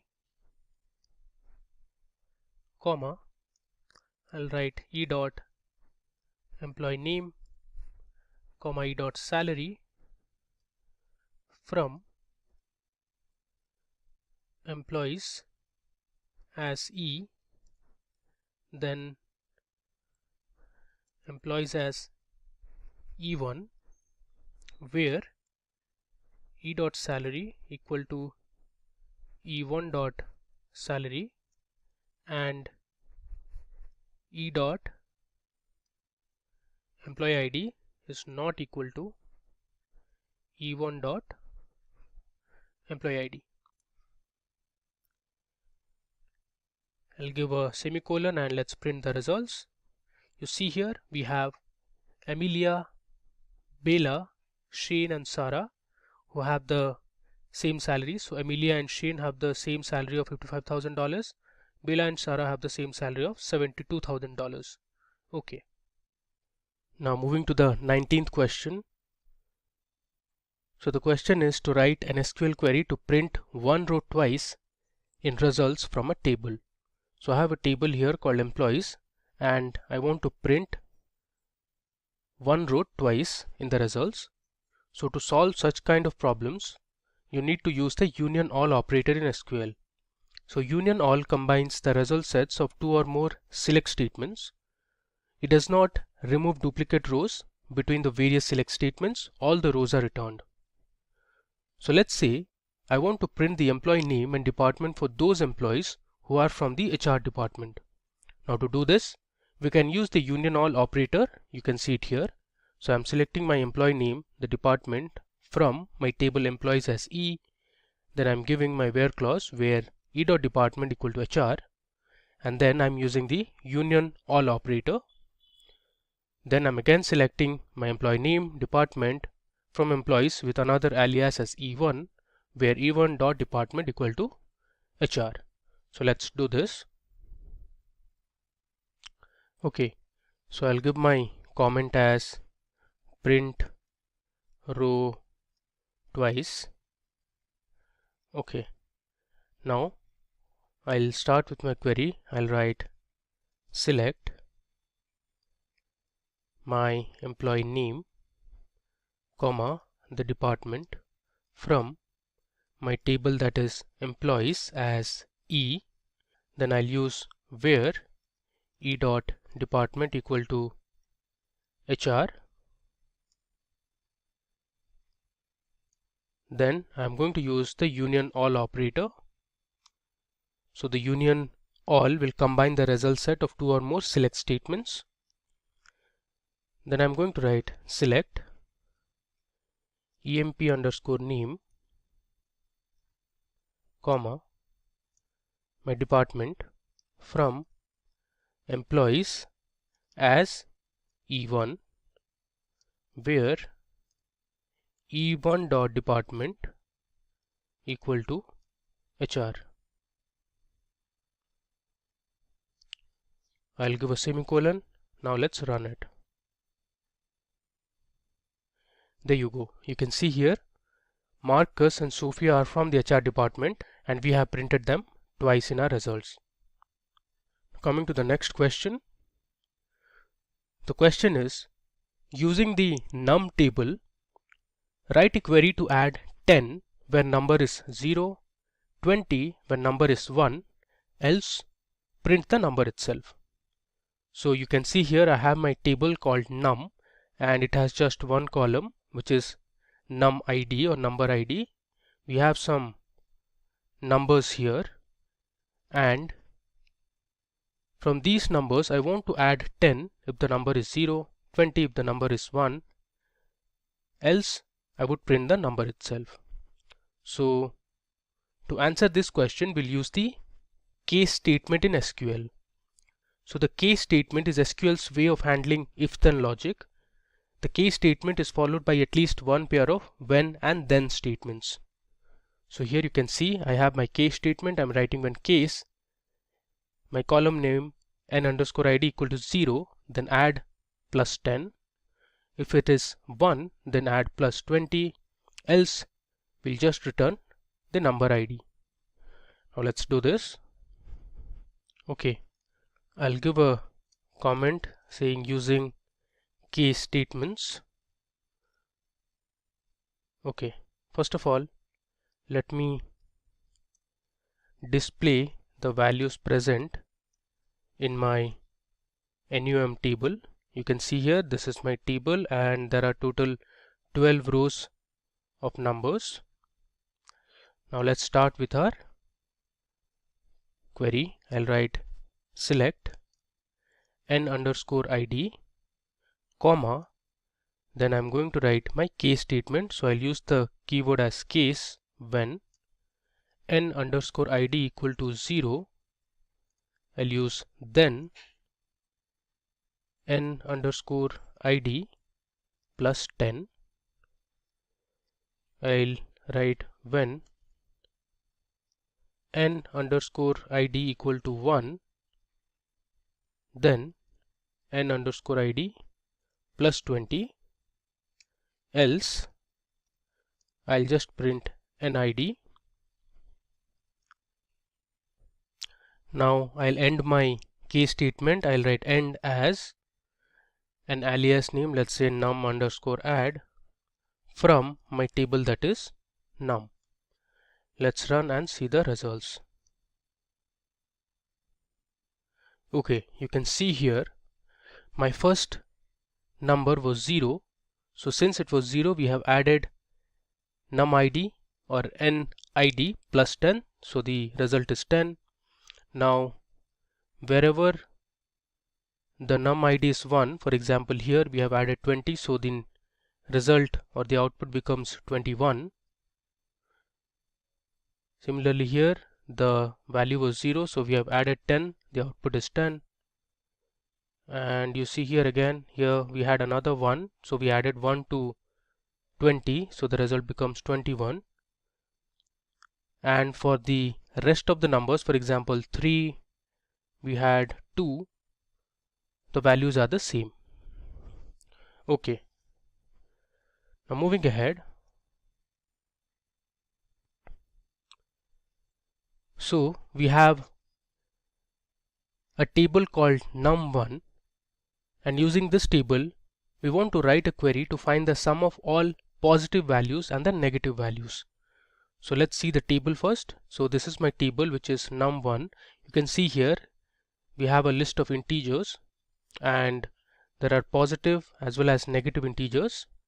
So for positive values and the negative values, we want to find the sum separately. So again, for this we are using the case statement. You can see here I have used two case statements. I'm writing select, and then I'm using the case to find if the number is greater than 0, which means it's a positive number.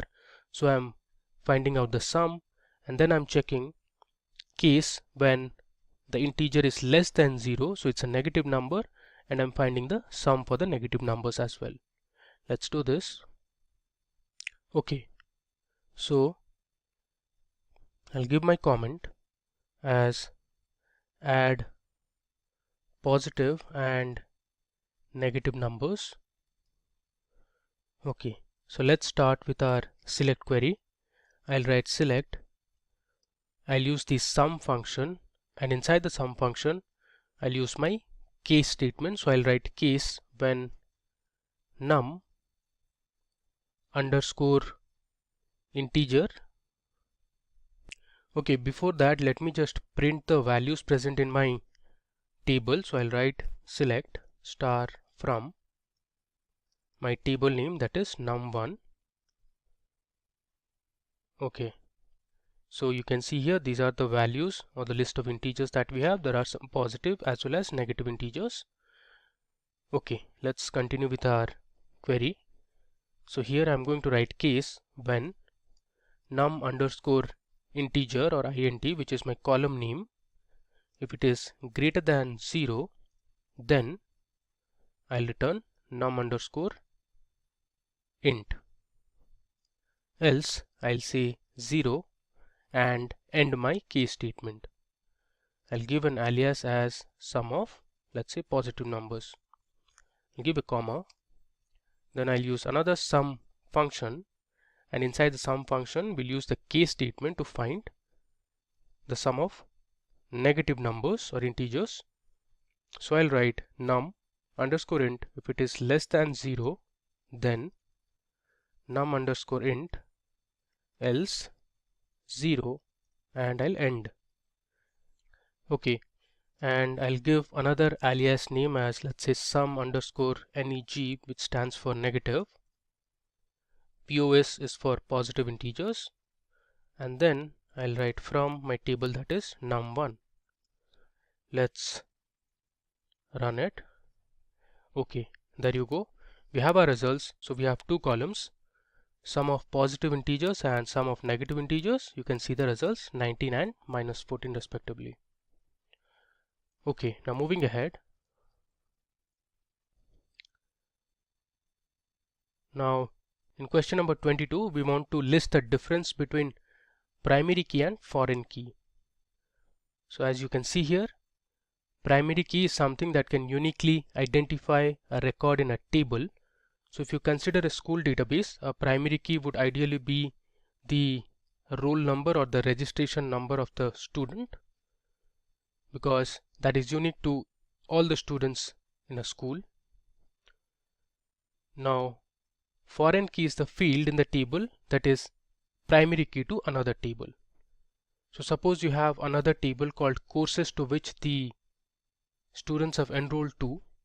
Now if you have a roll number or a registration number column in the course table, that becomes the foreign key. Now the other difference is primary key don't accept or cannot accept null values, while foreign key can accept null values. Now you can have only one primary key in a table, but you can have more than one foreign key in a table. Now coming to the 23rd question, what is the difference between primary key and union?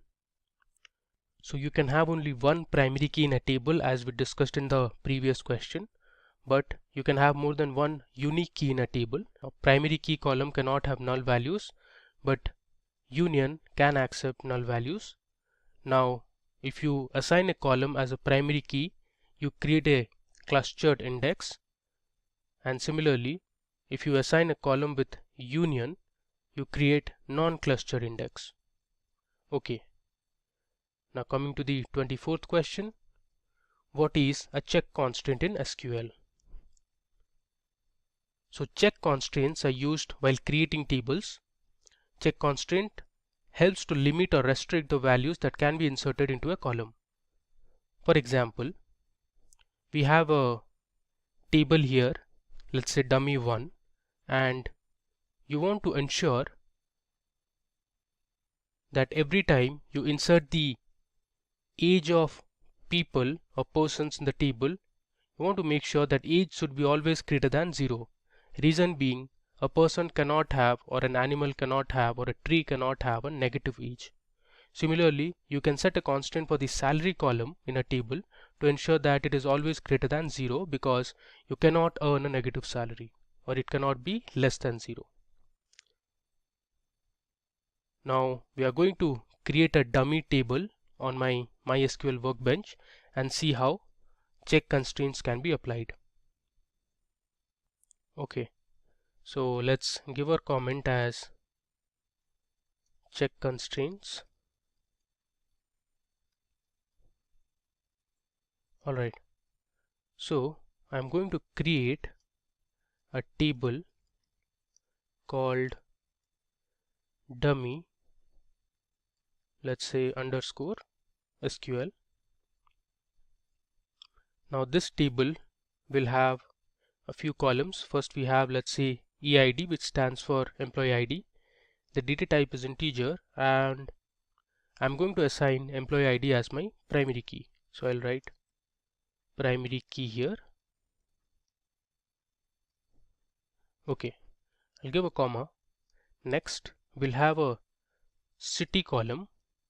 City column is of type var char or varying character. I'll give the size as 30, and here I'm going to apply my check constraint to this city column. I'm going to check the city should take only values as Mumbai. Let's say I'll have my final column, that is age. Age is of type integer, and here I'm going to check my age should always be greater than 0. So I'll write check age greater than 0. Okay, so our dummy SQL table has one primary key constraint, and we have applied two check constraints. on city and age column. Let's run this. Okay, so we have created our table successfully. You can see it here.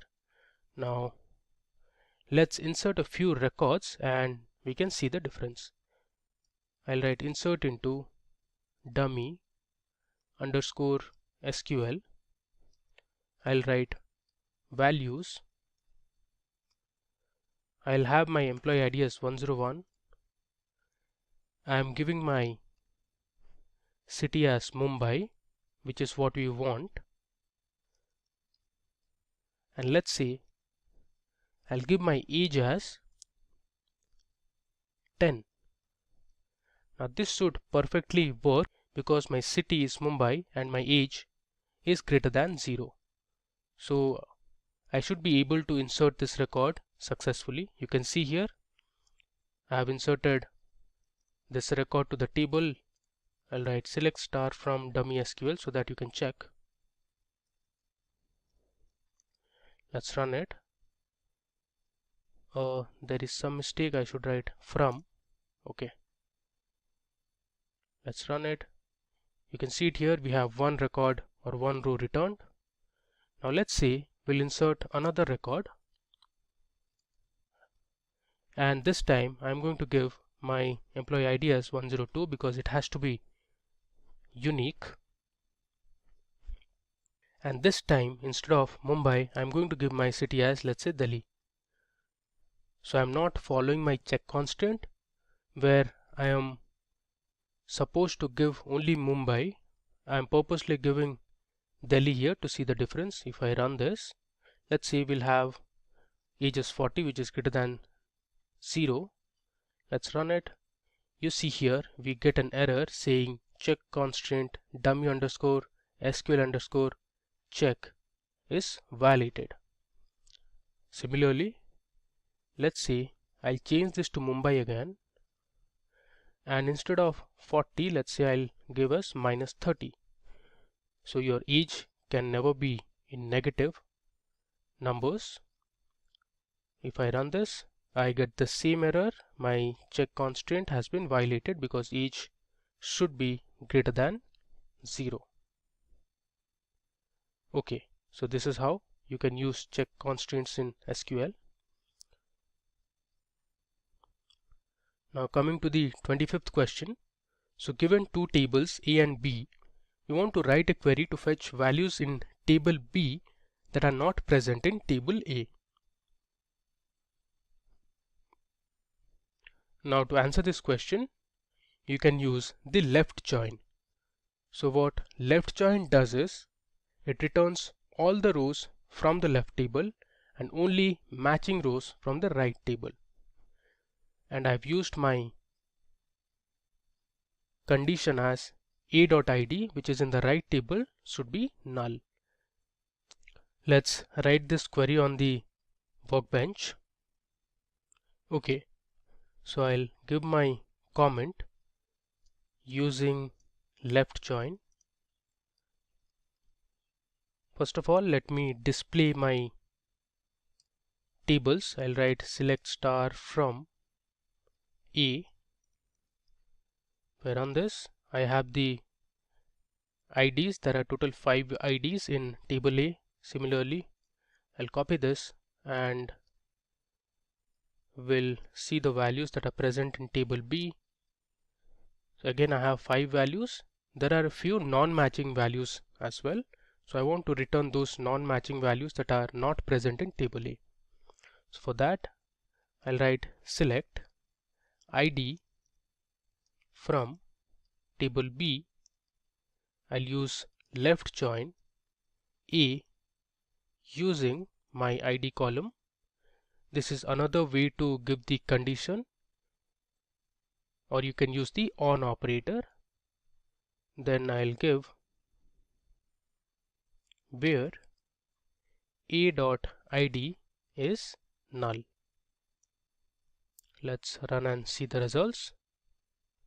There you go. So 150, 275 are not present in table A but are present in table B. Okay. Now moving ahead, So now we'll look at the last set of 5 questions. So these questions are based on the popular Northwind sample database provided by Microsoft. Now there are several tables in this database. So we have an order table, customers, employee, products, a region table and others. We'll use our Microsoft SQL Server to solve the 5 questions. So my next question, which is based on Microsoft SQL Server, the question is, using the Northwind database, find the customers who don't have any orders. Okay, so I am on my Microsoft SQL Server Management Studio. So this is how the interface looks like, and here you can see I have a list of databases. Now to solve the last 5 questions, I'm going to use the Northwind database. If I expand this, I'll click on the plus sign. You can see there are a lot of tables that are already present in the database. You can see here we have customers, employees, employee territories, order details, orders, products, region, shippers, suppliers, territories and more. Okay, let me just collapse this. Alright, so to write my queries, I'm going to create a new query file, and here you see I am currently on my master database. I'm going to change this to Northwind database so that we can utilize all the tables that are present. So my 26th question was to find the customers who don't have any orders. So for that, I'm going to use 2 tables, customers and orders. So let me first give a comment saying customers with no orders, and now let's go ahead and display the columns that we have and see the records present in the tables customers and orders. So first I'm checking all the columns and the rows present in the customers table. I'll execute using this button, or you can hit F5 as well. Okay, you can see here there are total 91 customers. These are all unique customers. You have total 91 unique customer IDs. You see here the company name of the customer. You have the contact name, the contact title, address, city to which the customers belong to, then the region, postal code, country, phone, fax number. Okay, now let me just copy this query, and now we'll check for the orders table. I'll write select star from orders, and let's execute it or run it. Okay, so there are total 830 rows of information. So there were total 830 orders or order IDs. We have the customer ID. Now this customer ID is actually the foreign key for the orders table, but for the customers table, customer ID is the primary key, and in the orders table, order ID is the primary key. We also have the employee ID. Again, this employee ID is the foreign key for this orders table. We have the order date, we have the required date, ship via, which means by which medium the order was shipped. We have the freight charges, ship name and ship address as well. Then you have the city from which the item was shipped, the region, postal code and the country. Okay, now let me use the distinct keyword. I'll write select distinct. I want to find the distinct customer IDs from my customers table. Let's run and see how many unique customer IDs we have. So there are total 91 customer IDs or customers. Now let's check for the orders table. Let's run it and see the difference now.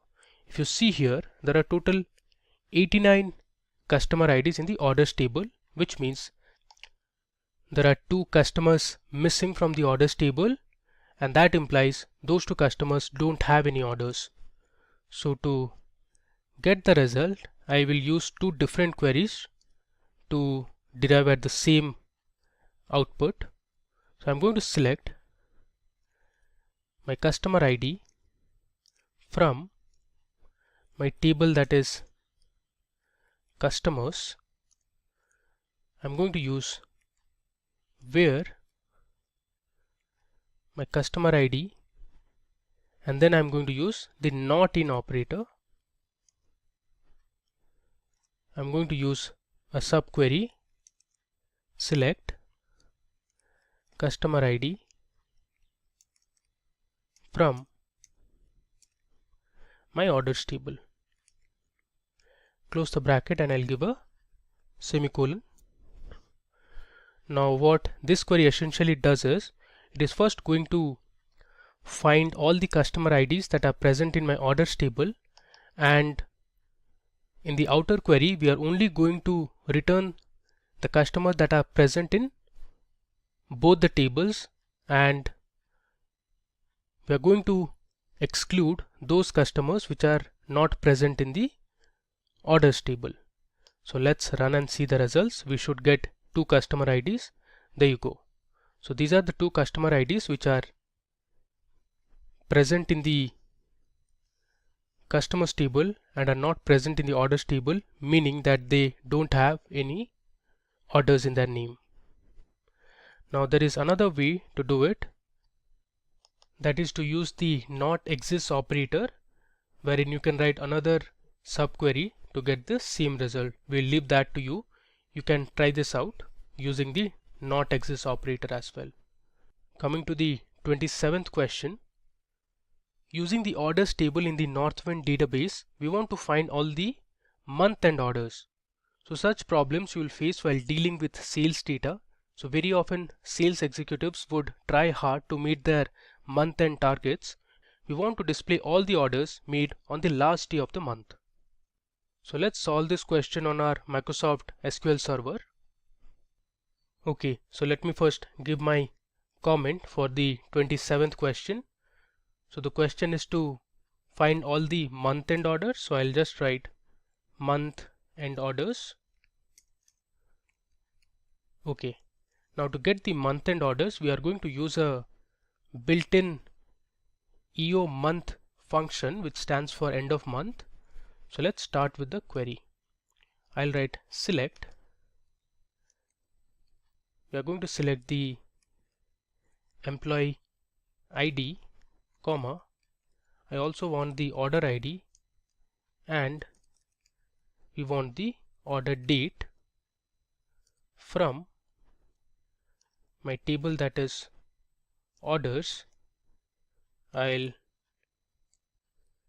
then give my where clause. I'll write where my order date equal to, and I'll use my inbuilt function, that is end of month. I have hit tab to autocomplete, and inside this function I'll pass in my order date column. Then I'm going to use the order by clause. I'm going to order it by employee ID and the order ID. I'll just move down and hit tab. Okay, let's run the query. There you go. We have got 26 rows of information. You see on the left side we have the employee IDs, the order IDs, and then we have the order date column. Now if you mark the values present in the order date column, these are all the end of month date values. You see this is 28th of Feb, then we have 31st of July, we have 30th of June, so on and so forth. So these are the list of all the orders that were placed on the last day of the month. Now coming to the 28th question, we want to find the top 5 countries with the highest freight charges in the year 1997. So freight charge is the amount paid to a carrier company for the transportation of goods from origin to another location. The freight charge is calculated based on the mode of transportation and the distance between the pickup place or the pickup location and the destination. So let's try this out on the Microsoft Server Management Studio. Okay, so let me go ahead and give my comment. So since we want to find the top 5 countries with the highest freight charges, I'll just give my comment as highest freight charges. Okay, now to solve this question, I'll just change this to GHT. Okay, we are going to use our orders table. So the way to do is I'll write select. I'm going to use the top 5. So top is another keyword or an operator. So I'm going to find out the ship country, and then I'll calculate the average freight prices. So I'm going to use the average inbuilt function on top of my column, that is freight. I'll give an alias as, let's say, average freight.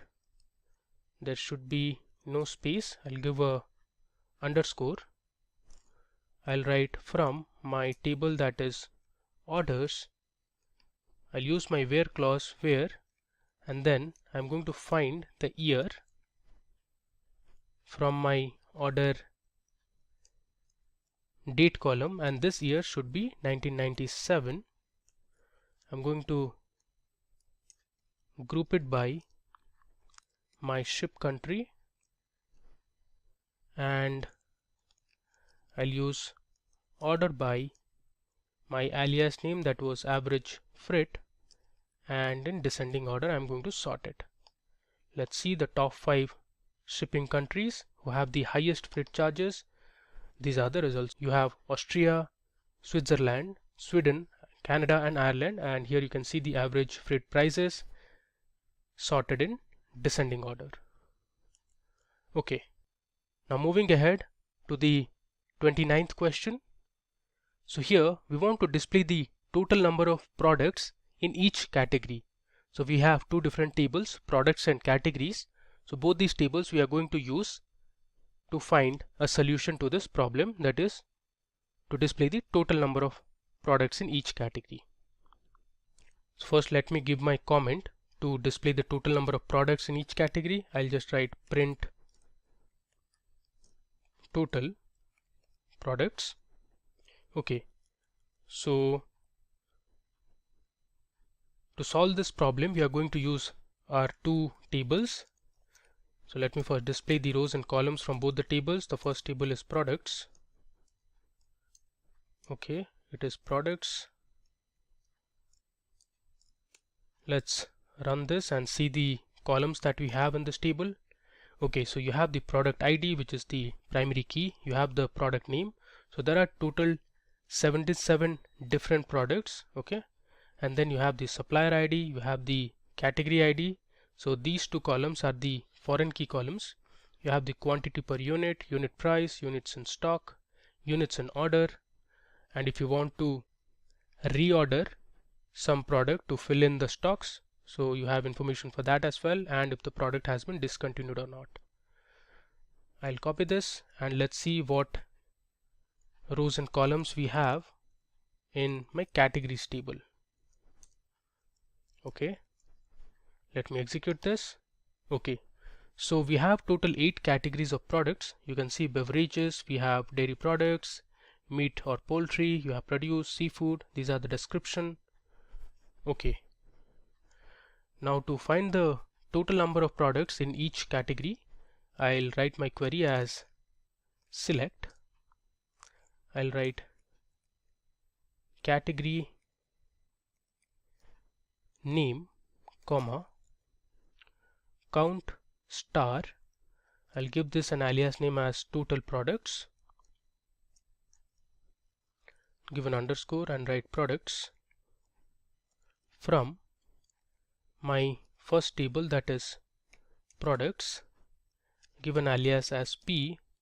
I'm going to use an inner join with my categories table, and I'll give my alias as C on my common key column, that is p dot category ID is equal to c dot category ID. Then I'm going to group my results based on the category names. So I'll write category name and we'll use the order by clause. I'll write order by count star as descending. So let's see the total number of products that we have in each category. So this shouldn't be as descending, should be just count star descending. Okay, I'll select and run it. There you go. So here on the left hand side you have the different category names, and on the right you have the total number of products that belong to each of the categories. Alright. Now moving on to the final question. So the last question is to use the Northwind database, and using this database we want to find the list of late orders for all the employees. So this is a real world problem that often occurs. So the shipment of your orders might get delayed due to logistic issues, or if the products are not available on time. There can be various other reasons as well. So here we want to find those orders for the employees where the required date is less than the shipment date. So we are going to use two different tables, that is orders and employees. Okay, now let me give my comment for the final query that we are going to write in this interview questions tutorial. So using the orders table, I want to find the list of orders for all the employees. So I'll just give list of late orders, not just orders, for employees. I write EMPS, which stands for employees. So here I'm going to use two tables, orders and employees. Orders table we have already seen. Let's see the rows and columns that are present in the employees table. I'll write select star from employees and let me run it. Okay, so there are total 9 employees we have. So we have the employee ID, this is the primary key column which goes from 1 to 9. We have the last name of the employee, the first name of the employee, we have the title, then we have the title of courtesy, whether doctor, Mr., Mrs. We have the birthday of the employee, the hire date or the date of join. You have the address, city, region, postal code and other information. Alright, so let's see how you can join the orders table and the employees table to get the list of late orders. And we must remember that late orders are those where the required date is less than equal to the shipped date. So I'll start with select E dot, I'll write employee ID, comma, I want the first name, comma, I'm going to count star as late orders from my table orders as O. Then I'll use my inner join. I'll write employees as E. It doesn't matter actually if you use small e or capital E. Then I'm going to use my on condition on E dot on E dot employee ID equal to O dot employee ID. So this is my common key column that is present in both the tables. Then I'll use my where clause where. Now you should be careful and you should give the right clause. So my required date should be less than or equal to my shipped date. So this is my condition, and then I'm going to group by E dot employee ID, comma, E dot first name, and then I'll use my order by clause, order by my alias name, that was late orders, and I'll arrange it in descending order. So let's run this and see our result. Okay, so you have the employee IDs on the left, then you have the first name of the employee IDs, and then you have the late orders for each of these employees. So if you see here, employee ID 4 has the highest number of late orders, followed by employee ID 3 and 8 as well as 9 who have 5 late orders. Then we have the employee ID 2 which has 4 late orders. Even employee ID 7 has 4 late orders. Employee ID 5, that is Steven, has only 1 late orders. So we are done with our demo section and we have covered all our 30 questions, out of which 25 questions were based and used on MySQL server. And to address the last 5 questions, we used our Northwind database that had a lot of tables. You can see it here, and using those tables we solved some interesting questions. Welcome everyone to this topic in which we are going to talk about that what exactly is the different Maven interview questions here. Now in this one we are going to talk about what are the different questions, some couple of questions we are going to go through, and we'll try to understand that what exactly the answers are. Now let's talk about the first question over here. So what exactly is in Maven here? So Maven is nothing but a kind of a popular open tool, open source build tool which is available there. Now before Maven there were a couple of build tools which was present like Ant and a lot of other legacy tools was present there, but after that Maven is something which was released as an open source tool, and it really helps the organization to automate some couple of build processes and have some particular mechanisms like build, publish and deploys of different projects at once itself. So it's a very powerful tool which can really help us to do the build automations. We can integrate them with the other tools like Jenkins, and we can automate them, we can schedule the builds. So a lot of various advantages we can get with the help of this tool here. It's primarily written in Java, and it can be used to build up various other kind of projects also like C#, Scala, Ruby, etc. So all these other typical tools can also be built up with the help of this tool. So this tool is primarily used to do the particular development and management of the artifacts in the Java based projects. So for most of the Java based projects nowadays, this is the default tool, and it's already integrated with the Eclipse also. So when you go for a new Maven project, automatically it will be created for a Java project. You can use it for other languages also, but yes, default choice of Java of the Java programming language is Maven build tool only. Now let's talk about the next question. So what does the Maven help with? So Apache Maven helps to manage all the processes such as build process, documentation, release process, distribution, deployment, preparing the artifacts. So all these tasks is being primarily taken care by the Apache Maven. So this tool simplifies the process of project building. It also increases the performance of the project and the overall building process. So all these things are something which is being taken care by the specific Maven tool here. So it also uses the particular, it downloads the jar files of the different dependencies. For example, if your source code is dependent on some of the Apache Web Service jar files or some of the other third-party jar files, in that case, you don't have to download those jar files and keep in some repository or keep it in some lib directory.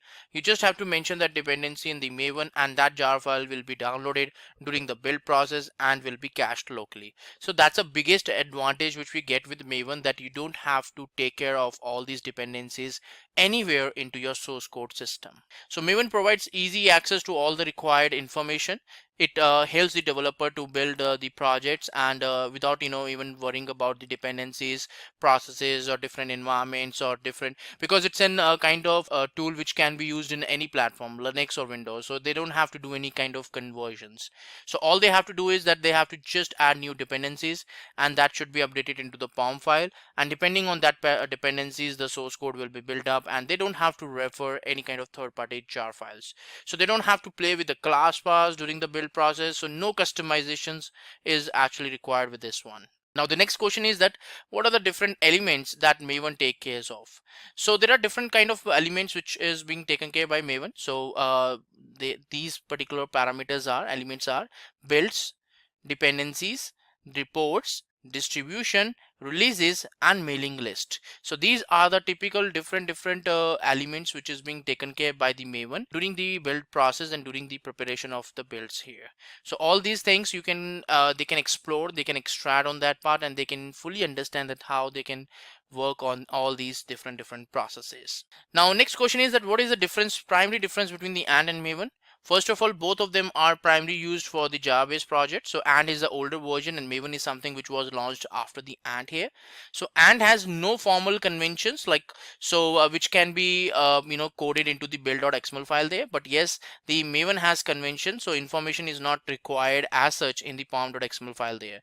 So Ant is procedural, whereas Maven is declarative over here. So Ant does not have any kind of life cycle, so it depends on you that how you program the Ant there. But Maven is having a lot of life cycles there which we can configure, we can utilize. So the Ant related scripts are not reusable because you cannot reuse it, and you have to do some kind of customizations in order to work on that. But yes, Maven is not having much of the project related any kind of dependencies. They can be easily reusable there because there is nothing about the pom.xml file. It's just the artifact name and the dependencies, which is something we can override or we can change, and then the same pom.xml file we can reuse as such for the new project also. So that is where the reusability comes into the picture. Now Ant is a very specific build tool, so we don't have to, there is no plugins as such which is available there. You just have to code everything that what build process you want to prepare. Whereas in case of Maven, we have the concept of plugins, which can really help us to understand that how we can make use of these plugins so that we can have the reusability implemented. So these are some of the differences which is available there between the Ant and Maven here. Now next thing is that what exactly is in POM file all about. So POM file is nothing but it's kind of a XML file which is available there, and it's having all the information regarding the project and the configuration details. So it primarily used over here that how the configuration needs to be done and how the setup should be performed as such here. So pom.xml file is the build script which we prepare. You can prepare it using a particular component, or you can have a particular mechanisms, or if you feel that you want to have some kind of setup. So all these things typically can be implemented, can be done with the help of build tools. So build tools can be really helpful for us to do the automations, and it can really help us to understand that how some build processes we can automate with simply with the help of pom.xml file here. So the developers usually put up everything inside these dependencies in the pom.xml file here. So this is the file which is usually present in the home directory, it's in the current directory, so that once the build is triggered, it will be picked up from that directory, and according to the steps, according to the content of the pom.xml file, the build will be processed or will be created here. Now what all included into the POM file here? So the different components which is included into the pom.xml file here is the dependencies, developers and contributors, plugins, plugin configuration, and resources. So these are the typical components which is a part of a pom.xml file, which can be same for a lot of projects. You can do some customization, and then the same POM file can be reused for the other projects also. Now what are the minimum requirement of the elements which is there for a pom.xml file, so without which the pom.xml file will not be validated and will be getting a kind of validation errors. So the minimum required elements are project root, model version, so it should be 4.0.0, the group ID of the project, the artifact ID of the project, and the version of the artifact. These are the minimum things which we want to define so that we can understand that what kind of artifact we are trying to prepare or we are trying to create here. So these are the minimum required elements which is required in the pom.xml file, without which the validation of the POM file will fail and the build will also fail here. Now what exactly is the meant with the term called build tool? So build tool is an essential tool, is a kind of a process for building or compiling the source code here. So it's needed or it's required for the below generated processes. If you want to generate the source code, if you want to compile the source code, you want to generate the source code, you want to generate some documentation from the source code, you want to compile the source code, or you want to package the source code, whether it's a jar file, it's a war file, or it's a ER file. So whatever the packaging mode you want to select, you will be able to do it with the help of the particular build tool here. And if you feel that you want to upload these particular artifacts to the artifact tree, whether it's on remote machine or locally there, so that also you can do it with the help of this particular build tools here. So build tools can be helpful in doing a lot of activities for the developers. Now, what are the different steps which is involved to install Maven on Windows? Now, all you have to do is that you have to just first of all download the tar file from the Apache Maven repository there. Once that is done, so what happens that you have to set up some couple of environment variables. Now, if you download the Java JDK using the exe file, in that case the Java underscore home will be configured automatically. But if it is not available and you're not able to run the Java command line, in that case you have to set up the Java underscore home. And then similarly for Maven, you have to go for the Maven underscore home. That particular variable you have to configure. Now once that is done, all you have to do is that you have to edit the path variable. So the bin directory of the Maven extracted folder, you have to put it up into the path variable. And once that is done, what will happen that you will be able to check the latest version, the version of the Maven over there. If it is like some old version, again you have to extract the latest version and do the steps all together again. So these are some of the ways that in which you can actually go for the installation or the configurations of Maven on the Windows platform. Now, what are the different steps which is involved for the installation of Maven on Ubuntu? So Ubuntu, it's fine. You just download the package of Java JDK there. Once the JDK is installed over there, what you can do, you can simply go ahead and say that, yes, I want to search for a particular Maven package which is available there. So once the JDK is installed, all you have to do is that you have to configure the Java underscore home, m3 underscore home, maven underscore home, and the path variable. Once all the path variables are something which is configured, then we will be able to check the latest version, like whether it's the version is correct, or we are getting the standard version over here or not over here. So that's the main mechanism that how we will be able to configure the Maven on Ubuntu here. Now, what exactly is the command to install the jar into the local repository? Now, sometimes what happens that we are not able to fetch, like some dependency is not present on the particular central repository, Maven repository, or your artifact repository. In that case, you have some third-party jar which we want to install locally onto your repository. So in that case, we can go for the but we can download the jar file there, and then we can run the command called mvn install -file, and then we are giving the path like -d file, where the path of the file should be provided. Now once that is done, so what will happen that in the local .m2 directory, the specific artifact will be downloaded and will be installed there.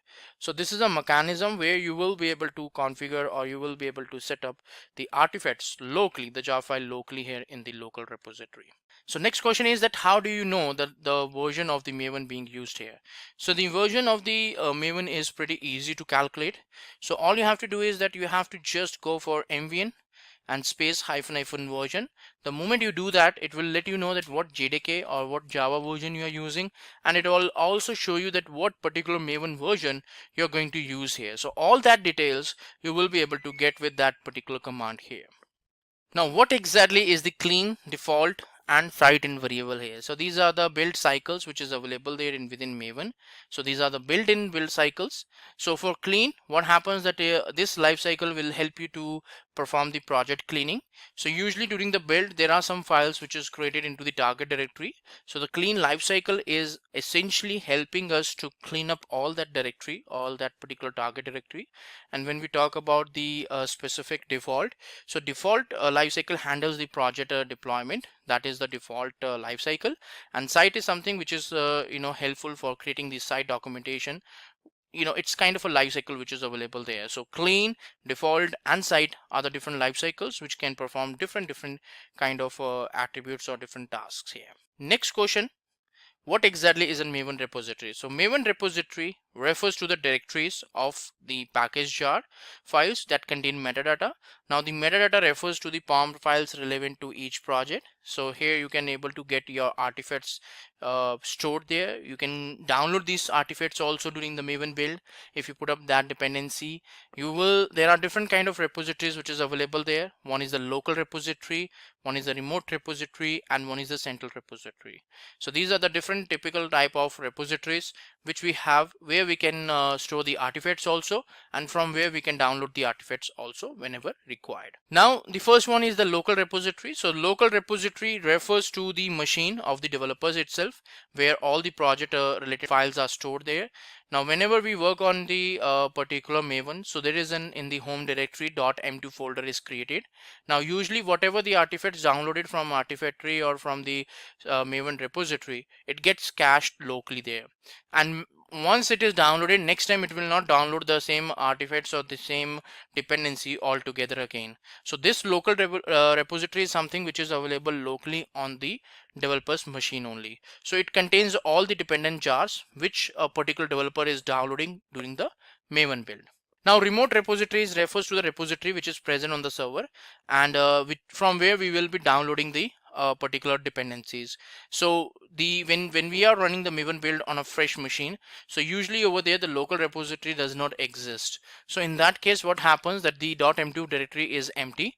But the moment you run the build, what will happen that the artifacts or the dependencies will be downloaded from the remote repository, and once it is done, once it's downloaded, it will be added or it will be downloaded cached locally there, and it will be helpful in the future run. So that will be considered as a local repository because all the artifacts, all the dependencies are downloaded there. And central repository is something which is known as the Maven community, where all the artifacts is available there. So usually we cache or we mirror these central repositories as our particular remote repositories, because it could be a possibility that these remote repositories are something which we are hosting into our organization, and central repository is something which is available centrally for everyone to use it. So these are something some kind of repositories where each and every artifacts will be stored, and anyone will be able to have the access to these particular artifacts here. So these artifacts are every open source artifacts is something which is available over there to these central repository. Now how does the Maven architecture really work here? So the Maven architecture really works in the 3 steps. The very first step is that it reads the pom.xml file here. That's the very first step.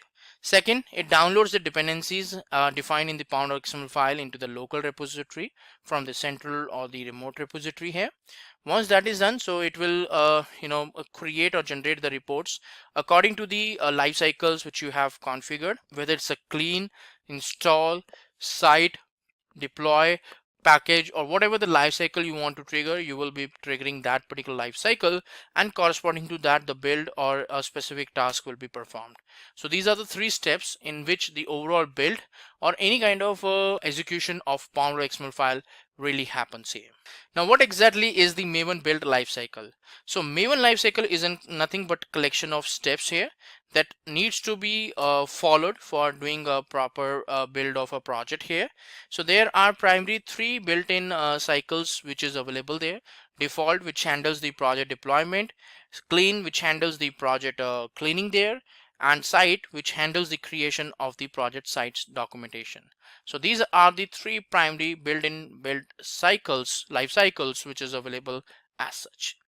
Now, so build lifecycle has different kind of phases or the stages here, because in the previous particular slide we were talking about what are the different particular build life cycles which is available there, but these are the different phases, like what are the different step-by-step executions, like further deep down, which is available there inside a specific Maven build lifecycle. So here you can see that it's compile, then the test compile, test execution is there, then package, integration test, verify, install, and the lastly deploy here. So these are the different build phases which is available as such over here. So what exactly is the command to use to do a particular Maven site? So mvn site is something which is used to create a Maven site here. Now usually whatever the artifacts is prepared, that will be prepared in the target directory. So here also you will be able to see a site directory which is available there in the target directory, which you can refer for the site documentations. What is the different conventions used while naming a project in Maven?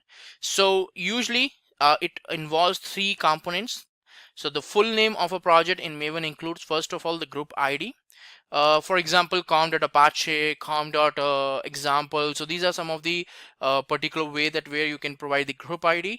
Artifact ID can be exact project name like Maven project or whatever the project you are creating. So sample project, example project. So these kind of things will be there in the artifact ID. And lastly is the version, like which version of your artifact you want to prepare, like 1.0.0 hyphen snapshot, 2.0.0. So like this information you are providing, that what particular version you are trying to configure here. Now let's move on to the intermediate level where we will be having a little bit more complex questions related to the Maven here. Now what exactly is a Maven artifact? Now usually what happens that when we do a build process, as an end of result of the build process, we will get some artifacts. For example, when we build a .NET project, so there we will be able to have a exe or DLL files as an artifacts. Similarly, in case of Maven, when we do a build process, there we get the different kind of artifacts, like depending on the packaging mode, like jar file, var files, or the ER files here.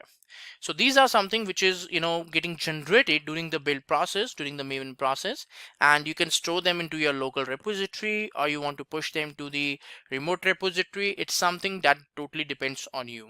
So Maven is a tool which can help you to create all the artifacts, whether it's a jar file, whether it's a var files, or whether it's a ER file here.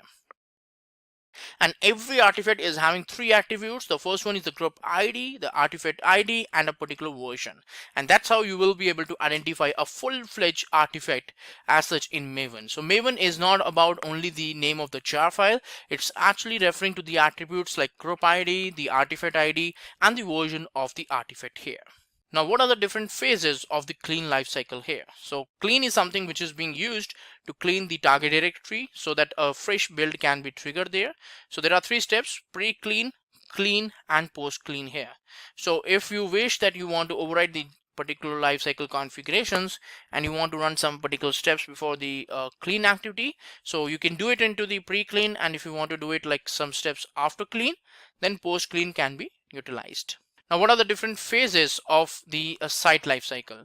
So pre-site, site, post-site, and site deploy. So these are the different phases which is available there in the site lifecycle. What is exactly we meant by the Maven plugin? Now, this is the huge difference between the Ant and Maven here, because in Ant we were not having that much support of the plugins, and that's the reason why we had to deal with all the build configurations. So we have to simply put the overall build process, that how the build should be triggered, but that is not something which is there in case of Maven. In Maven we have a lot of flexibility because we can actually put up what exactly build configurations we want to put here. We can put some features like important features over here in Maven, and these plugins we can utilize. For example, I want to perform a compilation. Now, I don't really want to do any kind of configurations in this one. So what I can do is that I can simply use the compilation plugin in Maven, and that can really help me because I don't have to unnecessarily write or rewrite the configuration that how the compilation should be done. It's something which is pre-configured or pre-written in these plugins, that I can simply import the plugin and I can do the build process or the compilation process in a pretty standard mode. So I don't really have to do any kind of workarounds with that, and simply with a small automations I will be able to reach that how these Maven plugins can be integrated into my pom.xml file, and I can desire or I can have some particular procedures and some steps executed there. So that's the biggest benefit which we really get with the help of Maven plugins. Now, why exactly the Maven plugins are utilized? So to create a jar files, to create the var files, to compile the code files, to perform the unit testing, to create the project documentation, and to create the project reports. So there are a variety of things in which we can actually use these Maven plugins through the integrations within the pom.xml file there. So it's all about the plugins. You just import the plugin and that desired activity will be performed there. Now, what are the different type of plugins which is there? So you can have either a build projects for performing the build activities. You can have some build plugins for reporting plugins also there, which can be only generated or utilized to generate the reports, to process the reports and do any kind of formatting or any kind of processing on the reports here. So that is where the reporting plugins are utilized. Now, what is exactly the difference between the convention and the configuration in Maven? So convention is in particular process when the developers are not required to create the build processes. So configuration is when the developers are supposed to create the build processes. So the users do not have to rectify the configuration in detail, and once the project is created, it will automatically create a structure. So there must specify every in case of configuration, you have to provide each and every details. So that's how the configurations really happens, because you have to put every detail into the pom.xml file, and that's how the particular configurations really work as such. So this is the huge difference between the conventions and the configurations here. Now, so why exactly is said that Maven uses conventions over the configurations? Maven pretty much does not put any efforts like on the particular developers that they have to put each and every configuration. So there are some ready-made plugins which is available there, and pretty much we are making use of that, so that in such a case we don't have to worry about the executions and we will be able to pretty much work on that. So conventions, like Maven uses the conventions instead of the configurations, so the developers they don't just have to create the Maven project, the rest of the particular structure will be taken care automatically. So they are not expecting that the developers should be doing the configuration work, and everything should be taken care in such a way that you just have to start the things and rest of the things should be taken care by the Maven itself. So Maven will be responsible, because due to the plugins, it will be responsible to set up the default architecture, the default folder structures, and all you have to do is that you have to just place the source code in the desired folder structure here. So that's something which you need to do as on particular developers. So what exactly is the Maven order of inheritance here?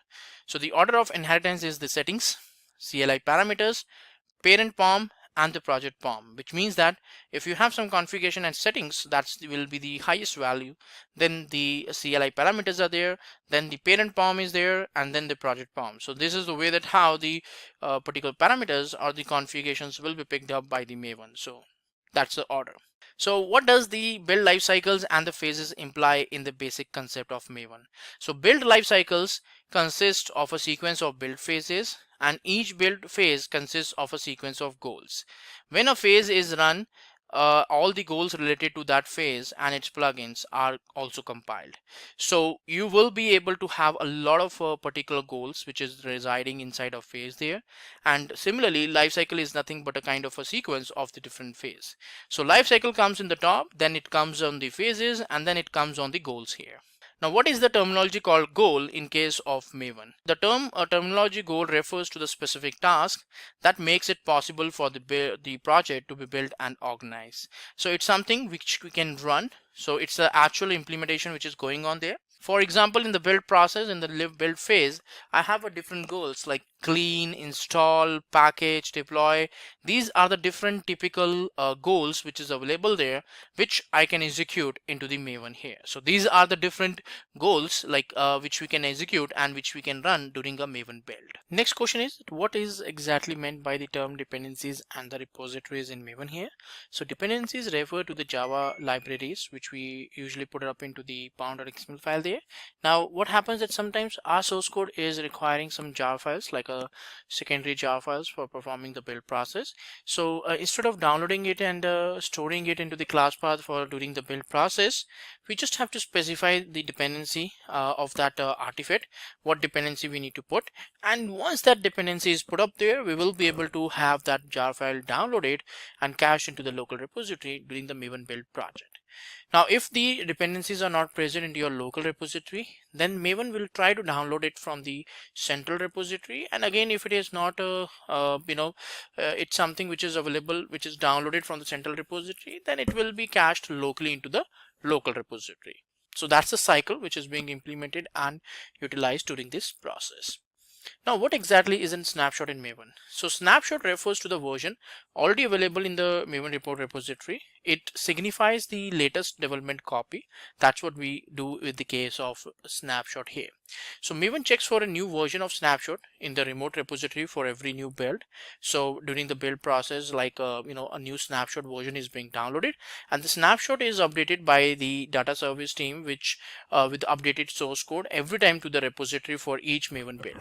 So snapshot is something which we will be using like very frequently. We will be updating to that, and frequently we will be updating the version to that, and we will try to explore and we'll try to do the modifications. Now, what are the different type of projects available in Maven? So there are thousands of Java projects which can be utilized or can be implemented by Maven here. So this helps the as the user that as they no longer have to remember every configurations to set up particular project. For example, Spring Boot, Spring MVC, Spring Boot, etc. These are the different projects which is already available in Maven. So most of the we have already discussed that for the Java-based projects, Maven is something which is considered as by default. So a lot of organizations are actually using it for storing or utilizing it for the particular Maven project. Now, what exactly is the Maven archetype over here? So Maven archetype refers to a Maven plugin that is entitled to create a project structure as per its template. These archetypes are just project templates that are generated by Maven when any new project is created there. So this is something which we are using so that we will be able to create a fresh new projects. Right, so let's go on to the advanced level of this Maven questions. Now, what exactly is the command to create a new project based on an archetype type? So MVN archetype generate is used to create a new Java project based on the archetype. Now this will take up some parameters from as an end user from you, and depending on that parameters, it will create the pom.xml file. It will create the source directories inside that main, Java, test, all these different couple of directory structures will be automatically created. Now, why we require this command? So that if you are going to create a project from scratch from the day one, this command will help you to have all the folder structures created, and then further on you can put up your source code and those files as such in this folder structure. So that's how is the mechanism that where we will be able to see that how the setup can be performed really over here. Now, what does Maven Clean implies? Now, Maven Clean is a plugin that suggests that it's going to clean the files and directories there. So whenever we do a build process, usually in the target directory we have some class files, some jar files, or whatever the generated source code which is available, that will be present in the target directory. So the Maven Clean is something which is available, which is going to clean all these directories. And why we are doing this directory structure cleanup? So that we will be able to do a fresh build process, and there should not be any kind of issues as such over here. So that's the main reason why we are looking forward for this particular mechanism or for this particular changes as such here. Now, so what exactly is a build profile all about? So build profiles refers to the set of configurations where we can have like typically two different kind of build processes there. So if you feel that the same pom.xml file you can you want to run for different particular configurations, so that you will be able to do pretty much with the help of this component. So build profile is used to do a customization processes so that you will be able to have the process, and you will be able to perform the configurations and the setups all together there. So that's a very important aspect to be considered, that which we need to discuss when we talk about the build profile. So build profile, whenever you feel that you want to do some customizations and you want to proceed with the setup, so that's where it's utilized. Next thing is that what are different type of build profiles which is available there. So the build profiles can be done on for a particular project, like per project you can do. You can even do the build profiles in the settings.xml file also, and if you feel that you want to do it into the global settings.xml file, so that also you can do as such over here. So there are different ways in which you can do the customization, and once the customization is done, you will be able to have the different ways of doing the setups and the configurations over there. So what exactly is meant by the particular system dependencies here? So let's talk about that also. So system dependencies refers to the particular mechanisms where we feel that how the dependencies should be present there. So that is something which is having a scope of system there. So these dependencies are commonly used to help Maven know the dependencies that is being provided by the JDK. System dependencies are mostly used to resolve the dependencies on the artifacts that are provided by the JDK. So these dependencies are somewhat which is being utilized and used over here, so that we will be able to implement and go ahead through the system dependencies. What is the reason for using an optional dependency here? So optional dependencies are used to decrease the transitive burden of some libraries. So what happens that when you download an artifact, when you put up a dependency, so it could be a possibility that some dependencies as in particular optional can also be downloaded. Now these are not always required, but yes, sometimes what happens that these are downloaded so that you don't have to put each and every artifact or dependency into the .xml file. For example, you're trying to download some Apache tool, and with that some like 3-4 jar files or 3-4 another dependencies are also getting downloaded. Now if you are using that dependencies, that totally great, because you don't have to put that list or that entry in the dependency list in the .xml file, and that can really save your time. But if you feel that you don't want to have them and these are the optional ones and you really want to get rid of that, so that also you can exclude while downloading any kind of dependency. So these are the optional ones which, depending on your requirement, you can utilize, you can process, and if you feel that you don't want to get it, you won't want to process it, you can simply ignore it and you can get rid of that also. Now what is a dependency scope and how many type of dependency scope are there? So there are different type of dependency scopes which is there, which is used on each and every stage of the build here. So compile, provided, runtime, test, system, import. These are the different kind of dependency scopes which we have, using which we can define that when exactly we want to go ahead for a specific build process. So depending on your requirement, you can explore all these build scopes and you can get benefits out of that. What is exactly an transitive dependency in Maven? So Maven avoids the need to find out and specify libraries that our own dependencies require by including the transitive dependencies automatically. So transitive dependencies says that if X depends on Y and Y depends on Z, then X depends on Y and both there. So which means that you are not dependent on one artifact, you also need the Z artifact there with the Y artifact. So that is what you need to do, so that you will get both the dependencies there, because this is normal that if you are trying to download some particular artifacts or download some dependency, and that dependency is also dependent on some other artifact or some other jar file, then you have to include both of them. So this is something which you will be able to get, so that you can easily download all these dependent jar files also, and the Maven build can be success. How can a Maven build profile can be activated? So Maven build profile can be activated through different ways. So explicitly using the command line, you can talk about that which profile you want to execute. Through Maven settings, you can do based on environment parameters, OS settings, and present and missing files. So these are the different ways in which you can actually activate that which particular profile you want to have. So profiles configurations can also be saved in various situations and various files, and from there you will be able to refer that which file you want to refer as such. Now what is meant by the dependency exclusion? The exclusion is used to exclude any transitive dependency, because you never know that if you are trying to put up a dependency entry in the .xml file, that artifact is also further dependent on another artifact. So in order to see that you want to exclude that dependent artifact which is being automatically downloaded, that also we can exclude with the help of exclusion. So you can avoid the transitive dependency with the help of dependency exclusions here. So what exactly is in Mojo? So Mojo is nothing but Maven plain old Java object here. So it's an executable goal in Maven, and a plugin refer to the distribution of such Mojos. So Mojos enable the Maven to extend its functionality that already is not founded in it. So it's kind of an extension which is there, and using this we can get some additional benefits and some executions over there. So what is the command to create a new project based on a hard drive? So again, archetype is something which we normally use to create the new projects. Now you can give the parameters in the command itself, or you want it to in kind of an interactive mode, where it will take the parameters from the end user, and according to that the project will be created onto hard drive or onto server, wherever you wish you want to create, you can create a new project. So explain about the Maven settings.xml file. So Maven settings.xml file contains the elements that are used to define that how the Maven execution should be there. So there are different settings like local, remote, central, all these different repositories are configured as such over here.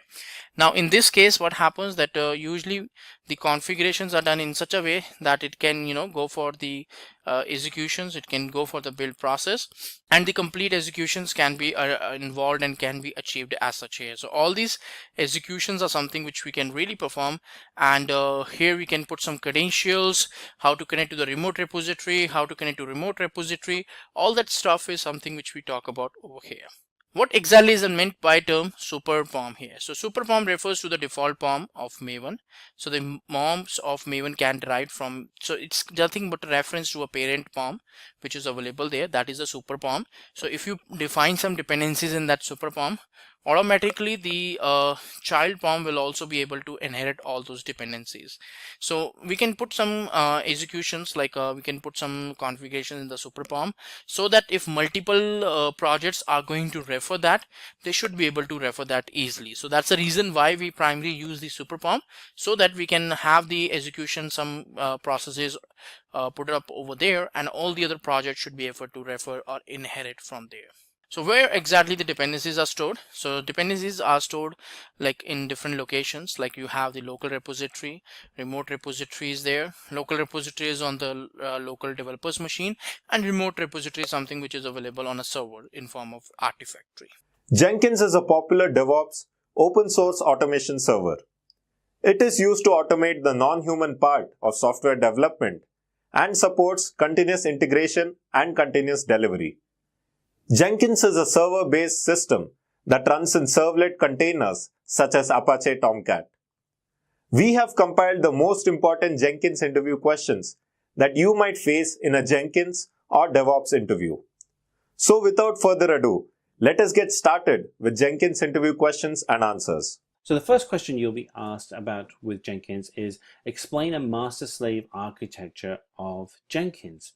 So the way that Jenkins is set up is that the Jenkins master will pull code from your remote Git repository such as GitHub and will check that repository every time there is a code commit. It will distribute the workload of that code and the tests that need to be applied to that code to all of the Jenkins slaves. And then on request, the Jenkins master and the slaves will then carry out all the builds and tests to be able to produce test reports. The next question you'll be asked is, what is a Jenkins file? And simply put, a Jenkins file is a text file that has a definition of the Jenkins pipeline and is checked into a source code repository. And this really allows for three distinct things to happen. One, it allows for a code review and iteration of the pipeline. It permits an audit trail for that pipeline, and also provides a single source of truth for the pipeline, which can be viewed and edited. So which of the following commands runs Jenkins from the command line? Is it java-jar jenkins.war, java-war jenkins.jar, java-jar jenkins.jar, java-war jenkins.war? And the answer is A, java-jar jenkins.war. So when working with Jenkins, you're going to be asked what are the key concepts and aspects of working with a Jenkins pipeline. And you want to really hold out your fingers here and go through 4 key areas, and that is pipeline, node, step, and stage. So pipeline refers to the user-defined model of a CD continuous delivery pipeline. Node are the machines which are part of that Jenkins environment within the pipeline. Step is a single task that tells Jenkins what to do at that particular point in time. And then finally, stage defines a conceptually distinct subset of tasks performed through the entire pipeline. And tasks could be build, test, and deploy. So which of the following file is used to define dependency in Maven? And do we have A, build.xml, B, pom.xml, C, dependency.xml, or D, version.xml? And the answer is pom.xml. Working with Jenkins, you're going to be asked to explain the two types of pipeline used in Jenkins along with the syntax. And so a scripted pipeline is based on GroovyScript as the domain-specific language for Jenkins. And there are one or more node blocks that are used throughout the entire pipeline. On the left-hand side, you can actually see what the actual script would look like, and the right-hand side shows what the actual declaration for each section of that script would be.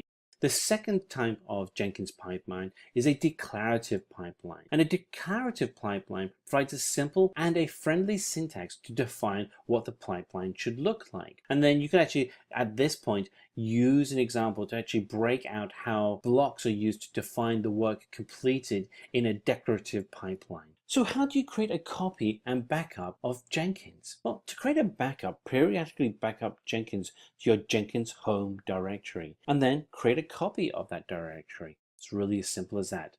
The question you'll be asked as well is, how can you copy Jenkins from one server to another? Well, there are three ways to do that. One is you can move a job from one installation of Jenkins to another by copying the corresponding job directory. The second would be to create a copy of an existing job directory and making a clone of that job directory but with a different name. And the third is to rename an existing job by renaming a directory. So security is fundamental to all the work that we do within DevOps, and Jenkins provides the center core to all the work that gets completed within a DevOps environment. There are three ways in which you can apply security to authenticate users effectively. And when you are asked about this question of security within Jenkins, the three responses you want to be able to provide is A, Jenkins has its own internal database that uses secured user data and user credentials. B is you can use a LDAP or lightweight directory access protocol server to be able to authenticate Jenkins users. Or C, you can actually configure Jenkins to authenticate by using such as OAuth, which is a more modern method of being able to authenticate users. You're going to be asked how to deploy a custom build of a core plugin within Jenkins. And essentially, the 4 steps that you want to go through are, first of all, copying the .hpi plugin file into the Jenkins home plugins subdirectory. You want to remove the plugin's development directory if there is one. You want to create an empty file called plugin.hpi.pinned. And once you've completed these 3 steps, restart Jenkins and your custom build plugin should be available. How can you temporarily turn off Jenkins security if the administrative user has locked themselves out of the admin console? Well, this doesn't happen very often, but when it does, it's good to know how you can actually get into Jenkins and be able to resolve the problems of authenticating effectively into the system as an administrator. So when you want to be able to get into a Jenkins environment, what you want to be able to do is locate the config file. You should see that it's set to true, which allows for security to be enabled. If you then change the user security setting to false, security will be disabled, allowing you to make your administrative changes and will not be re-enabled until the next time Jenkins is restarted. So what are the ways in which a build can be scheduled and run in Jenkins? Well, there are 4 ways in which you can identify the way a build can be scheduled or run in Jenkins. The first is when source code management commits new code into the repository. You can run Jenkins at that point. The second can be after the completion of other builds. So maybe you have multiple builds in your project that are dependent on each other, and when so many other builds have been executed, then you can have Jenkins run. You can schedule builds to run at a specified time. So you may have nightly builds of your code that illustrate the changes in the solution you're building. And then finally, you also can manually build a environment on request. Occasionally, you will want to also restart Jenkins. And so it's good that when a question around how do you restart Jenkins manually comes up, that you have the answers. And there are 2 ways in which you can do it. One is you can force a restart without waiting for builds to complete by using the Jenkins URL that you have for your environment /restart, or you can allow all running builds to complete before restart are required, and in which case you would use the command of the URL for your Jenkins environment /safe restart. Hey guys, Welcome to a session on Selenium interview questions by Simplilearn. In this video, we will look at most commonly asked questions in the interview and some guidelines on how to answer them. Nowadays, automation tool and especially the Selenium skills is a very key requirement for an QA engineer or even an automation engineer jobs. So if you're on the outlook of automation engineer or a QA engineer positions, I'm sure this question bank will definitely help you prepare for your interview. So this video consists of 3 parts, basically 3 different levels of set of questions. One is the beginner level, second is the intermediate level, and then the advanced level questions. And each level has a set of 10 most probable questions which you might be asked in the interview. So let's begin with the beginner level questions. Question 1. What are Selenium suite components? So, Selenium is a set of tools and libraries to facilitate automation on web applications. You already know this. It is not a single tool. So, what are those components which are comprised in the Selenium? So, Selenium comes with 4 major components. The first one is the IDE. IDE happens to be the most simplest tool in the whole suite of Selenium. It is nothing but an integrated development environment which has a record and playback functionality. This was earlier available as only Firefox plugin. However, you need to know that the new version of Selenium IDE is available as a Chrome extension as well as a Firefox plugin. So that means you can either use any of the browsers, that is Firefox or the Chrome, for recording your test scripts. Also, you should also know that the new IDE comes with many new features, and now this new IDE has become more powerful than what was available earlier. So some of these new features are like reusability of your test cases. It comes with a better debugger now, and most importantly, it supports parallel test execution. And how does it do that? It has a utility called Selenium Siderunner. That's about Selenium IDE. The next component is the Selenium Remote Control. So Selenium Remote Control, or popularly called as Selenium RC, is used to write web application tests in different programming languages. It supports multiple programming languages like Java, C#, Perl, Python, Ruby, and PHP. It is nothing but it's a server which interacts with your browser using a simple HTTP GET and POST request for communication. Selenium RC is also called as Selenium 1.0 version or Selenium Core. Third component, Selenium WebDriver. It is a programming interface to run your test cases. And WebDriver was introduced by Simon Stewart in 2006. And this was introduced to overcome some of the limitations of Selenium RC. So RC's architecture was very complex because it required an additional server in its setup. And why was that additional server? For communicating with the browser. And what WebDriver did was it removed this dependency completely. WebDriver interacts directly with the browser and also makes your test cases run much faster than your RC. The last component, the Selenium Grid, a very important tool. This is used to run multiple test scripts on multiple machines at the same time. Now with the Selenium WebDriver, you can only do sequential execution. But in real-time environment, you always have the need to run test cases in a distributed environment. So this grid allows parallel execution of tests on different browsers as well as different operating systems. So the design is in such a way that commands are distributed on multiple machines where you want to run the test, and they are executed simultaneously. This uses a simple hub and node concept where hub controls the all execution of your test cases on the nodes. And this is how we achieve parallel execution. And what is the major advantage of having this grid? It is to reduce your overall test execution time. Question 2. What are the limitations of Selenium? Now, like any other tool, Selenium also has certain limitations. So when you're answering this question, you will also be expected to talk about what is the workaround available for all these limitations. So let's look at them one by one. No reliable tech support.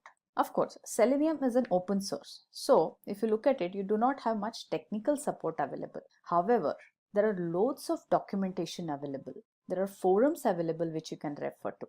SeleniumHQ.org is the website, is your Bible if you're working with the Selenium. And then there are a lot of Selenium Google groups and the forums which are available for any kind of support. So Selenium has been there for quite some time. So it's one of the most mature tool available today. So even though we do not have a technical support available, there is enough documentation available on the internet. The second limitation, Selenium can test only web application.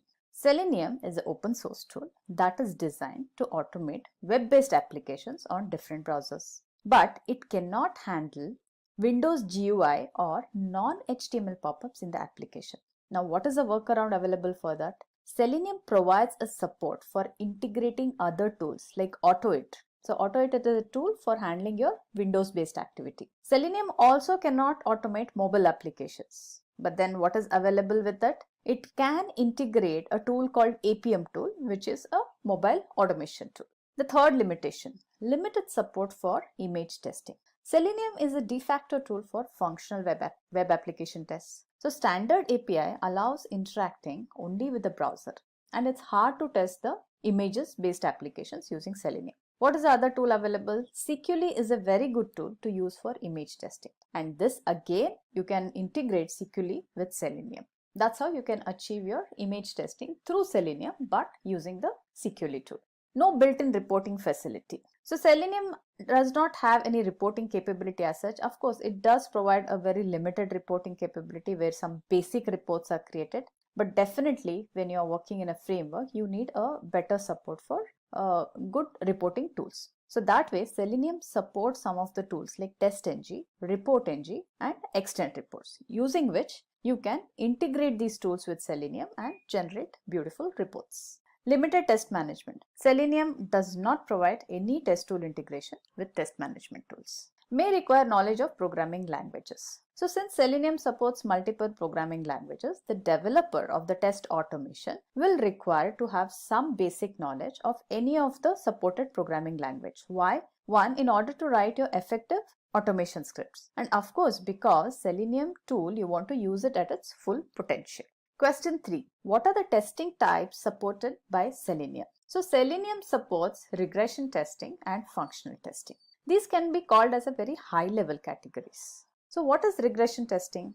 Regression testing is a full or partial selection of already executed test cases which are re-executed to ensure your existing functionality does not break. So let's look at what are these attributes of regression testing and why we say that Selenium helps us in doing regression testing. So regression tests are run every time a new fix has been received or a new feature has been deployed. So that is called as retesting. You can always select a full suite or select a test to test a fix or a complete product. So your selection can be based on recently added features, a test area where most defects are there, or integration areas, or even end-to-end kind of tests. You can also prioritize your test cases based on critical functionalities and business impact of these test cases according to the priority set. So all this can be done using Selenium.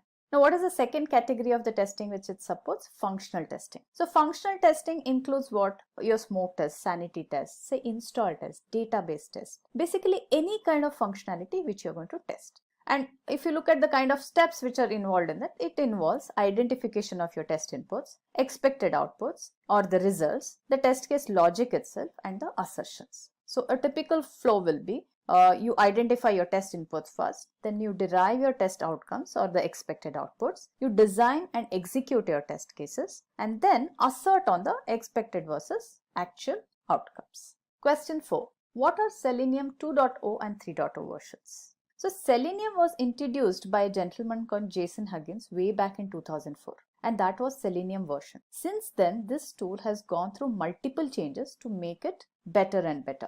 So if Selenium 2.0 version had a major change, it took a leap forward in terms of browser automation. The Selenium RC, the remote control, had a disadvantage of having the need of an additional server to talk to the web browsers. And because of this, the test execution was much slower and the architecture itself became very complex. So if you look at this Selenium 2, it had two components, a successor to RC and the RC itself, which is called as your core.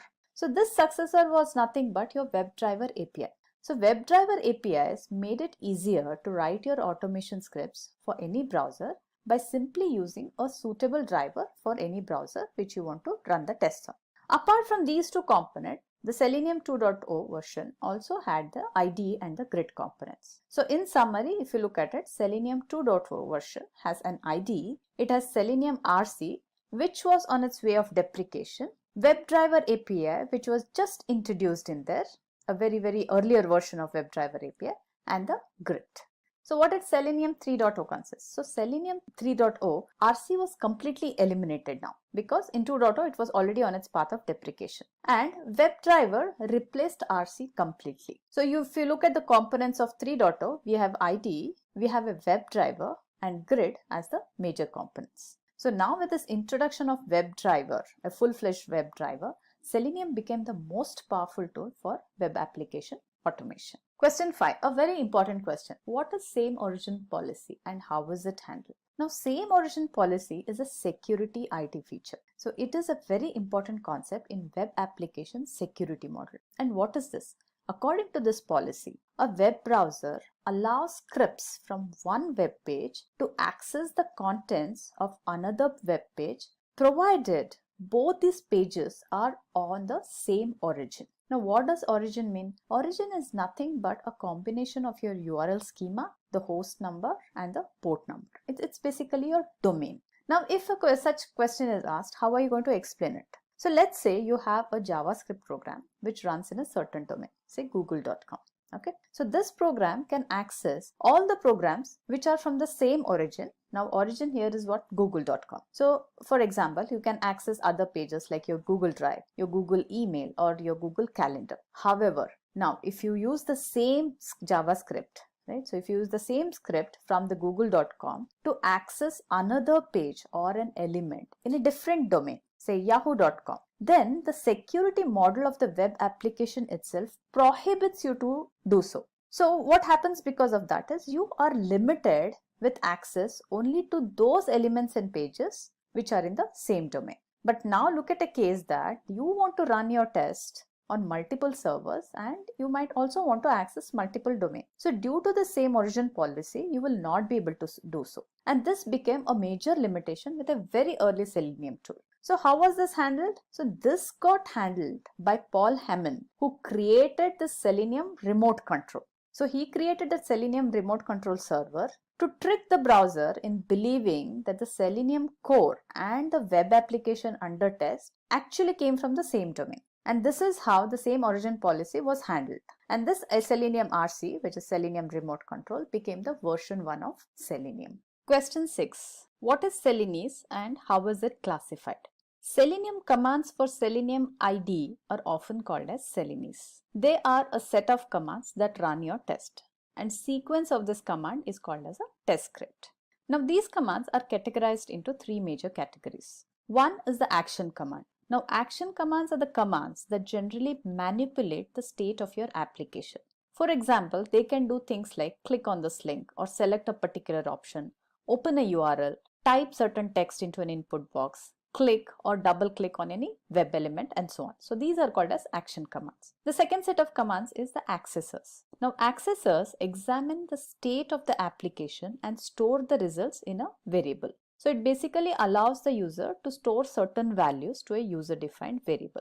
For example, if I want to store the page title of a web page, I can do that by defining a user-defined variable. And then these stored values can be later used to create your assertions or verifications in your test. Now, few examples of such commands are, you can just use a store, S-T-O-R-E, or a store text, store title, or a store value. So these are some of the accessor commands. The third category is the assertions. Assertions are like your accessors, but they verify the state of your application and conforms to what is expected. So basically it is a comparison of your actual versus expected results. There are 2 types of assertions available. One is the soft assertions and the hard assertions. An example of a soft assertion can be verify title, wherein you verify the title, check whether the expected and the actual outcomes are the same, and continue with your test case. Now, whereas an hard assertion is you do an assert title using the command assert title, and if at all the assertion fails, the test case stops from executing. Question 7. Mention the types of web locator. What is web locator? A locator is a command that tells the Selenium which UI element you want to operate on. Selenium uses locators to find and match the elements of your web page which it needs to interact with. And there are around 8 locating techniques in Selenium. The first one is by ID. Now this is the most common way of locating elements. Why? Since the IDs are supposed to be unique for each element. The IDs can also be dynamic in nature. So you can identify them by inspecting the attributes of the web element. So let's look at an example. So if we go to a Facebook, right? So if you go to the Facebook and say if I want to identify this element, email. So if you look at this highlighted text here, it has a unique ID which is email. So if I'm going to operate on this particular element email, I can directly use the ID locating technique. Link text and the partial link text. So this type of locator applies only to the hyperlink text. So we access the link by using this locator which needs the hyperlink text to be provided. So for link text, you can give a complete text in the link text. Or let's look at an example of that. So if you go to say one of the e-commerce site, which is say amazon.in, and say you want to click on this today's deal link. So if you look here in amazon.in, there are a lot of hyperlinks available here. And if you have to take an example, say we want to click on the today's deal. Now if you inspect this element, you will see that it has an anchor tag A, it has an associated href link here, and also it has a text which says today's deal, right? Which is what is displayed on your web page. Now similarly, there is also a link available here called customer service. So if you inspect that customer service, it also has something similar what the today's deal had. It has an anchor tab, it has an href link, and it has a long text which says customer service, which is what is displayed. Now if you have to use your web locator, which is a link text, you need to provide the complete text which is displayed on your web page. And there is another way of using the link text by saying partial link text, where you can just give a partial text which can be matched against the complete text of your link. And this is how you can use your partial link text or the link text. The next ID is by name. So locating elements by name is very similar to locating by ID. Just that your attribute, instead of using an ID, you're going to use name in this case. Now if you look at the same example of say Facebook, we identified this email element using its ID. You can also locate the same element by using the name attribute, which is also unique in this case, which has a value called email. Tag name, that's the next identifier. So locate element using tag name of the element. Now say if you want to identify all the elements on your web page which are of type button. So that you can do by using the tag name as button there. For example, again on your Facebook page, I know that there is a single button here which is of type button and which has a tag as button. And this is the only button which is available on this page. So if I want to access this particular element, I can simply use a locator technique called tag, which is button in this case. Next locator, class name. So locate an element using its class name attribute. So you can use this identifier only if you find that a class name is unique for a web element which you want to work with.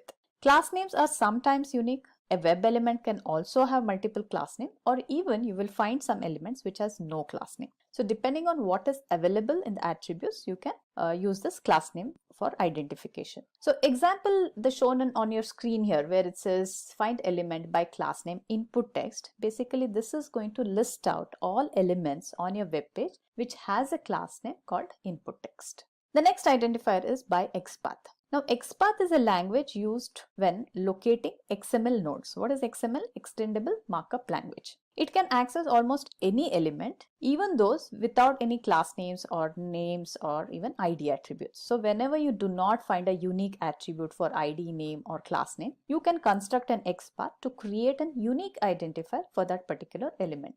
Now, for example, on this Facebook page, if you observe here, there is a label here called create an account. So if you inspect this particular label, it has no attributes other than a tag called spam. So if you want to identify this particular element and say display it, this is one of the ways to do it is through XPath. CSS selector.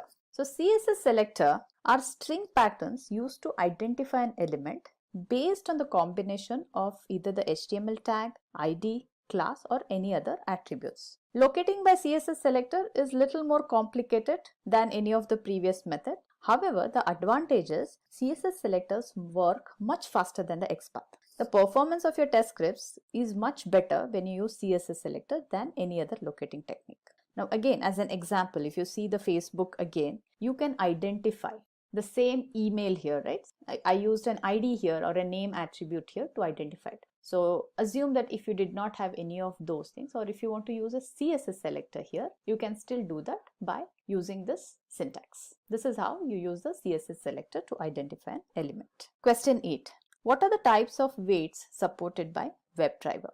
Now, before even you answer this question, you should know why do we need weights. In Selenium, weights play a very important role in executing test cases. Most of the web applications are developed using Ajax and JavaScripts. So when a page is loaded by the browser, the elements which you want to interact may load at a different time intervals. Not only this makes it difficult to identify the elements, but also if the element is not located, it will start throwing element not visible exception.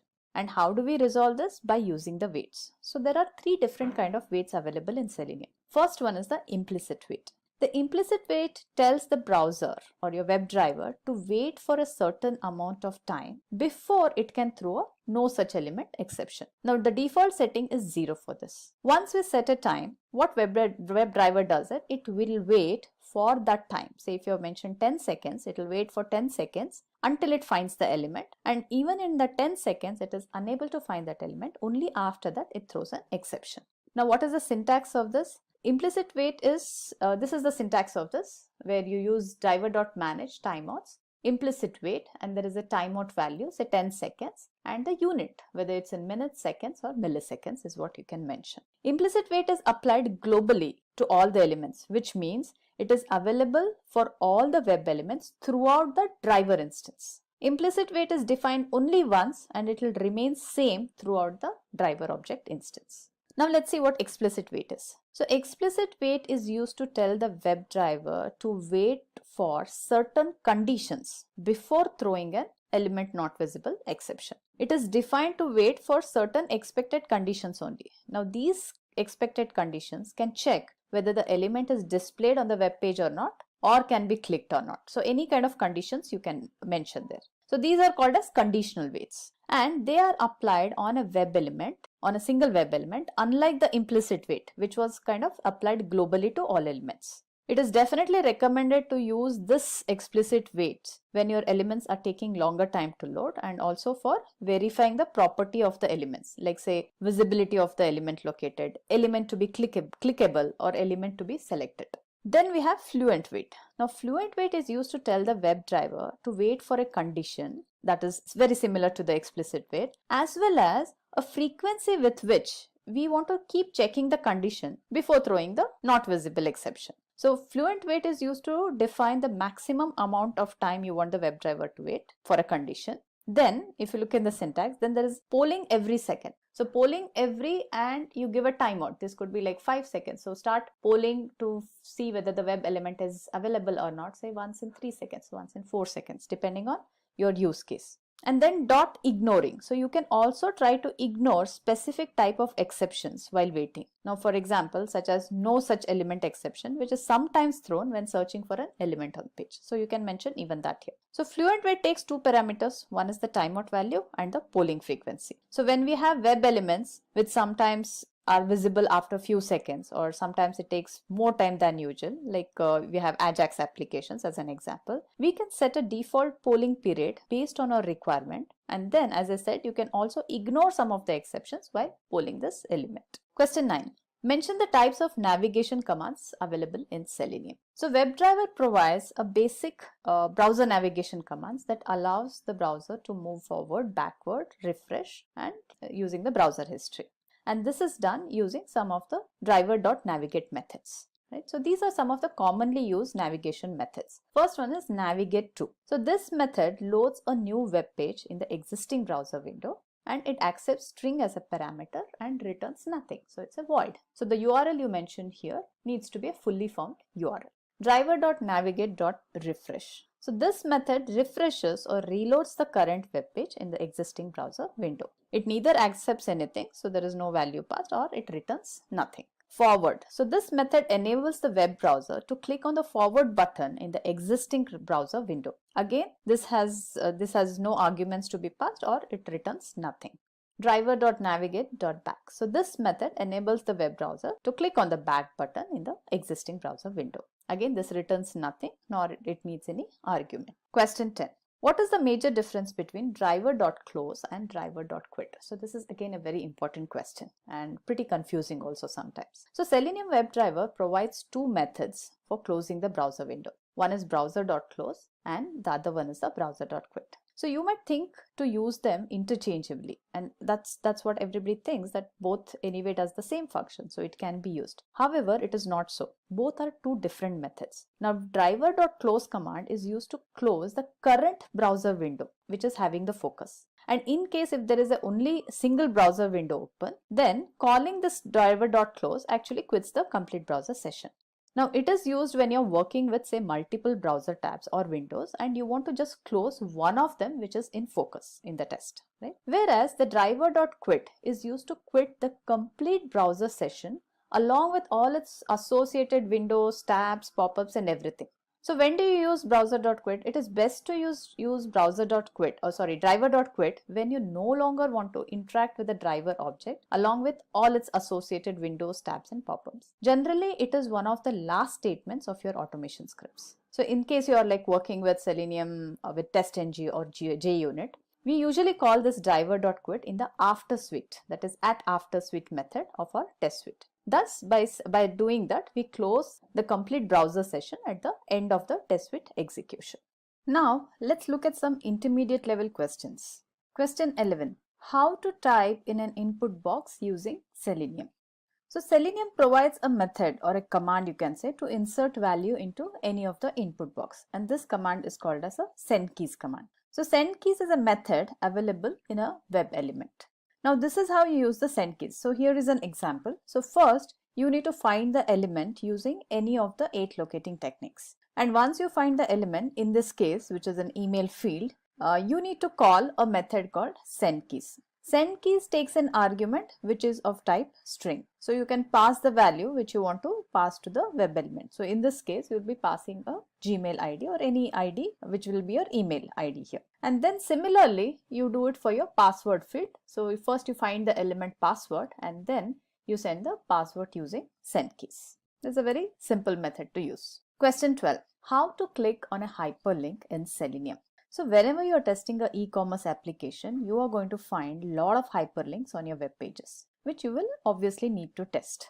Now Selenium provides 2 locating techniques using which you can identify these hyperlinks. And using these is what you need to operate on the hyperlinks on your web pages. So one is using link text and other one is using partial link text. So using link text, you give a complete text in the link text. That is, if you look at any e-commerce, right? Let's say Amazon.in. Let's go to that website and see what it means. So in the Amazon.in, if you look at some of these hyperlink texts called today's deals or Amazon Pay or sell or customer service, if you inspect this element, you will see that this is associated with a link text which is called as today's deal along with its href and of course an anchor tag. So one way of identifying this link is to use this complete text which is today's deal. Also, there is another way by using partial link text. For say example, you have a link text which is pretty long and you do not want to use this complete text. Instead, you can use the locating technique called partial link text and give a partial text from that. In this example, instead of giving the complete customer service here, you can just say use a customer or you can just use service as your text. Only thing what will be required here is this has to be unique on this page. There shouldn't be 2 elements which would have this text which you are going to use. So let's quickly see this in action. How do we use this link text and partial link text? Now we will be using the same example of Amazon.in. So my use cases, first I will click on this today's deal and after a sleep of 2 or 3 seconds, I will also click on customer service. And I'm going to achieve this one by using link text. So if you see in this program, so I have this method written which is going to click on today's deal and this is using a locating technique link text. And then I also have another method here. By using partial link text, I'm going to be clicking on the customer service link, right? So let's see how this works. So I'll just go ahead and execute this. So this launches the Amazon.in. And the first thing what we are doing is it is going to click on today's deal. All right, that is done. And then it will click on the customer service link, right? So this is how you can achieve clicking on the hyperlinks in your web applications. Question 13. How to scroll down a page using JavaScript? This is a very important question and usually this gets asked quite often in the interview. You should know that you can run JavaScripts through Selenium, and Selenium provides a way to do this. Selenium provides an interface called JavaScript Executor, and this helps in executing any kind of JavaScripts through the Selenium WebDriver. So this JavaScript executor, it has basically two methods. One is execute script and the other one is execute async script to run the JavaScript on the selected window or on your current page. But why do you need this, right? So if you're answering this question, you should also have a background that why at all this is required. Because sometimes you need to perform certain functions which cannot be done using the locators, what has been provided.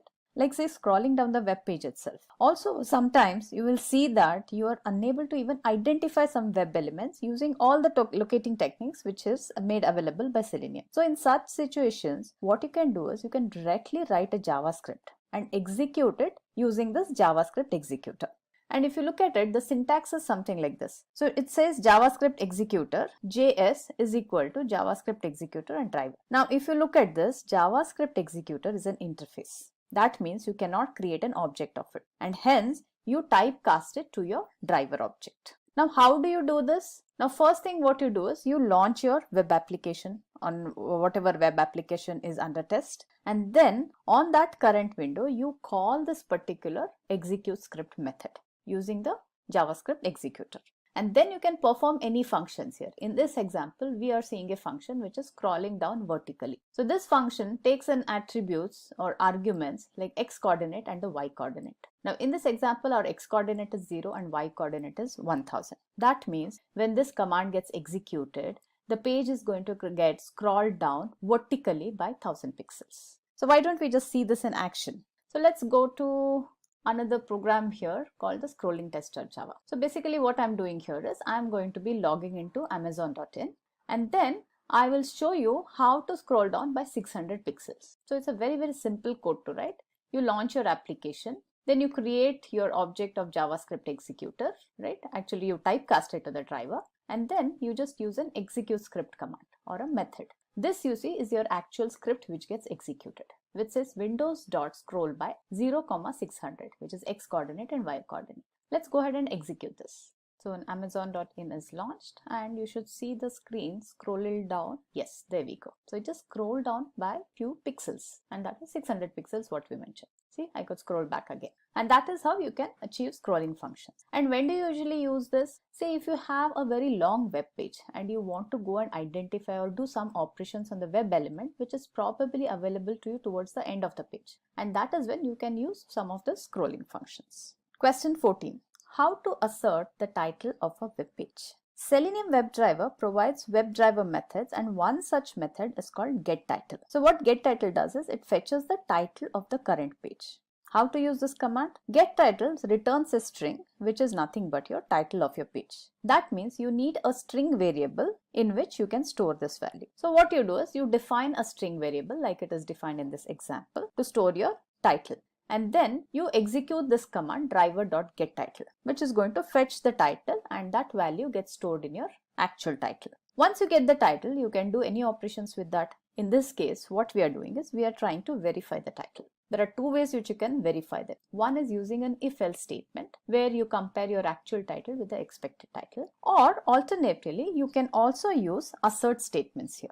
Right? So Selenium provides us assert statement. So using assert, you can validate whether your title of the web page is as expected. Question 15. How to mouse hover over an element? In automation, many times it is required to perform some action on the element which gets visible only on the mouse hovering on those elements. Now in Selenium, action is a class which we can use to achieve this functionality. So action class is defined in a package called as selenium.interactions. This has a set of APIs to emulate complex user gestures. It helps in building the patterns of action and then perform that action on a web element. Now this action class provides a rich set of APIs, like so for mouse events and even the keyboard events. So say for to perform any kind of mouse event, it provides a method called move to element. Now in this example, what you do is you initiate an object of mouse class and then use this move to element method. And what it does is the element is scrolled into the view first, even before the move operations happen. So you could have multiple actions, like here in this example we are just using move to element, but also you can, if you want to do a drag and drop operation, you can still have that. So in such case where you have multiple actions like a drag and drop, then you use a method called build along with this. So you say actions.move to element dot build and then dot perform. So dot build method is called before the perform method, and what it does is it generates the composite actions which has all those multiple actions which you want to perform on a web element. Then after the building action is done, you call a perform method which actually performs that action on your web element. And this is how the move to element method of the action class is used. Why don't we just see that in action? Let's go to our Eclipse here, and I have a mouse hover test written here. So let's say we go to amazon.website. So in the Amazon, if you go to the shop by category, you see that? So the moment I mouse hover it, it is going to give me this drop down list. So for me to select any element from this, my first action on this web page should be to go and just hover my mouse over this web element called shop by category. And that's exactly I'm going to achieve through my automation. Now here in my methods here, what I have written, I have said, okay, first launch your website, which is amazon.in. And then I'm finding that element which is shop by category using an XPath. So you could use any available locating technique to find the element first. And then I instantiate an object of actions, and then simply I'm doing is I'm using the method move to element, and then I'm just going to say perform. That means my mouse would actually get moved or hovered onto that particular element.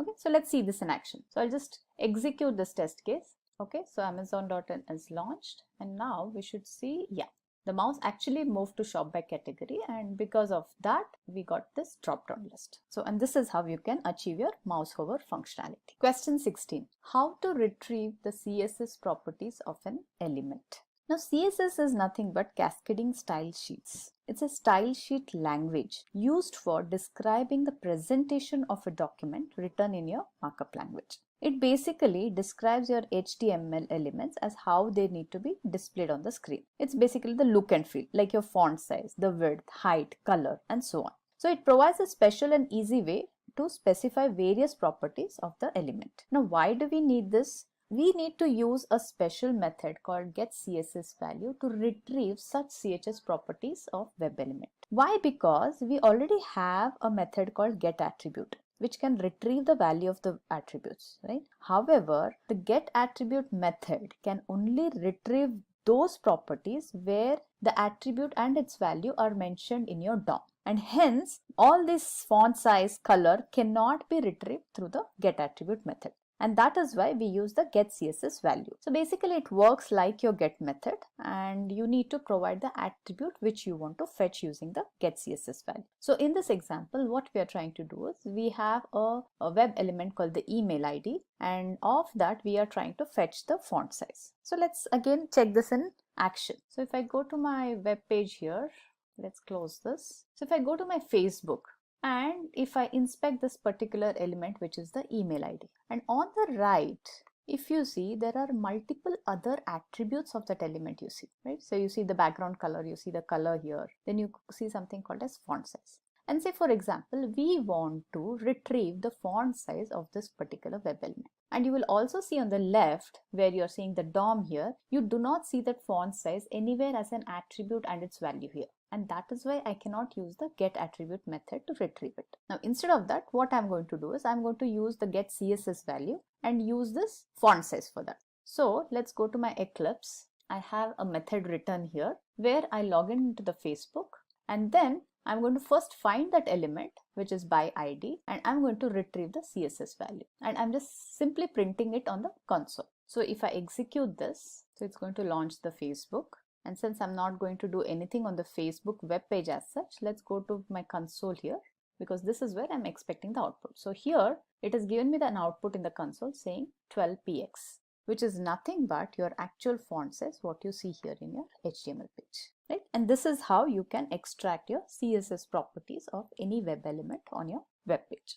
Question 17. What is Page Object Model, popularly known as POM? Page Object Model is a design pattern that helps create object repositories for web elements. So writing Selenium test cases without, say, using any patterns may lead to code duplicacy, and also the code becomes unmaintainable after some time. And say if you have web element locators which changes over time, then you will have to go through the entire code base to make all the required changes. So under this model, for each web page in the application, there should be a corresponding page class. And this page class will have all the web elements of the web page, and also it contains the page methods which perform operations on the web elements. And the verification steps required in your test cases are the separate test cases itself. They are not combined in the same class. Now the tests that use the methods of this page object class whenever they need to interact with the UI of that page. The benefit here is if the page UI changes, then the test need not be changed. Only the code within this page object class needs to be changed. That is, you go and just change the web elements or the locators of the web elements only in one place, which is your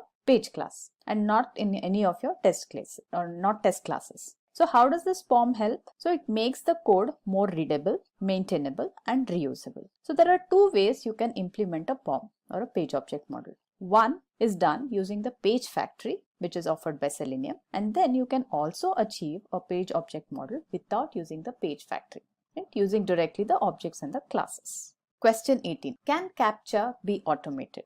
This is again a very favorite question of the interviewer. CAPTCHA is a security feature that prevents bots and automated programs from accessing sensitive information. Yes, and CAPTCHA cannot be automated. You will see that there are many applications today who have CAPTCHA. Why? Because it's a security feature. It is a concept to differentiate between human and computers. The idea of CAPTCHA itself is to prevent any automated process or a robotic process to do any kind of actions. And say if you're going to automate it, then the entire idea of having the CAPTCHA is lost. So you should never attempt to automate it.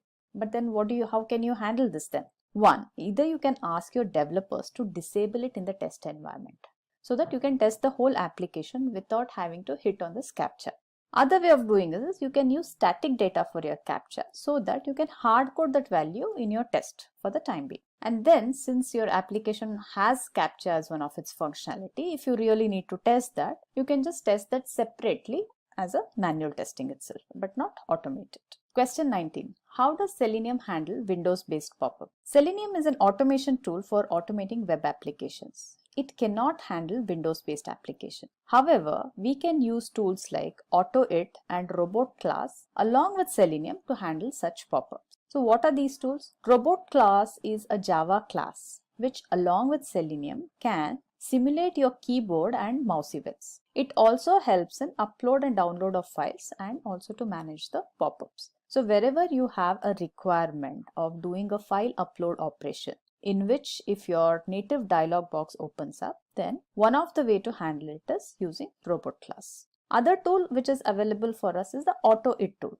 It is a freeware, and what it does is it uses a combination of your mouse movement, keystrokes, and window control manipulation to automate any such task which is not possible by Selenium WebDriver. And again, this AutoIt tool can be integrated with Selenium, and thus you can achieve the automation of native window-based pop-ups. Question 20. How to take screenshots in WebDriver? Take screenshot interface can be used to take screenshots in WebDriver. So Selenium provides us this interface for managing our screenshot operations. Now screenshots are desirable for bug analysis. So Selenium can automatically take these screenshots during your execution. You know that it is very important to take screenshots when we execute the test scripts. Say if we have a huge number of test scripts running, and if some of the test case fail, we need to check why these test case failed. So using the screenshot functionality, it helps us debug and identify the problem by looking at those screenshots. So WebDriver has this built-in functionality to take the screenshot across the page, and it's pretty easy to use.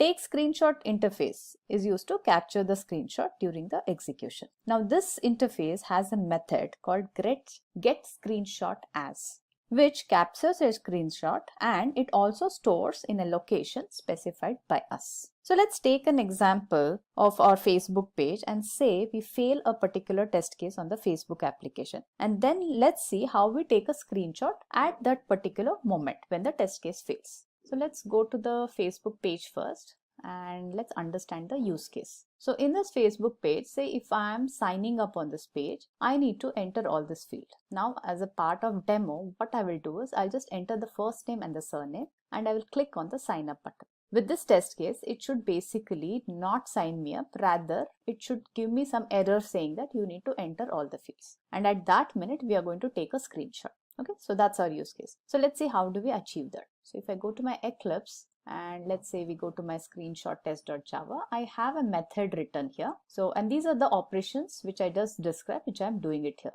So I'm going to just send keys, my first name to the first name field, second name into the third name field, and then I'm just going to click on the sign up button. Now there are few things required for us to do before we use the take screenshot interface along with its method, which is the get screenshot as. So I said that this method stores the screenshot taken in a file. So that means I need to provide it a file name and also a location where it needs to be placed. So in our demo here in this test class, what I have done is I've created a folder called screenshot in the same project directory. And then I am giving it a file name called fblogin.png. So that means after the screenshot is taken, it is saved in a file called fblogin.png and then it is stored in the location screenshot folder.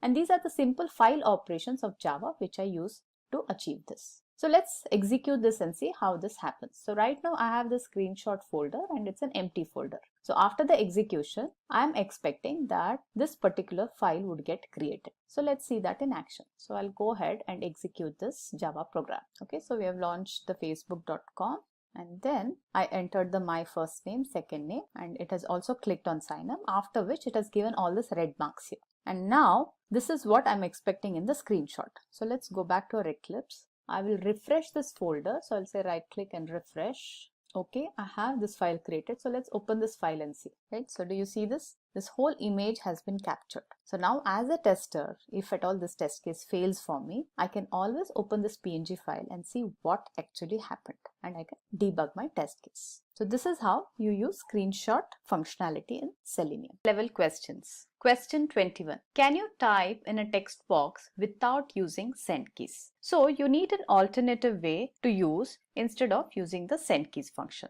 And one such alternative is using JavaScript executor. So Selenium provides an interface called JavaScript executor, and this helps in executing any JavaScripts through your Selenium WebDriver. So you can do any kind of function using this JavaScripts, and one of the functions which we can do is the send keys kind of a function. Now how to replicate a send keys function using JavaScripts? So let's see an example here. Now since this JavaScript executor is an interface, you cannot create an object of this interface. So what you do, you typecast it to your driver object the way it is done here in this example. And then you use document.getElementId to get the actual element on which you're going to perform the operations of sending the keys. Now what is this document? So it is an object, right? So this document, it's an object that represents your HTML document which is displayed in that window. And this document object has various properties that refer to other object which allows you the access to modify any of your document content. So the argument which you're passing to the Java execute script is nothing but your JavaScript. Now this JavaScript uses the document object to identify your element and then send the value which you need to send to that element. So let's see this in action as how it works. So let me show you a small program here. Alright, so I have a method here wherein I'm trying to identify the email field of your Facebook page. So if this is your Facebook application, this is my email field. And instead of using send keys here, I'm going to pass an email value to this. And how am I doing that? Using a JavaScript executor, right? So if I execute this particular Java program, it is exactly going to do the same function what I would do otherwise using the send keys. So let's execute this and see if I can see my user's ID email in the Facebook application. So the Facebook application is launched and there we go. So this is the value which I have sent using my JavaScript. Okay, so this is how you can use a JavaScript executor to replicate a send keys method. Question 22. How to select a value from your drop-down list in the Selenium WebDriver. So select class is a Selenium WebDriver. It is used for selecting and deselecting options in your drop-down list. The objects of select type can be initialized by passing the drop-down web element as a parameter to its constructor. Like in this example, I'm saying select drop down equal to new select of test drop. So test drop is nothing but the web element which I have identified using any locating techniques. After you create the select object, then you have three different methods available for actually selecting your methods. And what are these methods? One is select by index. Now the index starts with 0 in the list. So you can select any element from your list using the index ID. And then the second one is select by values. So this is used to select an option based on its value attribute. Select by visible text. So this is an option wherein you can select a particular list item or an option based on the text displayed in the option. So that means whatever text you can see on your drop down list is what you will use it to identify that particular element. So let's see the demo for this. So I have again a same Facebook application which I've considered here for demo. So if you go to our Facebook application first, you know that there is a drop down menu here. Now this drop down is for selecting your birth date. This has a day values which you can select, the month values, right, and the year. Now what I have done in my code is, first thing is I've identified all these drop down boxes using I'm using mostly the ID locating technique here, so you can use any of your choice. So once I identify the element, I created the select object class for each of this, and I pass that web element to the constructor of the select class. So now my select element or the object is ready to use. So my next step, what I need to do is I need to go and select the actual dates. Now in this use case, what I want is I want to select a date which is 10th June 2005. That means on my select drop down of the day, I should be able to select the day 10. Now this I'm achieving by using select by value. And then I'm selecting the month based on the index, which is the index in this case is 6, which will select the June for me. And then the third one I'm trying to select it by visible text, wherein I'm selecting the year 2005. So when I execute this program, let's see how the date selection happens. Okay, there we go. So it selected the 10, the day 10, the June month and the 2005. So this is how you use select objects in Selenium. Question 23. What does the switch to command do? So switch to command is used to switch between windows, frames, or even the alert pop-ups within your application, right? So there are multiple things which you can do with switch to. Now, sometimes in your web application, say when you click on a button, it opens up a completely new browser window, or you'll also see it opens up another tab in your browser. Say for example, let's look at one of this application which I have. Let me go to my browser and say I launch hdfcbank.com. All right, so this is my application, say, which you want to test. Now when you launch this, first thing is I see this advertisement pop-up which comes up, which is right now an unwanted pop-up. So right now I'll just close this, and now if I want to enter this HDFC Bank application, first I need to do a login. So if I click on this login button, see there is a new window which opens up, and I need to go and operate into this window. So for any further operations I want to do it on this web page, I need to switch to this window and then say I want to click on continue to net banking and then continue with my use case. So now in this application there are two windows open. One is your base window from where we actually logged in, and after I clicked on the login, there is a new window opened up, right? So this is where your switch to command will help us to switching to this particular window to do any of the operations on this web elements present on this window. Okay, now let's see how do we actually do this. So in order to do this, first you need to get the handle of the window by using a command called driver.getWindowHandle. All right, so now when you use driver.getWindowHandle, what you get is a unique alphanumeric value which is an identifier for that window. And once you get this, you use a command called driver.switchTo.window and you pass that handle which you have fetched previously. And this command will actually switch to the current window which is in your focus. Now you'll also come across a case where there are multiple windows open. Right now the example what we saw, we just had a single window. But say if you, whenever you launch an application, say there are multiple windows which are open. So in such case you can use something called as get windows handles. Right? Now get windows handles, what it does, it picks up all the active windows at that point of a time. And using a for loop, you can read into every handle and then you do your operations specific to your window handles. Also, there is another way wherein you can switch back to your parent window. So if ever you want to switch back to your parent window, you have to use the same command driver.switch to, and the handle what you need to provide here is your parent handle. Alright, so this is about windows. Then I also said switch to can be used for your frames. So what are frames? Frames are usually used to divide your web application or your web page or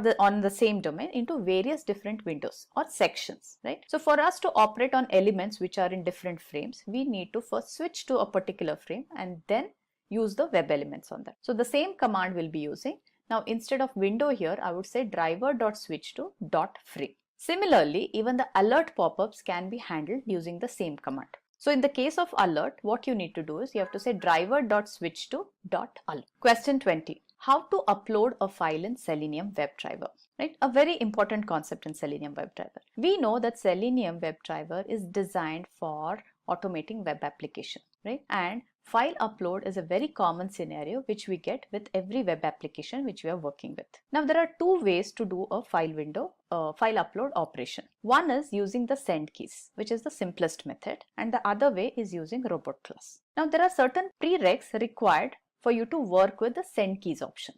Now if you are using the send keys option, what you basically need to do is you need to type in the complete path of the file along with the file name, right? In the file select input field. Now this element where you're going to enter your file name should have certain attributes. One of the attributes is it should have the tag as input, right? And also it should have an attribute called type which should have a value of file. Only then it is possible for you to enter a file name and upload the file. Okay, that is by using the send keys method. Then the other way is using robot. Now when is that we need to use robot? Whenever you have an application and in your application, usually for your file upload, you have a button which says upload a file, and when you click on that, it opens a new window. And this window is your Windows Explorer window or a Finder window, depending on what operating system you're working. And these are the native windows. And we know that Selenium WebDriver directly cannot handle the native applications. So in such case, the robot class helps us in managing these native windows. So what happens in the robot classes? It helps you manage your file upload dialog box by simulating all the actions required for selecting a particular file from your dialog box, and then you go and upload them. Alright, so this is the example of using the send keys.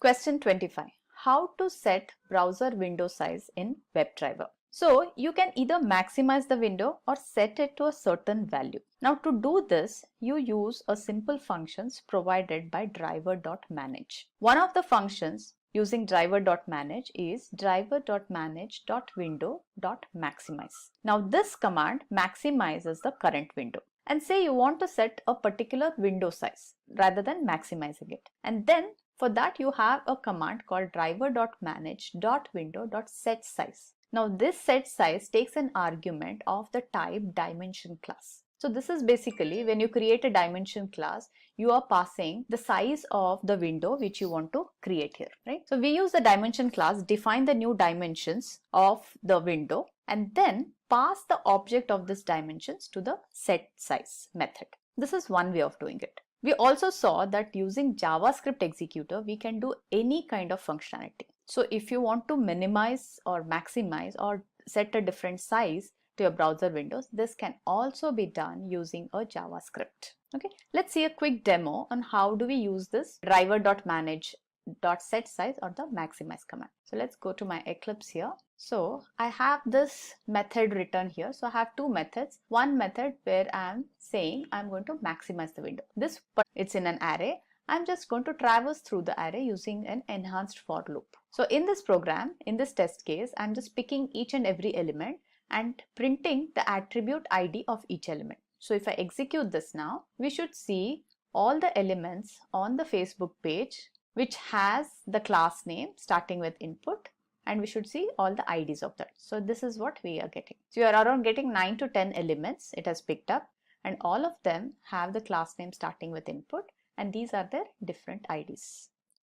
Question 27. What is pause on exception in Selenium IDE? So pause on exception is a new feature of Selenium IDE. It is one of the brilliant debugger function which this new Selenium IDE provides us. What it does is it enables us, or when this particular option is enabled, the execution of your test pauses if at all there is any exception which occurs in your test scripts. And because of this, what you can do is you can go and handle that error by, say, changing your command in the script and then continue your test execution. So this helps in debugging your code pretty well. So whenever there is an exception, say for example, an web element which you're trying to identify has a wrong identifier or it changes on your web page, then you can correct that command which caused the exception and then resume the test execution from that point onwards. So let's look at a simple use case and see how exactly this works. So for example, let's go to my browser here.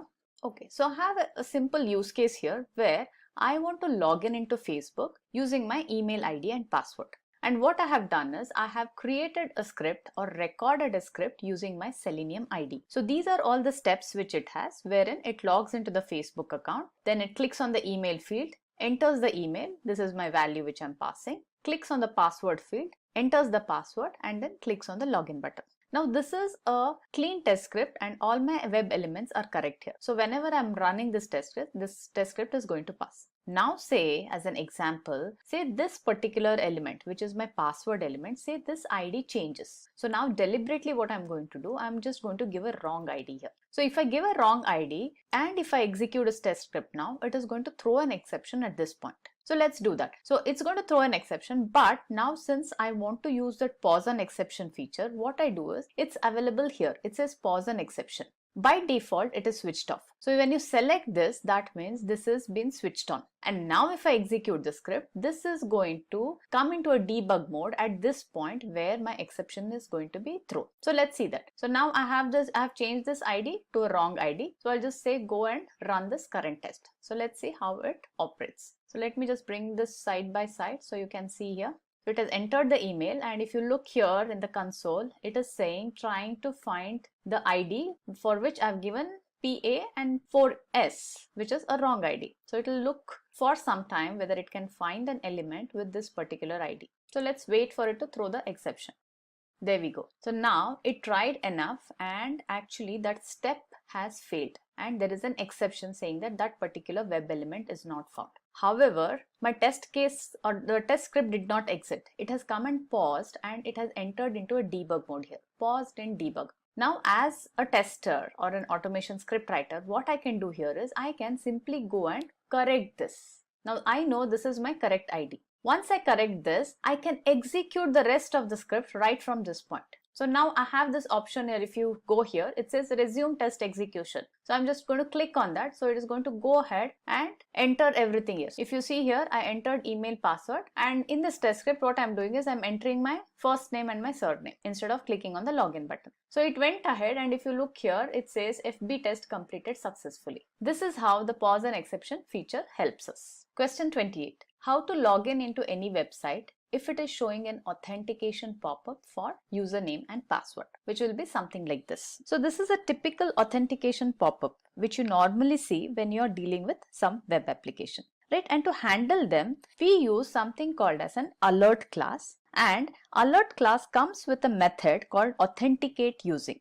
Basically, by using this method, what we are trying to do is it helps us skip the basic HTTP authentication box. So how do we handle it? It is handled exactly the way we handle any kind of alert box in Selenium. Now in this example, first what we need to do is we need to create a wait object using an explicit wait. Now this wait is for what? It is for the alert to pop up. So we basically wait until that authentication alert pops up and set the conditions in this explicit wait for as alert is present. So that means you're going to wait until your authentication pop-up is seen on your screen. And then once you have that authentication pop-up which is on your screen, that is when you need to go and handle it. Now to handle it, for your alert class, you're going to call a method, as I said, using authenticate using, and to this you pass a parameter.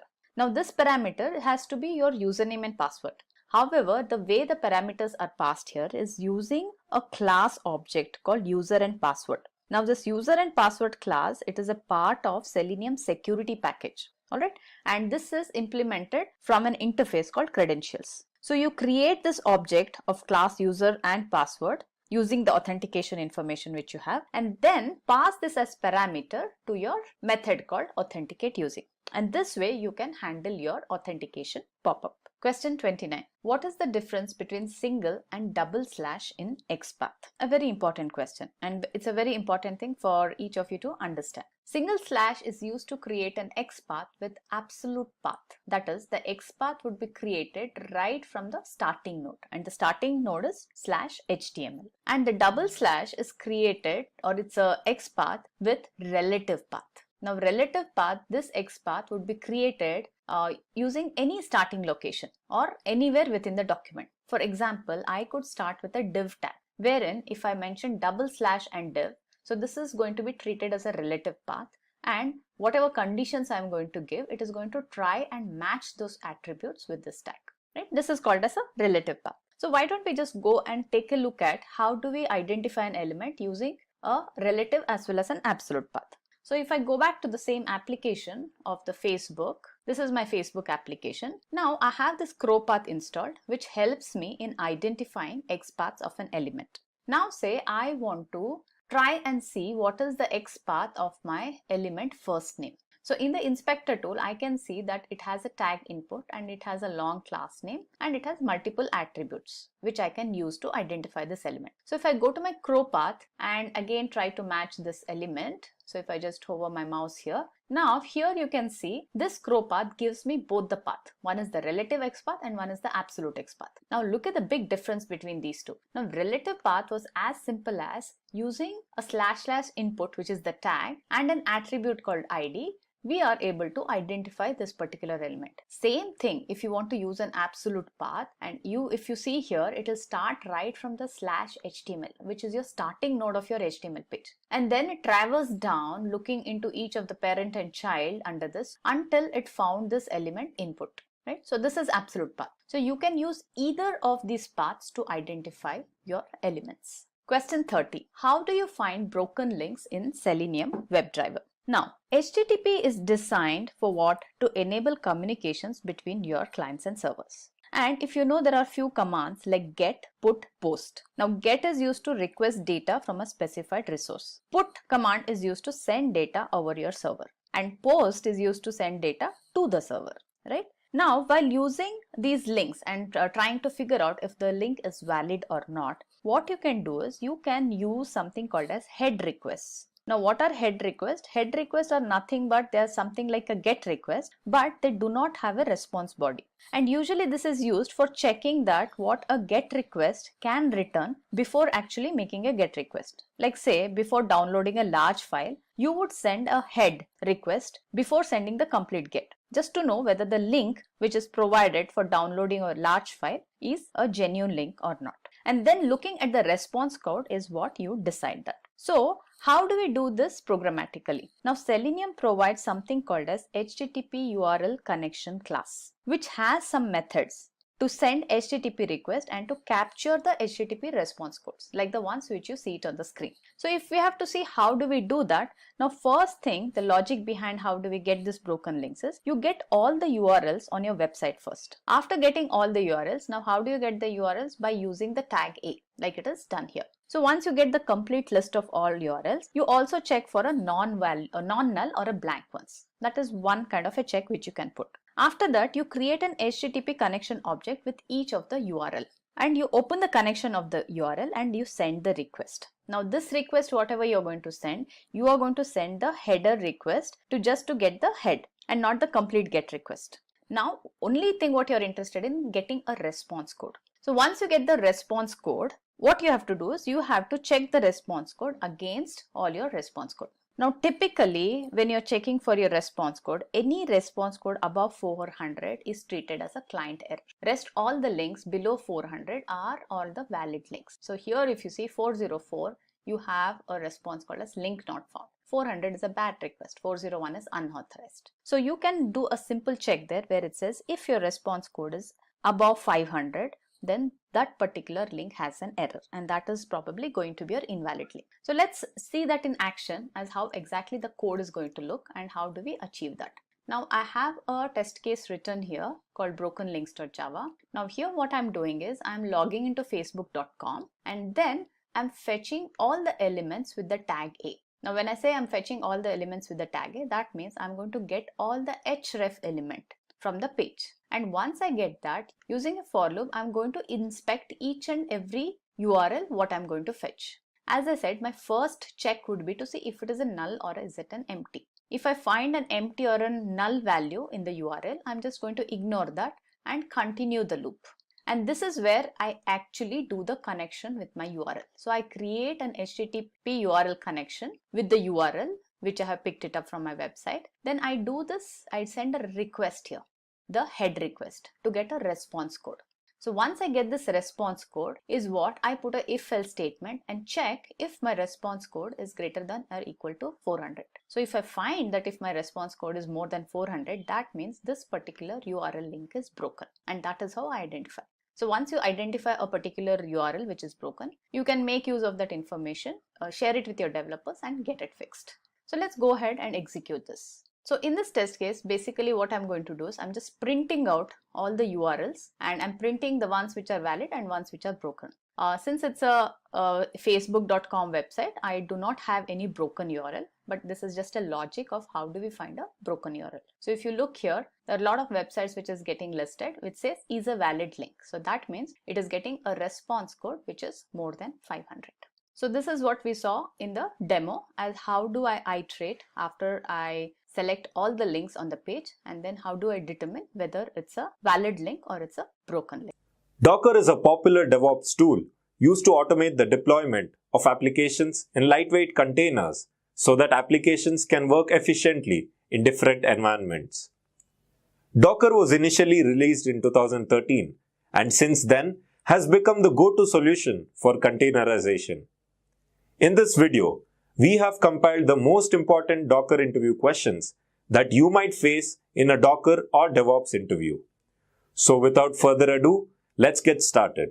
So let's go through, and you're going to be asked to explain what the architecture of Docker is. And Docker really is the most popular containerization environment. So Docker uses a client-server architecture. The Docker client is a service which runs in a command line. And then the Docker daemon, which is run as a REST API within the command line, will accept the requests and interacts with the operating system in order to build the Docker images and run the Docker containers. And then the Docker image is a template of instructions which is used to create containers.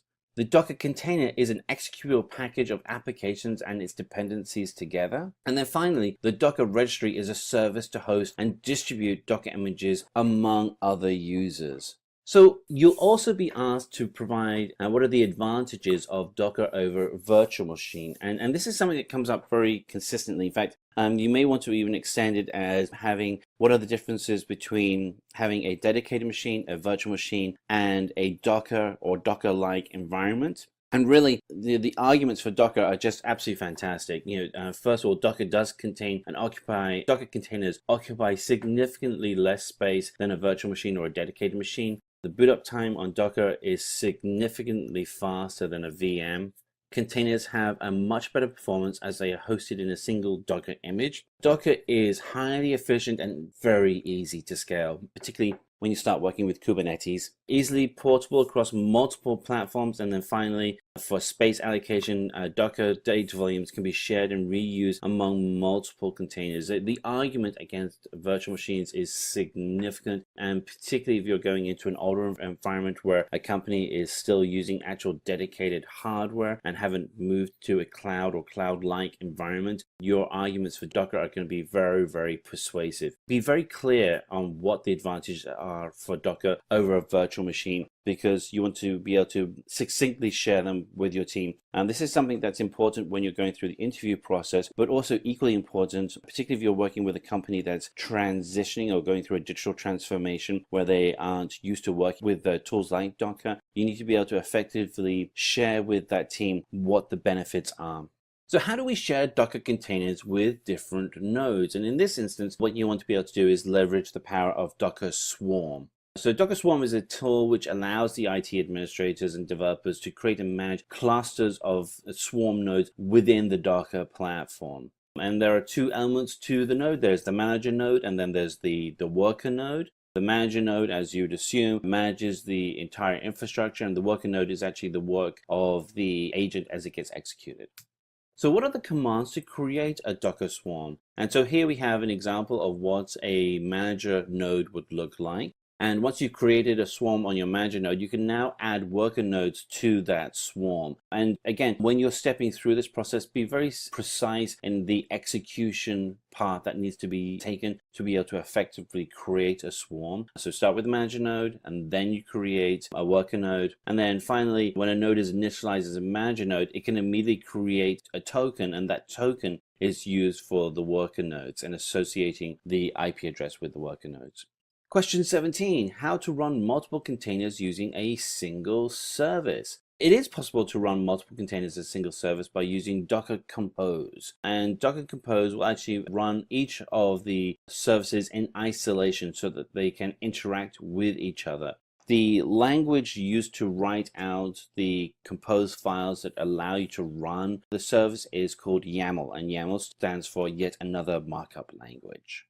So what is the use of a Docker file? So a Docker file actually is used for creating Docker images using the build command. So let's go through and show on the screen what that would look like. And this would be an opportunity where if you're actually in a technical interview, you could potentially even ask, hey, can I draw on a whiteboard and show you what the architecture for using the build command would look like and what the process would look like? Again, when you're going through an interview process, as someone who interviews a lot of people, one of the things that I really like is when an interview candidate does something that's slightly different. And in this instance, this is a great example of where you can stand up to the whiteboard and actually show what can actually be done through actually creating images on the whiteboard very quickly, little square boxes where you can actually show the flow for creating a build environment. As an architect, this should be something that you are comfortable doing, and by doing it in the interview, and certainly you want to ask permission before you actually do it, but doing this in the interview really helps demonstrate your comfortable feelings of working with these kind of architecture drawings. So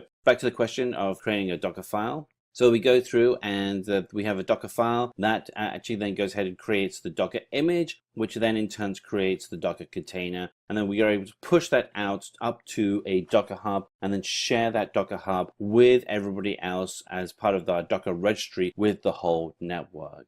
So what are the differences between Docker image and Docker containers? So let's go through the Docker image. So the Docker images are templates of a Docker container. An image is built using a Docker file, and it stores that Docker file in a Docker repository or a Docker Hub. And you can use Docker Hub as an example. And the image layer is a read-only file system. The Docker container is a collection of the runtime instances of a Docker image, and the containers are created using Docker images, and they are stored in the Docker daemon, and every container is a read-write file system. So you can't replace the information, you can only append to it.